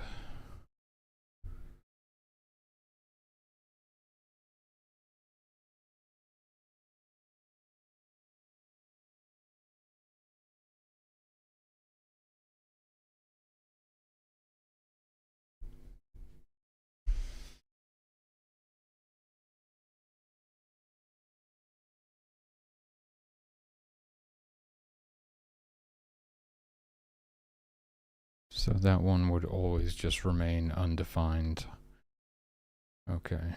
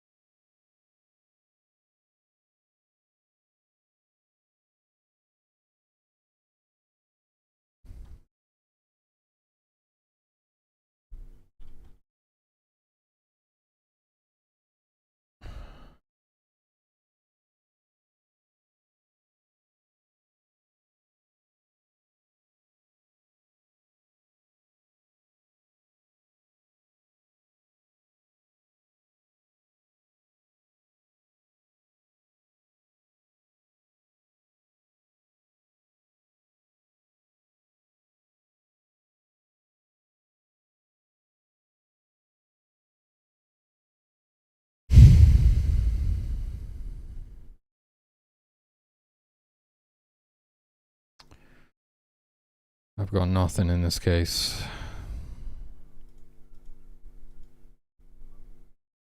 Both of these bugs, I have no idea what's causing them.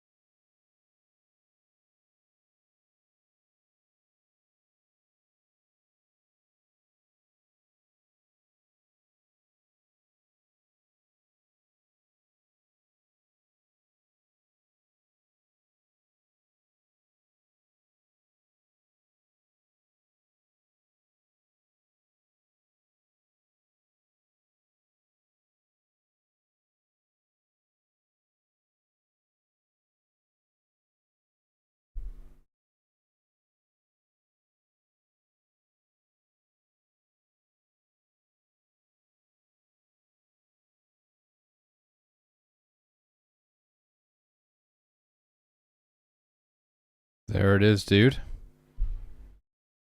There it is. The origin point is different.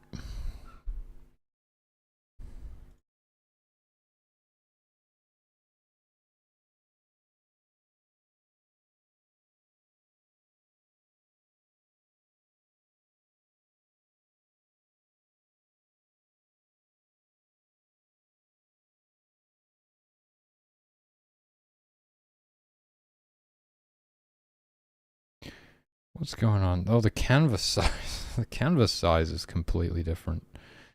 Okay. Why? What's going on here? 34 and 29.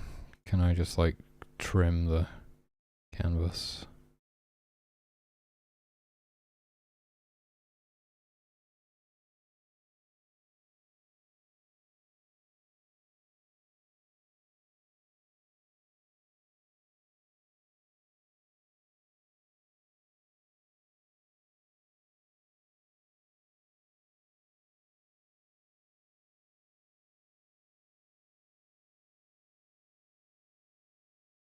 Nope. Doesn't matter. As long as I get the thing in the middle. 34.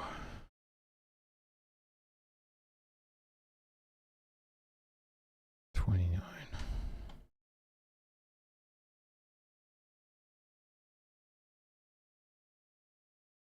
32.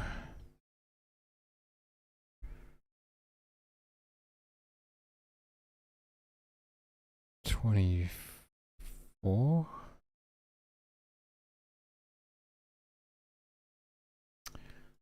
Right. Because I was kind of thinking like something in code. What would something in the code, you know, be that would do this? But it was the origin point, which is, it's not written in the code anywhere, but it's in the code, I guess. So it would be fine when I'm initially like doing this, right? I guess. Or maybe even this one would have been messed up. And if I place the drum down, there we go. It's not like glitching out anymore. Beautiful. It was just when the sprite would get swapped and then it would take a step to update the position. Or something. I don't quite know because it was centering up again after a moment. it was almost like it would snap to the origin point and then realign itself to the cursor, which doesn't really make any sense either. Oh wait, no, oh, yeah, no, yeah. Maybe, kind of, yes.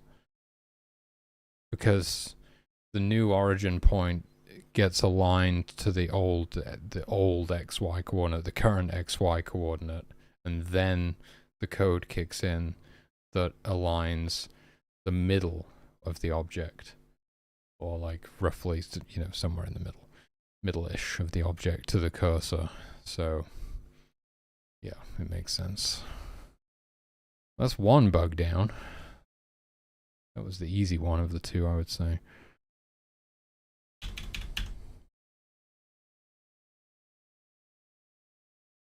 And that's why it wasn't happening with the campfire, because the origin point would have been in the right place.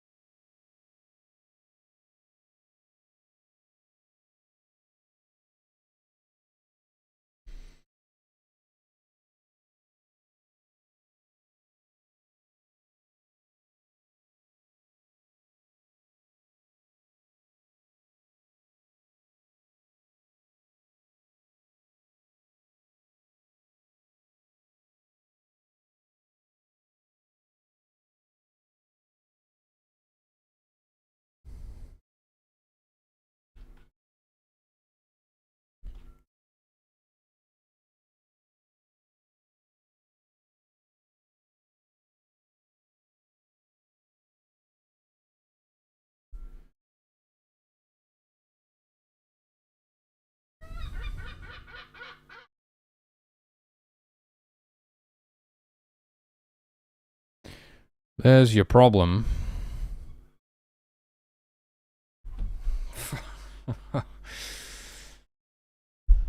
You son of a bitch. I'm in. Okay.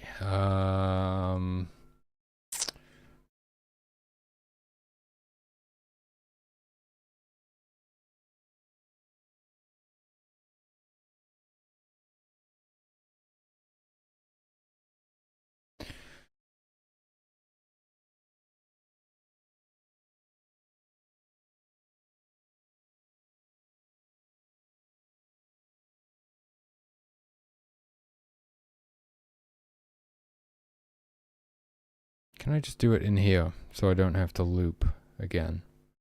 I think so. Let's just set it to 1. And then for every one of these that gets the kill assigned.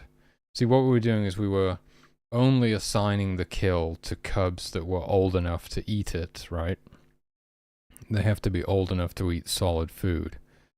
But we were still just setting the amount of food to however many cubs there were, regardless of whether they could even eat that food or not. And so if the food value never got reduced to 0, then this deer carcass would never be fully harvested. This deer would never be fully harvested, and thus it wouldn't be harvested, and it would just sit there decomposing. So what we want to do is for each cub that can consume this deer, we want to do other.food plus equals 1. That's it. Beautiful. Problem solved. That's 2 bugs down. I'm telling you, you just got to take a break and get something to eat. That's how you solve bugs.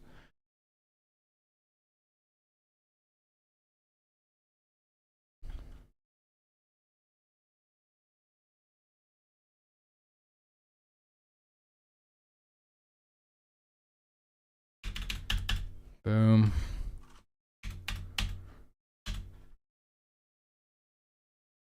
Okay. Yeah, I don't think it had anything to do with the fact that that bear was asleep. I think whether it was asleep or awake, it would have been bugged.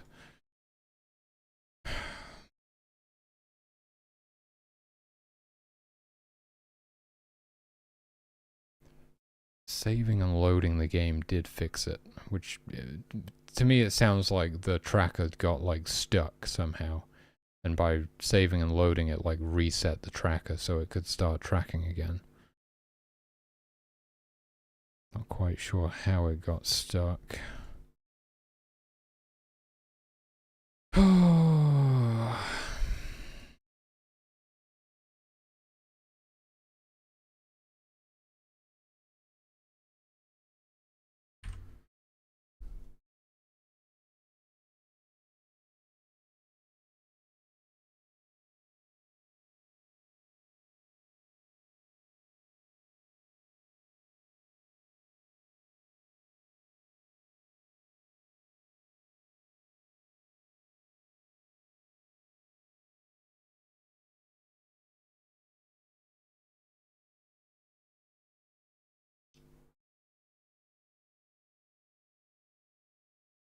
Hmm.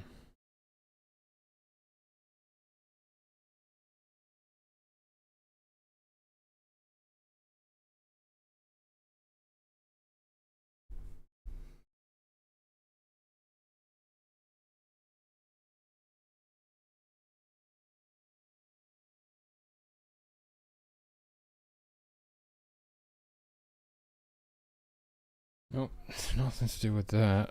Oh my goodness. I'm bamboozled. This is a really puzzling one.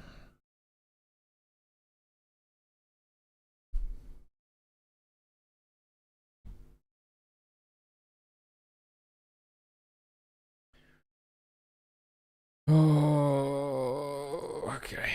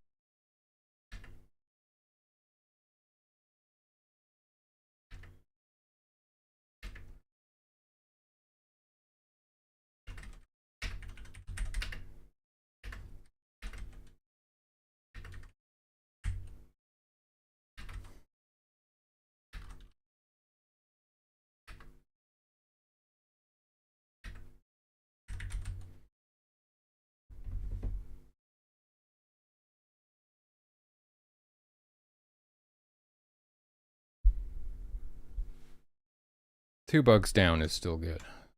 But the main one, the really, really bad one, is the bear.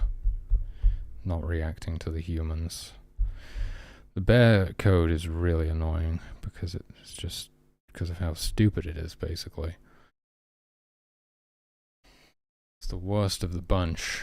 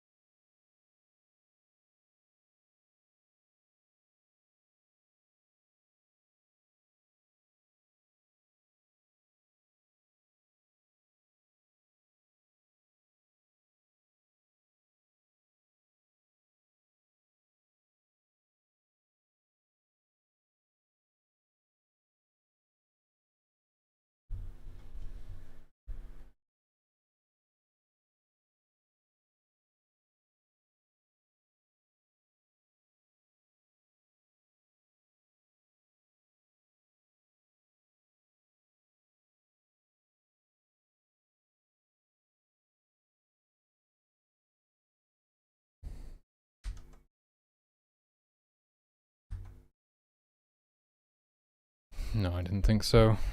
Hmm.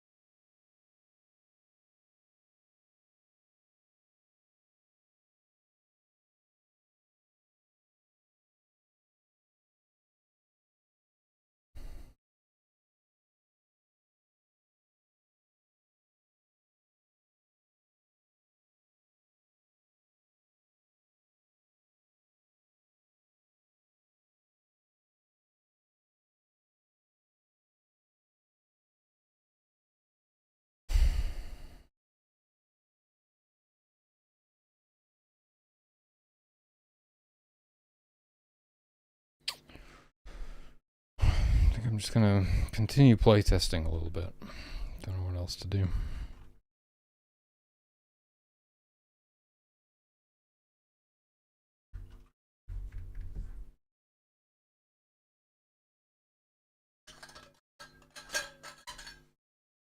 I'll go grab another drink before I start.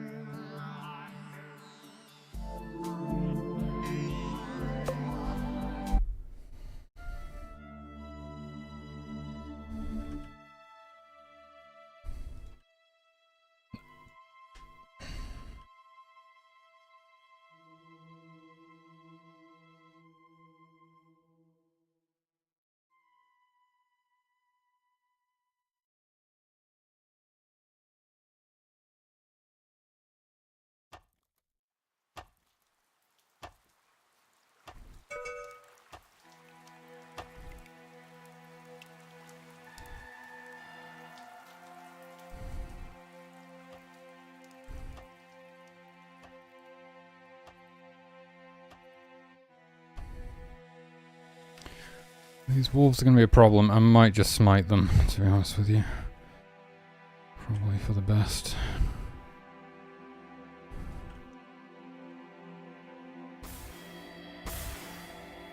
Shit. Gotcha. Okay. It's a shame to have to do it, but...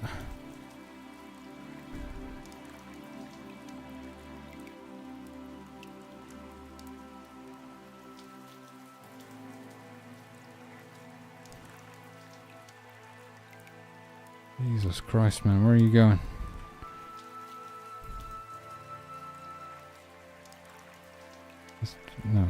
No. You need to fish on this coast. If you're going to fish anywhere, fish over there.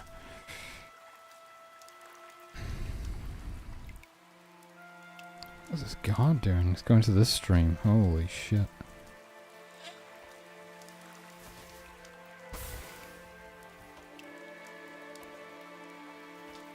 I'm gonna add screen shake eventually to the smite ability.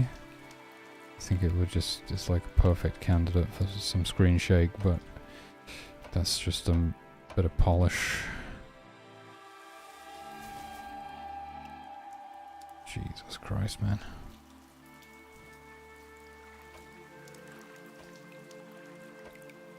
Hard to justify doing stuff like that when there's much more important things.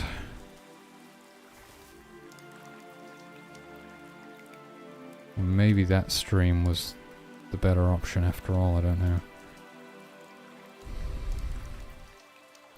We definitely need more water bearers now, if we're going to be this far away from all the streams. Okay, so this map, as you can see, the, does this thing emit light? It does! Nice, actually set that up. Okay then, the trees and such of, and firewood are both far away and in short supply, but there are miracles in this map, like Miracle Forest and Miracle Storm. Where's firewood? There's Miracle Firewood somewhere. And if we can get those, there we go, we can use them. I would say we desperately need to get some tents built, so let's get Miracle Forest. And fuck it, let's get Miracle Firewood as well, because we can.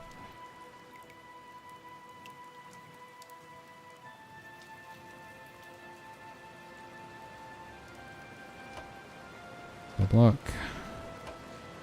Don't die. Oh my god, there's a freaking bear over there. With cubs. Bears with cubs are aggressive. I'm gonna have to keep an eye on things. You can always DI these guys out if I need to. Loving the new power bar on the UI. It's great.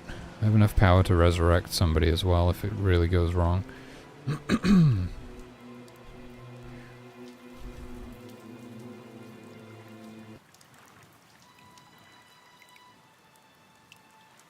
Yeah, the music doesn't loop seamlessly. It's a bit janked up. It's all going to be replaced eventually, don't worry about it.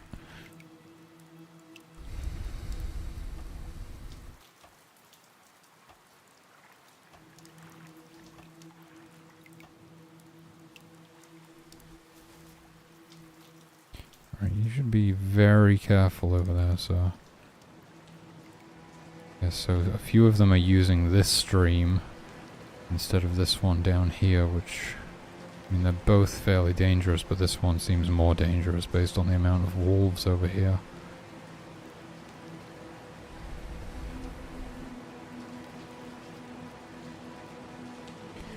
So we really got to get the store built. Well, I do have Miracle Fur. Of course, we can use some of our power. 900 power to get the store built just so that we can get some water in the store, and then people aren't going to have to keep traveling to the streams as much.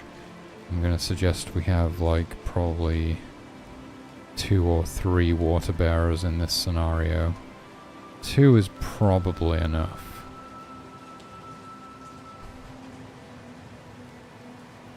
But 3 would be safer.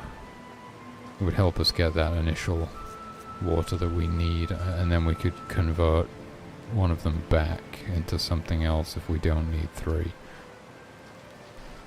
Okay.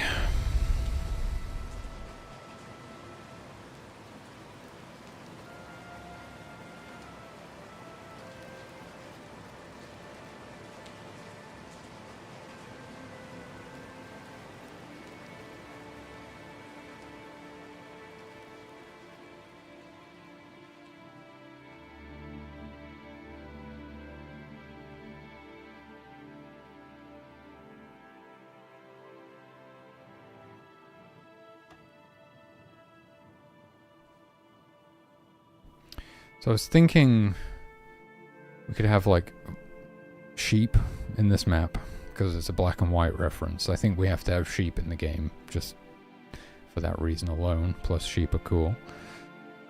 And buffalo or bison or something. Some sort of bovine creatures. You know, it's the open plains. We need like sheep and cows, right? Holy shit. Holy shit. What are these guys are like trying to fish over there again. Don't do it. It's not a good place to fish. There's wolves.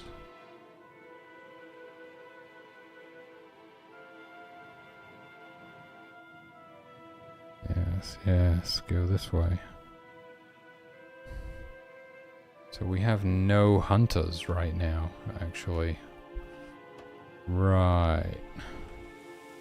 Means we're not going to be bringing in any fur. Okay, I'll let them catch these fish. Put them in the store, but then I'm going to convert my fishers into hunters. I have 4 of them, apparently.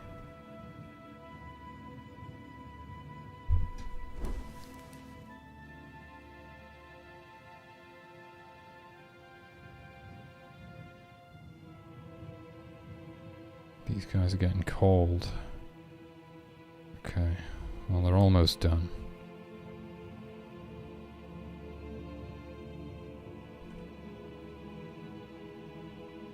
Okay. You guys are all going to become hunters. Holy shit, it's happening, it's happening. I got you. Wow, we were so close to getting that one unlocked as well. Okay, we're going to get Miracle Forest unlocked in a second here, and then we can spawn some trees. Although we're doing okay, actually. We're doing okay. We've gotten 2 of these frames built. Miracle Forest unlocked. Gonna bring these guys back because they're cold.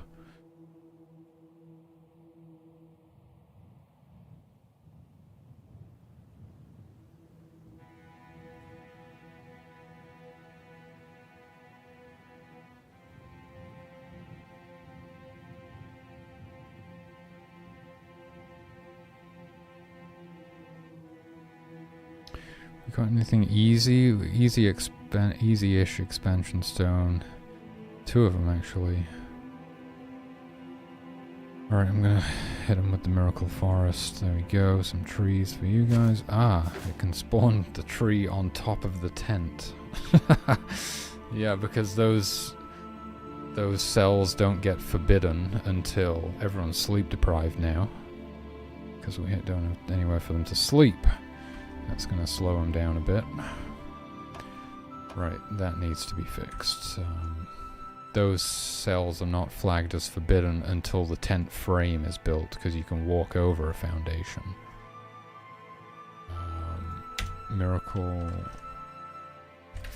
Forest spawns trees on top of tent foundations. That's a bug. It's an oversight. What is a bug if not an oversight?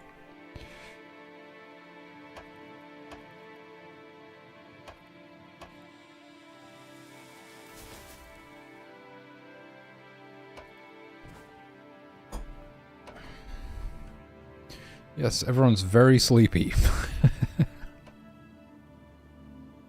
Don't worry. Don't worry. We're gonna get this sorted out. I could use Miracle Fur to get some of these built more quickly, because my hunters are going to be taking a while to bring in the fur that we need. Might convert one extra worshipper into an additional hunter.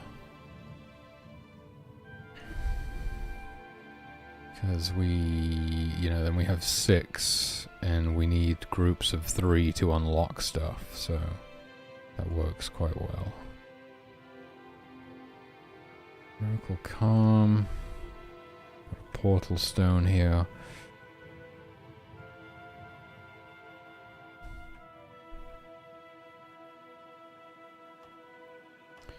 Okay.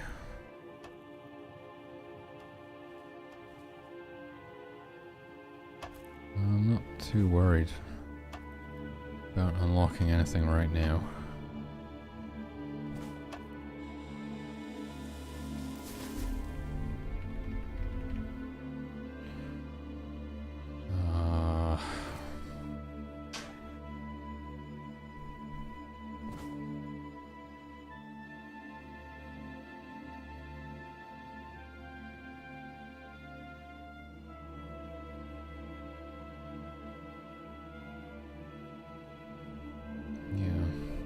This lack of sleep is going to be slowing us down right now. Basically, actions take twice as long to perform if they're sleep deprived. Including worshipping, so I'm gaining power more slowly as well. It does take them twice as long to cook something if they're sleep deprived. How does that make any sense? That doesn't really make sense.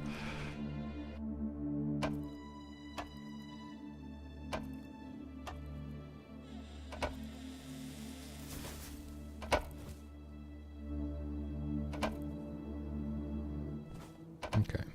Looks like that'll be just about enough lumber to get the rest of the frames built.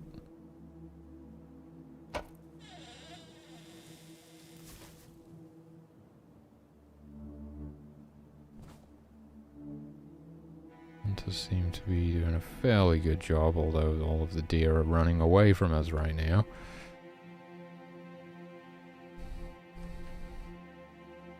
Oh, that looks like they got one here actually.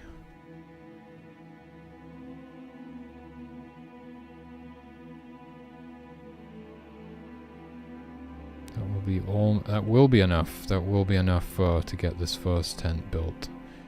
And I might drop a bit of power on it, on like a second one. I'm not going to want to try unlocking anything with sleep-deprived worshippers, because it's going to take too long.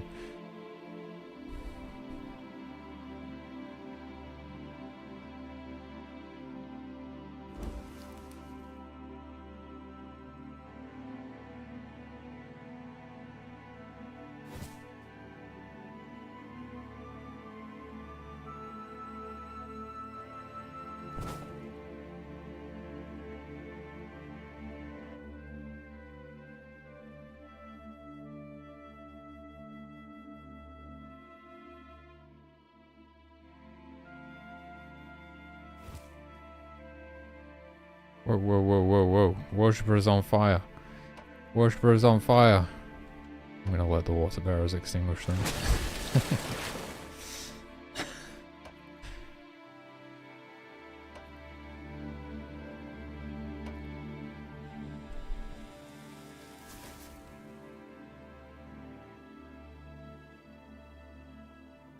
There we have our first tent.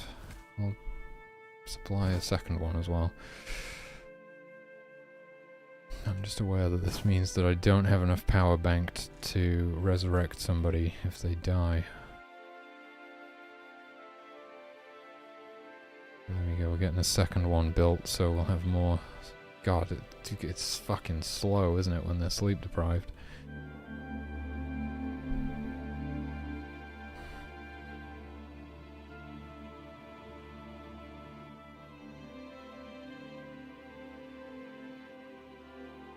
Wow.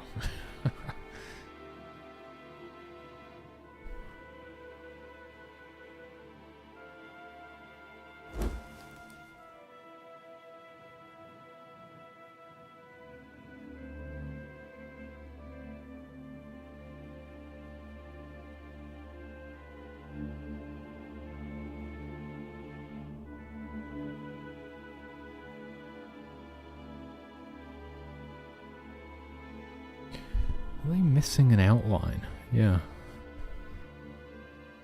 Freaking carpenters are missing an outline.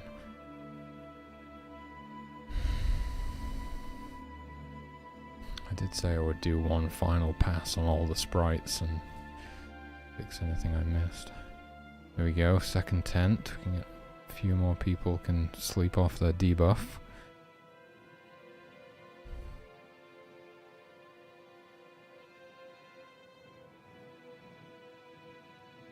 The sleepy hunters are still harvesting away.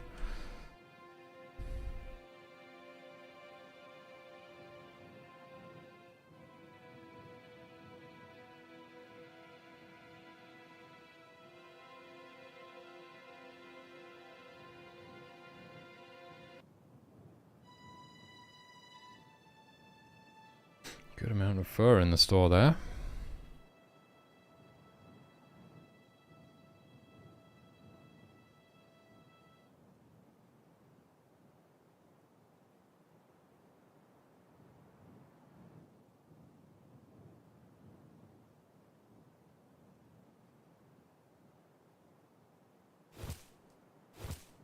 Nice.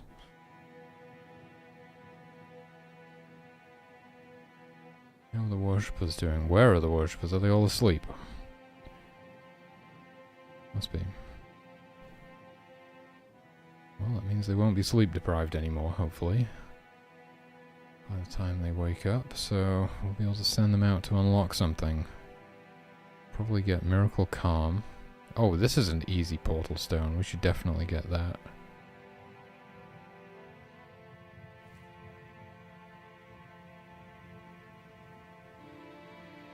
I hope these wolves don't start roaming around.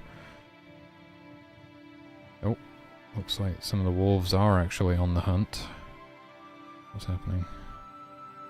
This one's attacking us.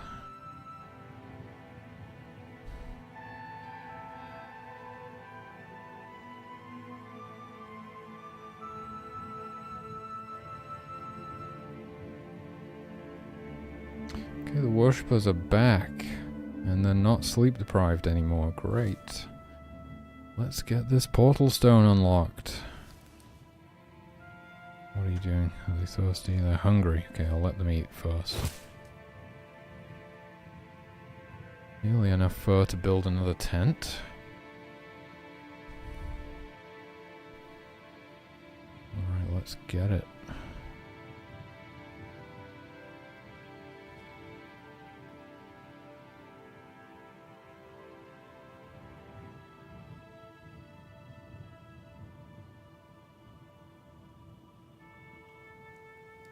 Beginning to rain.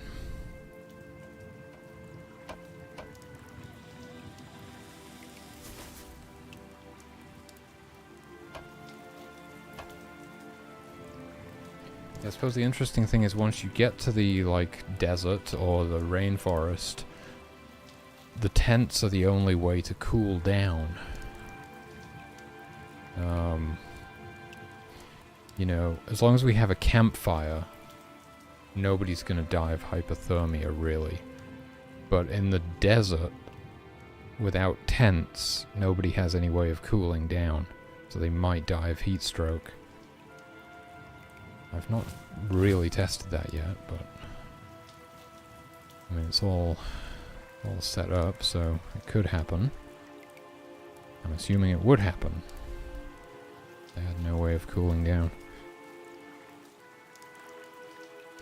Maybe this playthrough will actually get far enough to reach the desert. That would be pretty crazy. Speaking of which, I should probably save. Are my hunters gonna finally get some rest? Nope. One of them might. Oh, poor guys. Still, yeah, because the hunters are always out hunting, you know. They never really get a chance to sleep.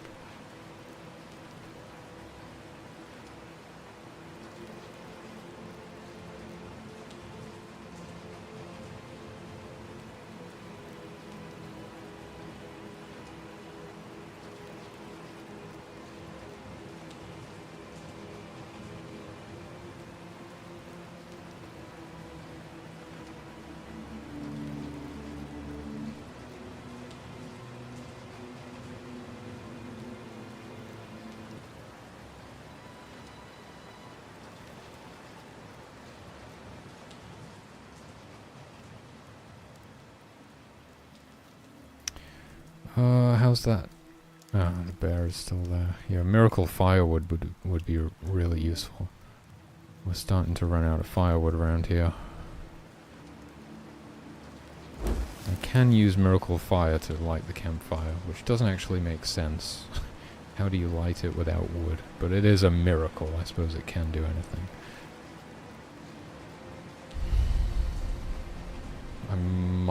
I might remove the ability for it to do that. Maybe.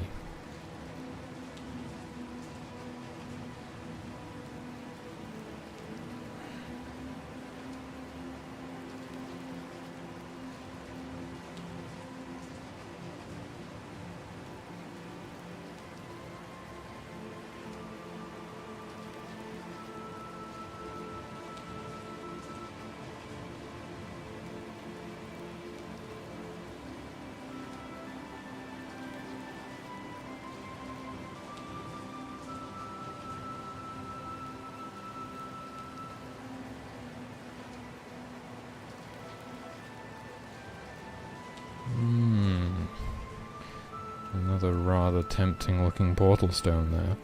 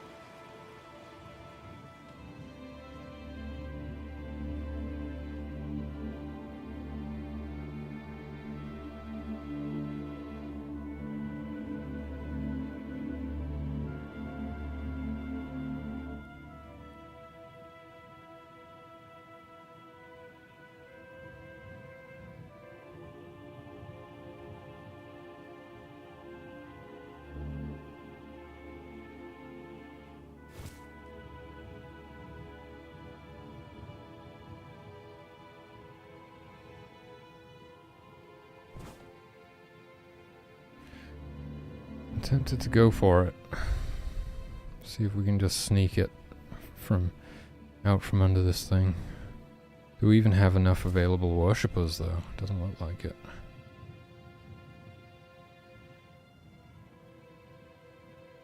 Aren't they supposed to like... Is this a bug? How many worshippers have we got here?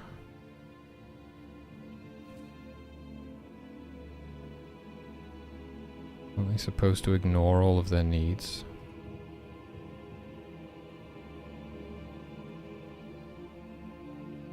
Maybe there's only 2 of them, and it doesn't... Perhaps it doesn't wake up sleeping worshippers.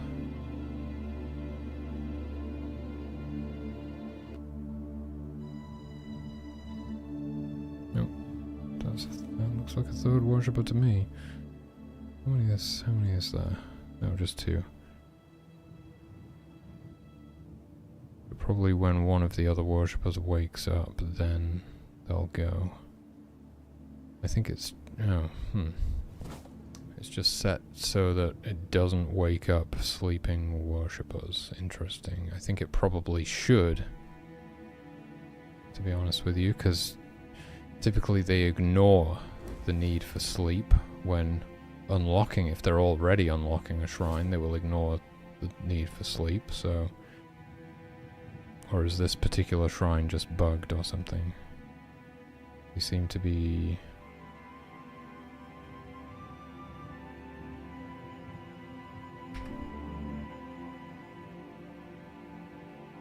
might be a bug.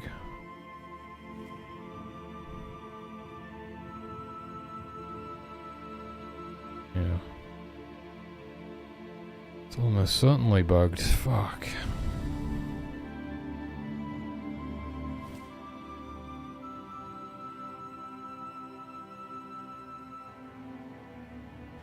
Oh man, that sucks.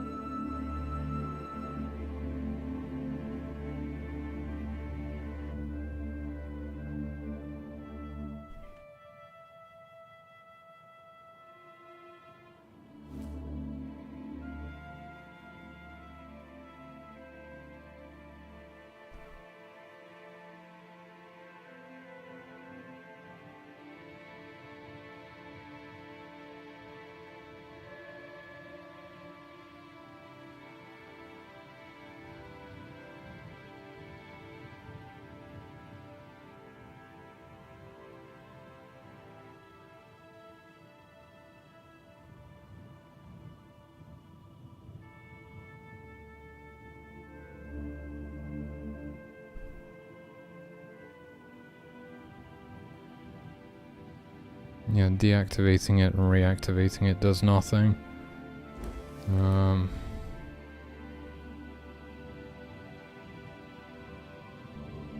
Shit.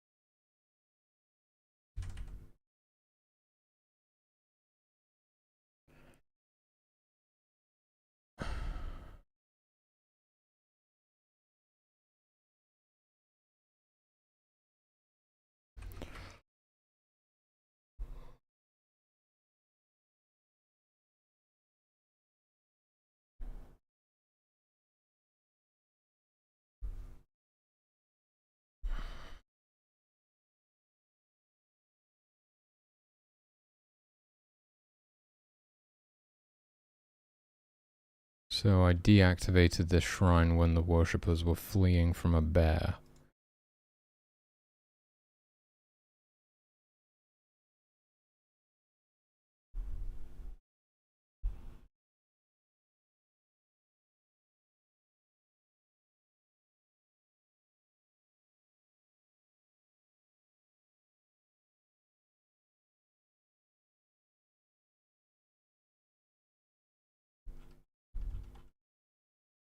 Guessing the responders list was just never cleared or something like that. Because, I mean, I don't see anything that would have cleared it.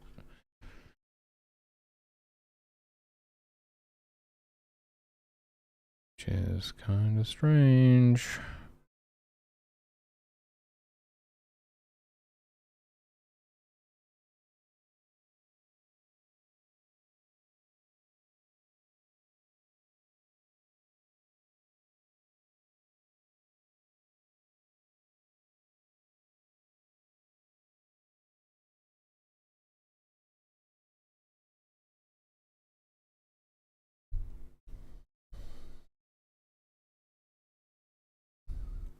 It should probably just clear both of those lists.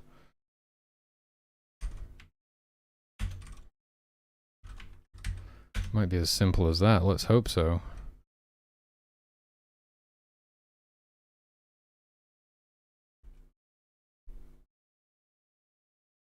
It's called responders, right?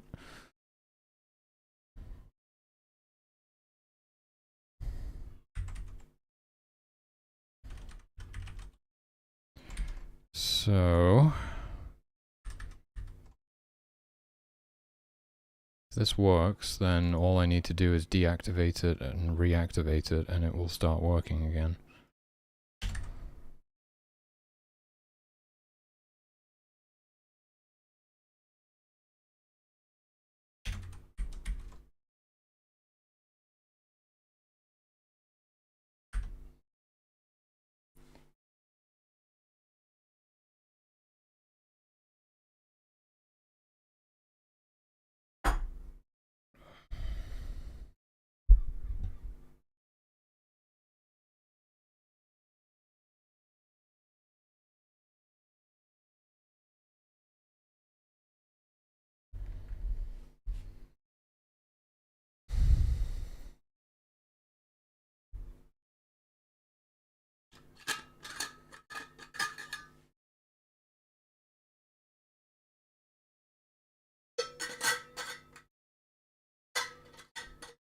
I don't know if maybe loading a save would have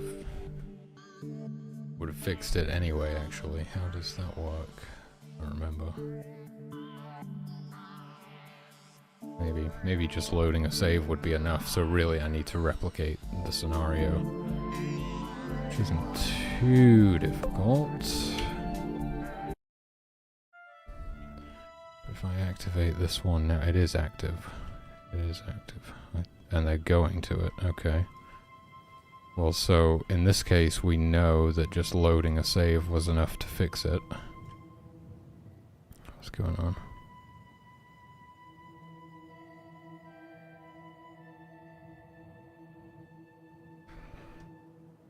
But I'm gonna want to see if the same thing happens again. This is the perfect opportunity, actually. So yeah, it was just that bug. They do actually normally wake up. Is this the perfect opportunity though? Let's see. So we know that we have 3 responding worshippers going here. There's a bear over there which will probably attack them. And then whilst they're fleeing, I'll deactivate it and then DI them out. Just got Miracle Firewood. Let's get these guys out safe. Don't know where that guy was going. Maybe the stream. And then if I reactivate this, I'll just give him a second.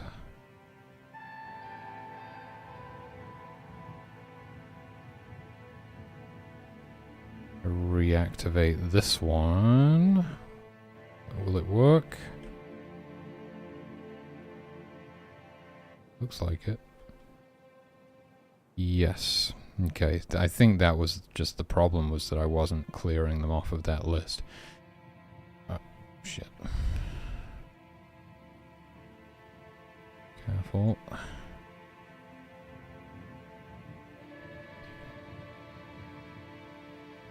So we should be good now. Man. Makes sense that I would overlook like the simplest thing though, right? It was really complicated getting the worshippers to like split into groups and unlock different shrines simultaneously and stuff. But by doing everything I did get it to work. But then I forgot to do like the simplest thing, like remove them from the list when you actually deactivate the shrine. Makes sense.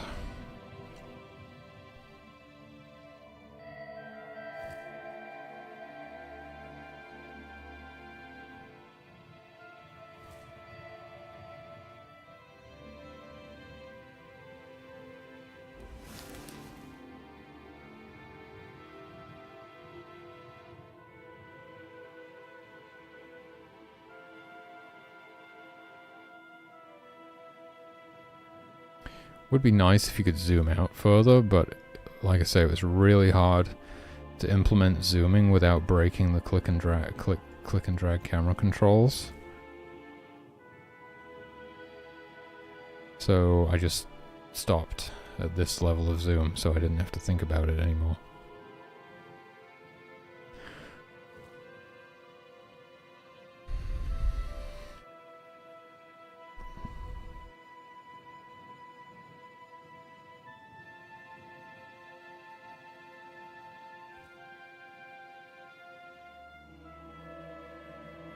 Oh, we have Miracle Firewood now, so I can create a bunch of firewood in camp for them. That'll help.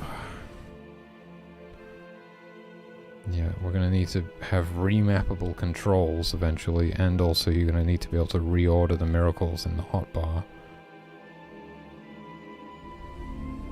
I wonder if maybe they should also be stored in some sort of secondary spellbook interface, I don't know. Probably. That's kind of the idea of a hotbar, isn't it? It's a quicker way of accessing them.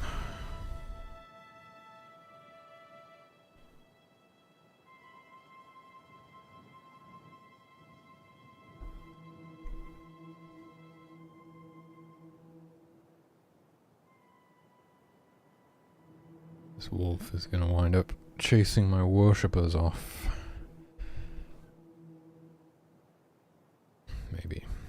maybe not.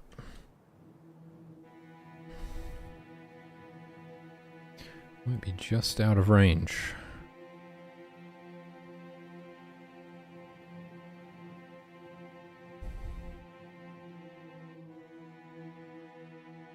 Close one.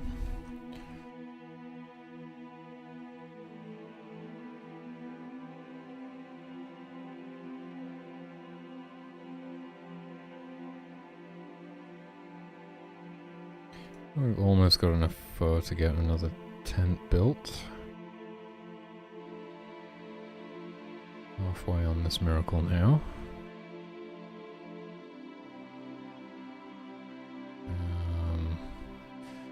So there would just be Miracle Storm left. And the rest of the portal stones to get this frickin' portal open.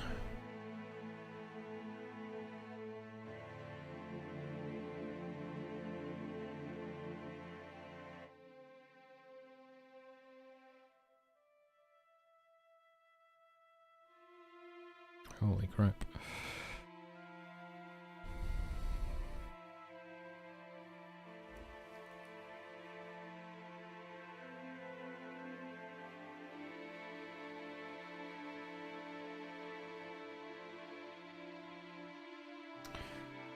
Does it save? It must have done, right? I've had Miracle Light activated. Have I? I can't remember. Does it save? It probably does. I mean, you should. So I probably did make it save that. But I was just wondering if it saves whether you have Miracle Light activated or not. There we go, we got another tent built. It's nice. Nobody's sleep deprived anymore though anyway.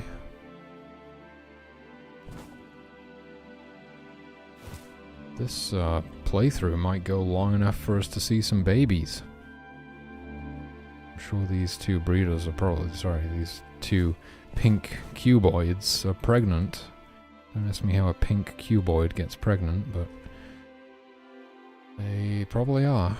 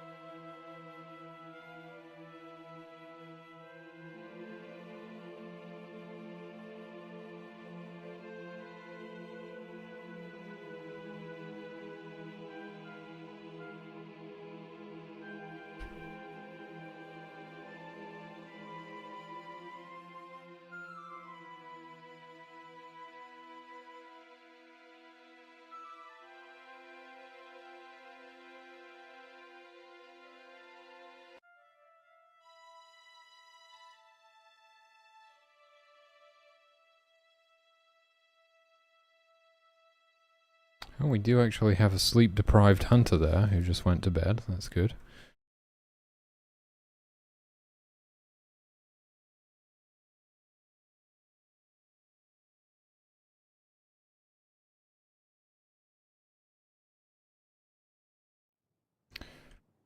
Okay, yeah, so there's still Miracle Storm, which is up here near a rather nasty-looking pack of wolves. I think it's a full pack of 9. No, it's not, because this is all of them, so it's just 5. But yeah, I probably want to get that miracle before we leave.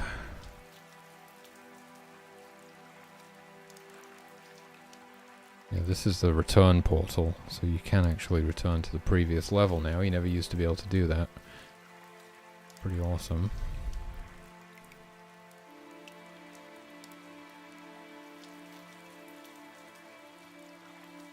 Yeah, it is a bit weird that the light is detached from the light source like that, but it's supposed to be like casting the light on the ground, you know? I don't know, it does look weird though. I think it looked weirder when it was on the light source though.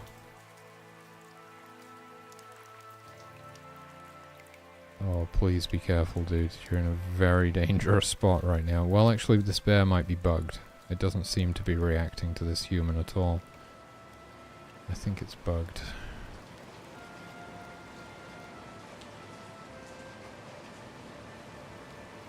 We can test that by dropping a person right next to it.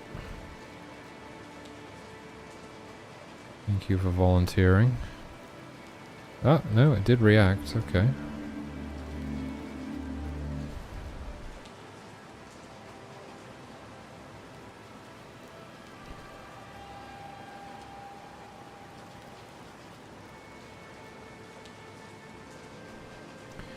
Okay, let's get this portal stone.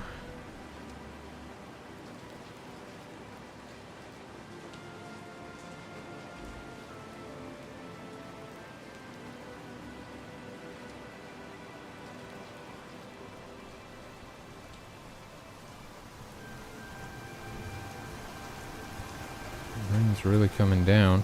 I could use Miracle Calm to make the storm pass, but I'm quite enjoying it. These guys probably aren't enjoying it though, they're probably freezing.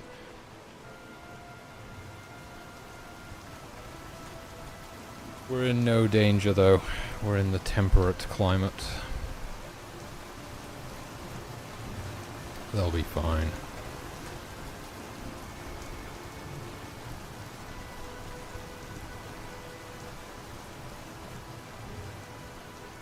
Yeah, so that's basically your solution right now. If you want it, if I needed to clear this bear off of this portal stone, I'd like throw a guard in there and give them divine protection. That's pretty much how you would do that.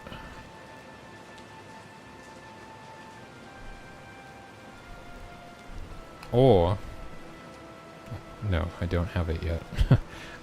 There is miracle invisibility in the game, I always forget. Such a strange miracle. But yeah, I did make it so that you can turn the humans invisible, and then nothing will detect them. I think it lasts a minute. It obviously takes longer than a minute to unlock something, but I could keep recasting it on them. I've never really tried that. I should see if I can like unlock something right under the nose of a deadly creature by using invisibility.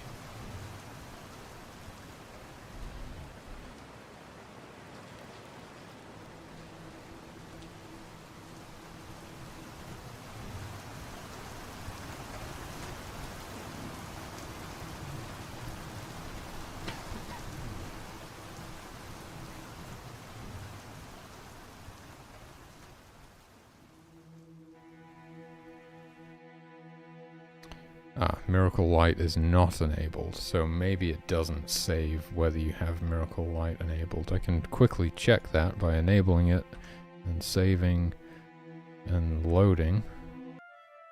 No, doesn't work. Okay, let me write that down.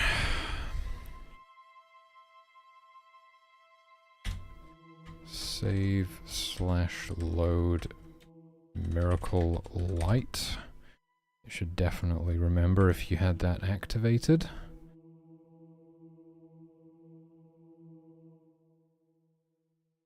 This poor lone wolf, we killed all of its brethren. Tragic.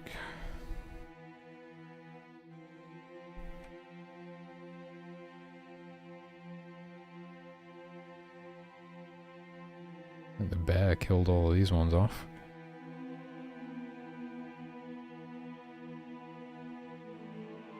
Oh my god, there's a portal stone right next to this wolf den too. That's what we're going to be going for next.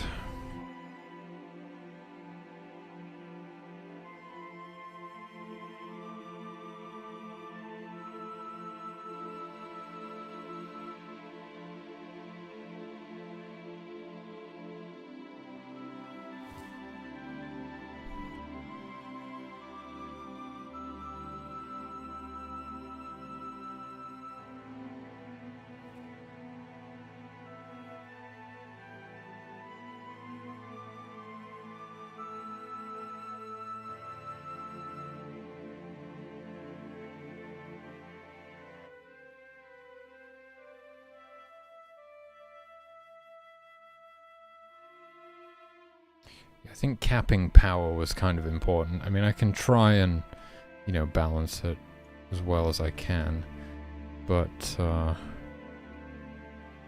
on? Oh my god. That was close. Did they survive? Yes. It's really difficult when you can't, like, bind the keys. You have to, like, remember, try and find what number everything is on. And sometimes even change pages. Not the best.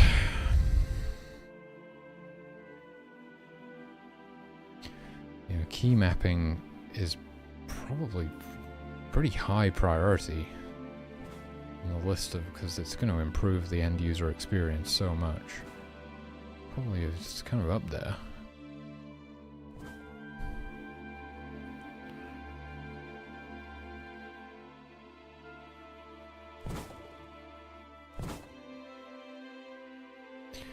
What are we doing? Ah, here we go. Oh shit. Let's give them divine protection. Let them fight it out. Why not? I mean, we don't need to keep killing these poor things. But, hey. Alright, we got that portal stone.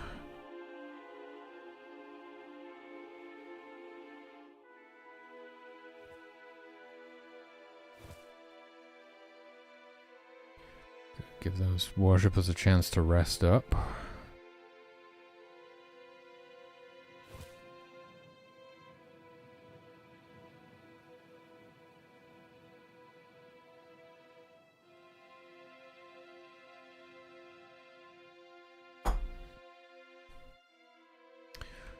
We'll go after these two in the morning, I think.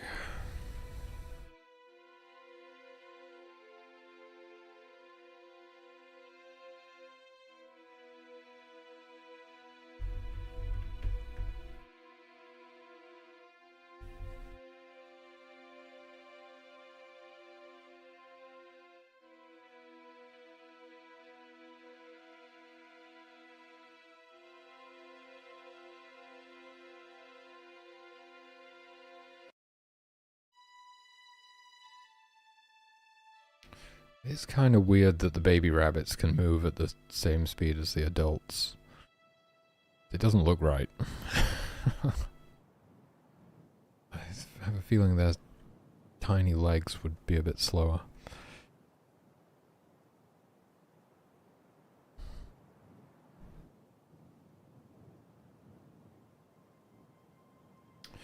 Yeah, so I'm definitely very focused on, like, getting everything done. Of course. But I want to sort of get everything done before I start adding the new creatures to the game.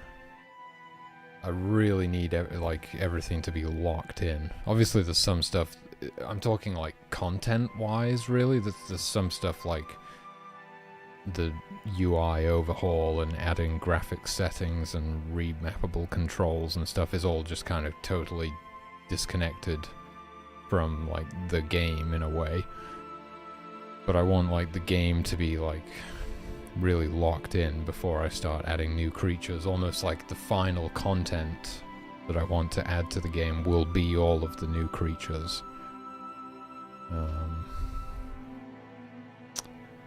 Yeah, something like that. Obviously I could be working on miracles as well. I could kind of be alternating back and forth between adding new creatures and new miracles to the game.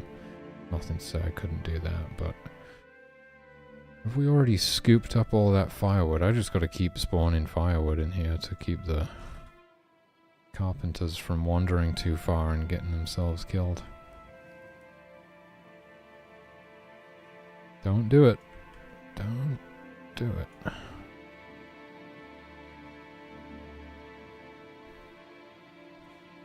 Alright, it's time. We're going after these two. What's happening? What is this? Someone's on fire. One of the hunters is on fire. Let's get them extinguished. There we go. Alright, we're going after these now. Dangerously close to that wolf den.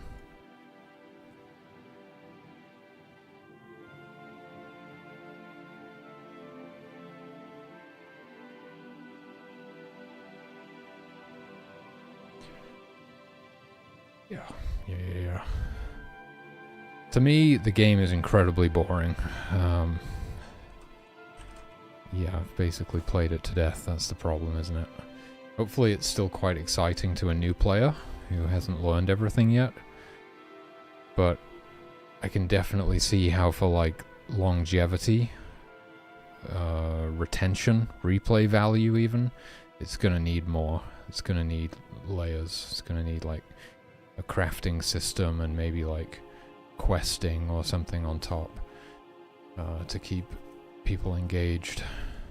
It's probably fairly interesting whilst you're learning it and stuff, but then once you hit that point when you know everything, I mean, yes, there's the progression through the different like biomes and unlocking new miracles and stuff, but it's just kind of more of the same. Whether that stuff will even make it into the game or not, it very much depends on funding. With a good publishing deal, I can just keep working on it and I can add all of this cool stuff. If not, it will be basically this. It will be like, you have miracles and you perform them and the humans do the stuff and they're all autonomous and stuff. And there'll be all the new creatures in all the new biomes and that'll be like it. But with more funding, I can just keep going. I can add natural disasters, crafting, quests, whatever else I can think of. Those are probably the three major things. And it can just be layered on top of what we've got, which is nice because they will be like almost completely independent systems. They could tie in certain ways, like, I guess, but I mean, they will tie in certain ways, like, for crafting, you'll need to acquire resources, which will be done through the existing mechanics. For quests, maybe something similar. Although they could be totally disconnected in a way. Like they could be, almost like completely story-based. So some quests could be tied to existing mechanics and content. Some could be totally disconnected from it. If we were to ever do quests. What's the other thing? Natural disasters. Natural disasters was like planned from very early on and was basically cut because of scope creep. But it's like a thing we could bring back. And maybe would be the first thing that we'd go for, just because it's like a staple of the genre, really. God games usually have natural disasters, right? What's happening? What's going on? Someone on fire? We're being eaten by bears. Got ya. But I mean, this is only level 2. It's still very chill. It's gradually easing you in. It's gonna get harder as we go to the later levels, the other biomes, where there's more deadly creatures, more extreme weather, more scarce resources, So I've got to remember that I'm like an expert at the game, playing on level 2. It's, I'm bored out of my mind.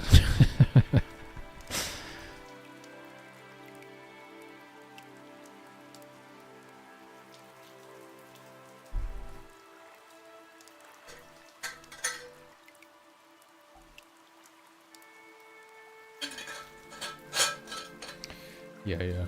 But you've got to resist the urge to make it more difficult. Just don't do it. It's very, very rare that you actually need to make something more difficult. If anything, it probably needs to be easier. Like, the amount of nerfs this game has received, I just kept making it easier and easier and easier and easier. Eventually, after doing that for like 2 years, I hit a point where I was like, it's too easy now. I've gone too far. And I kind of reeled it back in a little bit. But it's always more difficult than you think it is. It could be somebody's first video game, And regardless of that, like, everything about it. You've mastered the game. You're the one who made it, for God's sake. A new player's experience is going to be radically different.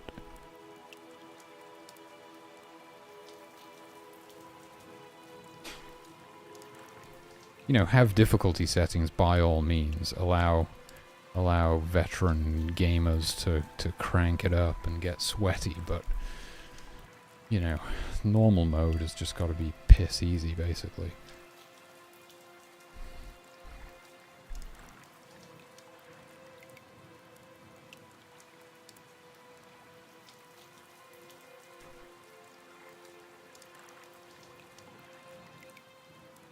Right, we've got one more portal stone. It's this one over here. Looks like that bear is cleared out. In fact, they're hanging out around camp at the minute.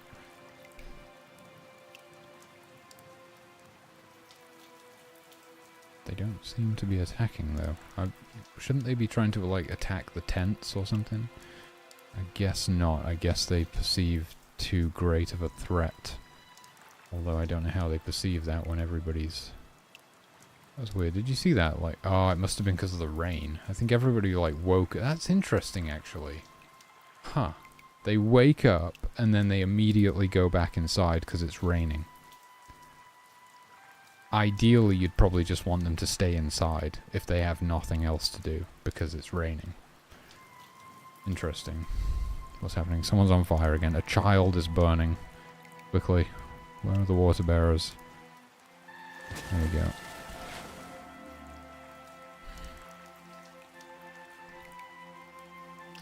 Alright, how are the worshippers doing? Are we good? Are you all fueled up? Yeah, let's go. Let's get this last portal stone unlocked and we can head off to the savannah. The savannah. That's not how I say it. Ah, yeah, how does this work? I was prepared, you see. I accidentally converted that worshipper into a water bearer and immediately another one joined the group to replace them. That was a whole thing. That was a whole thing where I was like, wait a minute, I never thought about what if the worshippers get assigned to unlock something and then you convert one of them into something else. Yeah, that fucked it up pretty good. But we fixed it. Let's make a save here as we're unlocking the final portal stone. What are we doing? We've got firewood left, probably enough to see us through, but the carpenters are just determined to keep gathering firewood. I don't think there's any limit on that. Maybe there is, I forget. I mean, they probably won't gather any more firewood if the store is literally full. Which is 1,024 right now, apparently. I guess I had to cap it at something. It is ridiculous that you can fit that much stuff in this tent in the first place. You can also fit an infinite number of humans in there as well. Yeah, someone pointed out the other day that it's like a TARDIS. Yeah, you can fit the entire tribe in this one tent, even though the others have a capacity of 5, or 10 if it's a creche. Don't ask me why you can fit more in the creche. Oh, I think the logic with the creche is that because they're children, they're smaller, so you can fit more of them in there.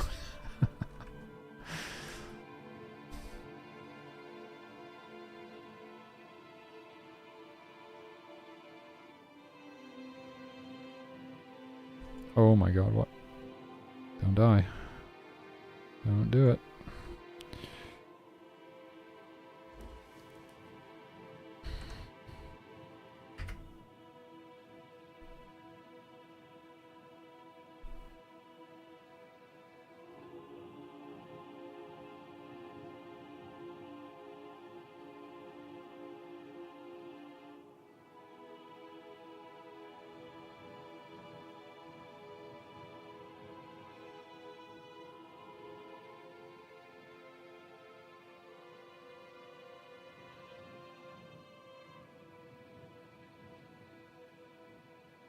Dude.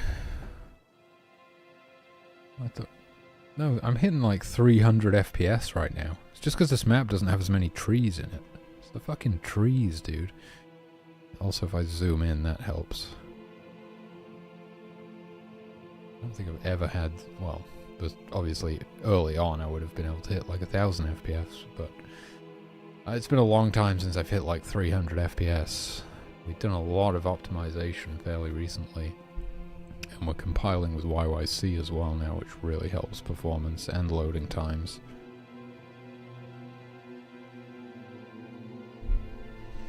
It'll be interesting to see how the conservation mechanic plays out over the course of a full playthrough. Someone's on fire again.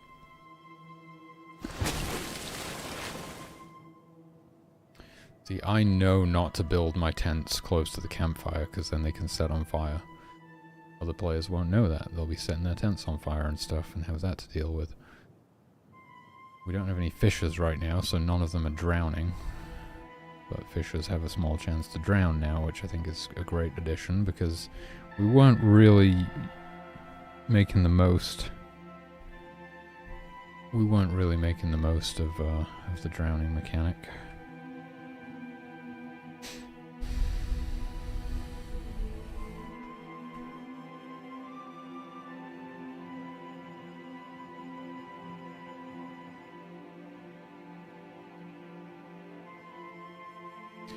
Yeah. But the main thing that I've got to keep in mind, it's like, you know, if I have infinite money, I can do anything with this game. But right now, my concern obviously needs to be just finishing it. Not letting the scope creep any further. If anything, reining it in and just getting it finished, because it is starting to become unmanageable to actually work on this project. There's just so much, like, I can't remember everything.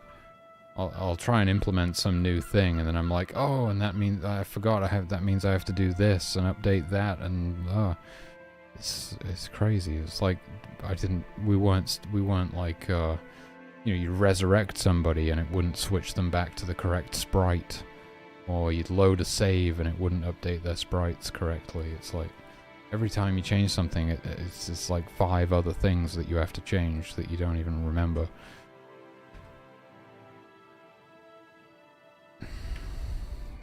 A lot of that is because my code is bad.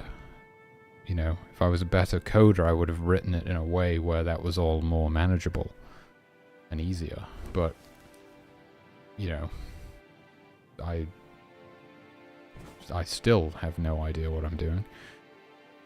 I have slightly more idea than I did when I started out, though.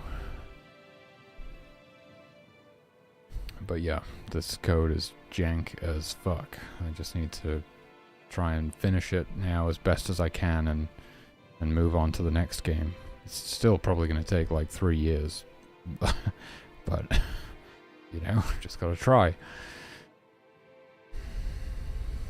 Alright, we're good to go. We got all the miracles unlocked in this map, and we've got the portal open. We are ready to head to the next level.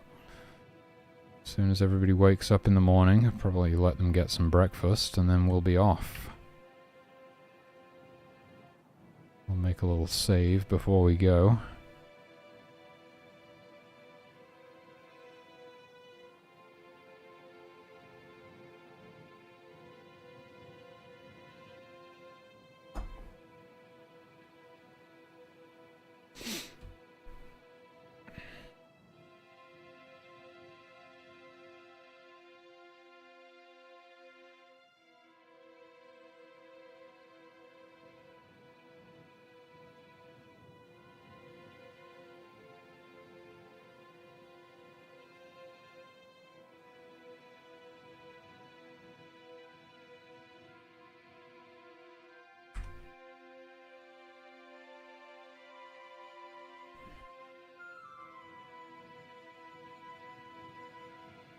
Yeah, but this game lives and dies on its graphics and sound, because it's pretty shit, let's be honest. But if it looks really good and sounds really good, that will take it a long way.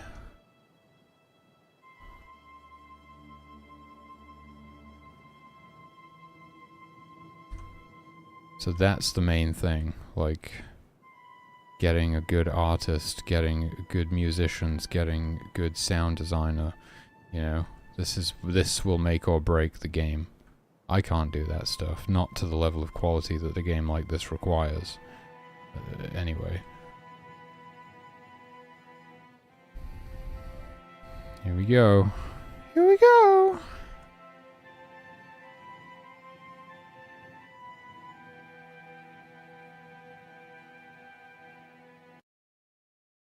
Boom. Level 3. I don't think any playtests have made it this far in a long time.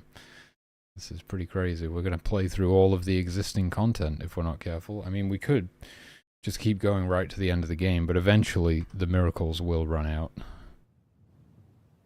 Okay, alright. We got lucky. Camp is not too far away, and we're not going to die on the way over there or anything. Where's the nearest stream? Oh, we're in a pretty good spot. We're kind of surrounded by streams. Sort of feel like going for the one on this side. I'll put the store like there. Wow, yeah, I haven't seen the savannah in a long time. This is crazy.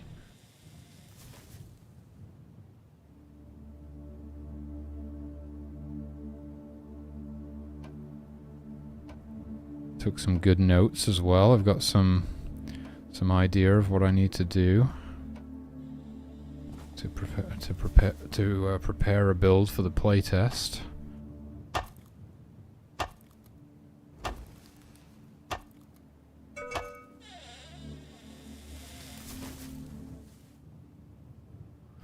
Boom.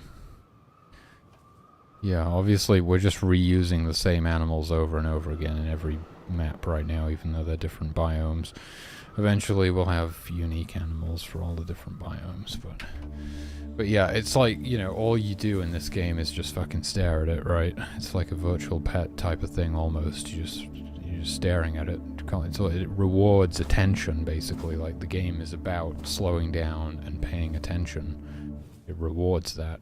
If you're not paying attention, or if you're rushing, that's where it all goes wrong. And so basically what you're doing is like looking and listening. So it has to look good and sound good. That is like the most important thing for this game, and unfortunately I can't do either of those things. But don't worry, I've built a pretty solid prototype here, and hopefully that means we can get a publishing deal, and then we can hire people to do that. And not only can we give them a job doing something they love, but we can make something great in the process and sell it to people so they can enjoy it too. And so that I can actually live and move my life in a positive direction.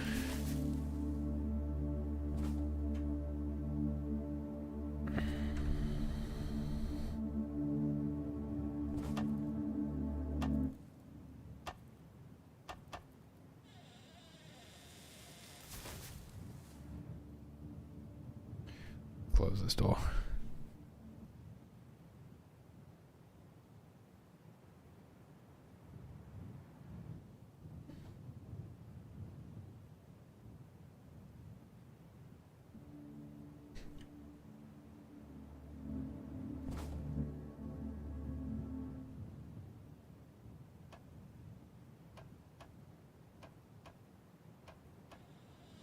What miracles do we have in this map? I can't even remember. Fountain is there. Mushroom. Invisibility. And life. Okay. So these are the final 4 miracles in the game right now, I think. Once we get past this level, that's it. It's like there's no new miracles to unlock. It's over. But okay, I don't think I've got another level in me right now, but we could continue this playtest tomorrow after doing a bit more stuff on the game.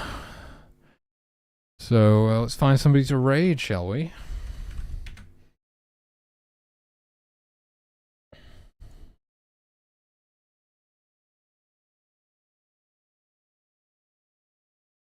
Adeline is working on Blade Sight by the looks of it. That's what I like to see. I think she's the only game maker. Jimmy. Adeline wins. Package. What's she doing?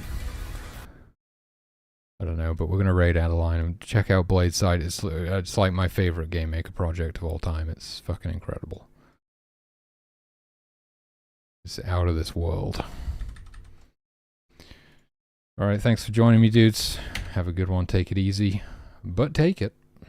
And I'll catch you in the next one. Peace out.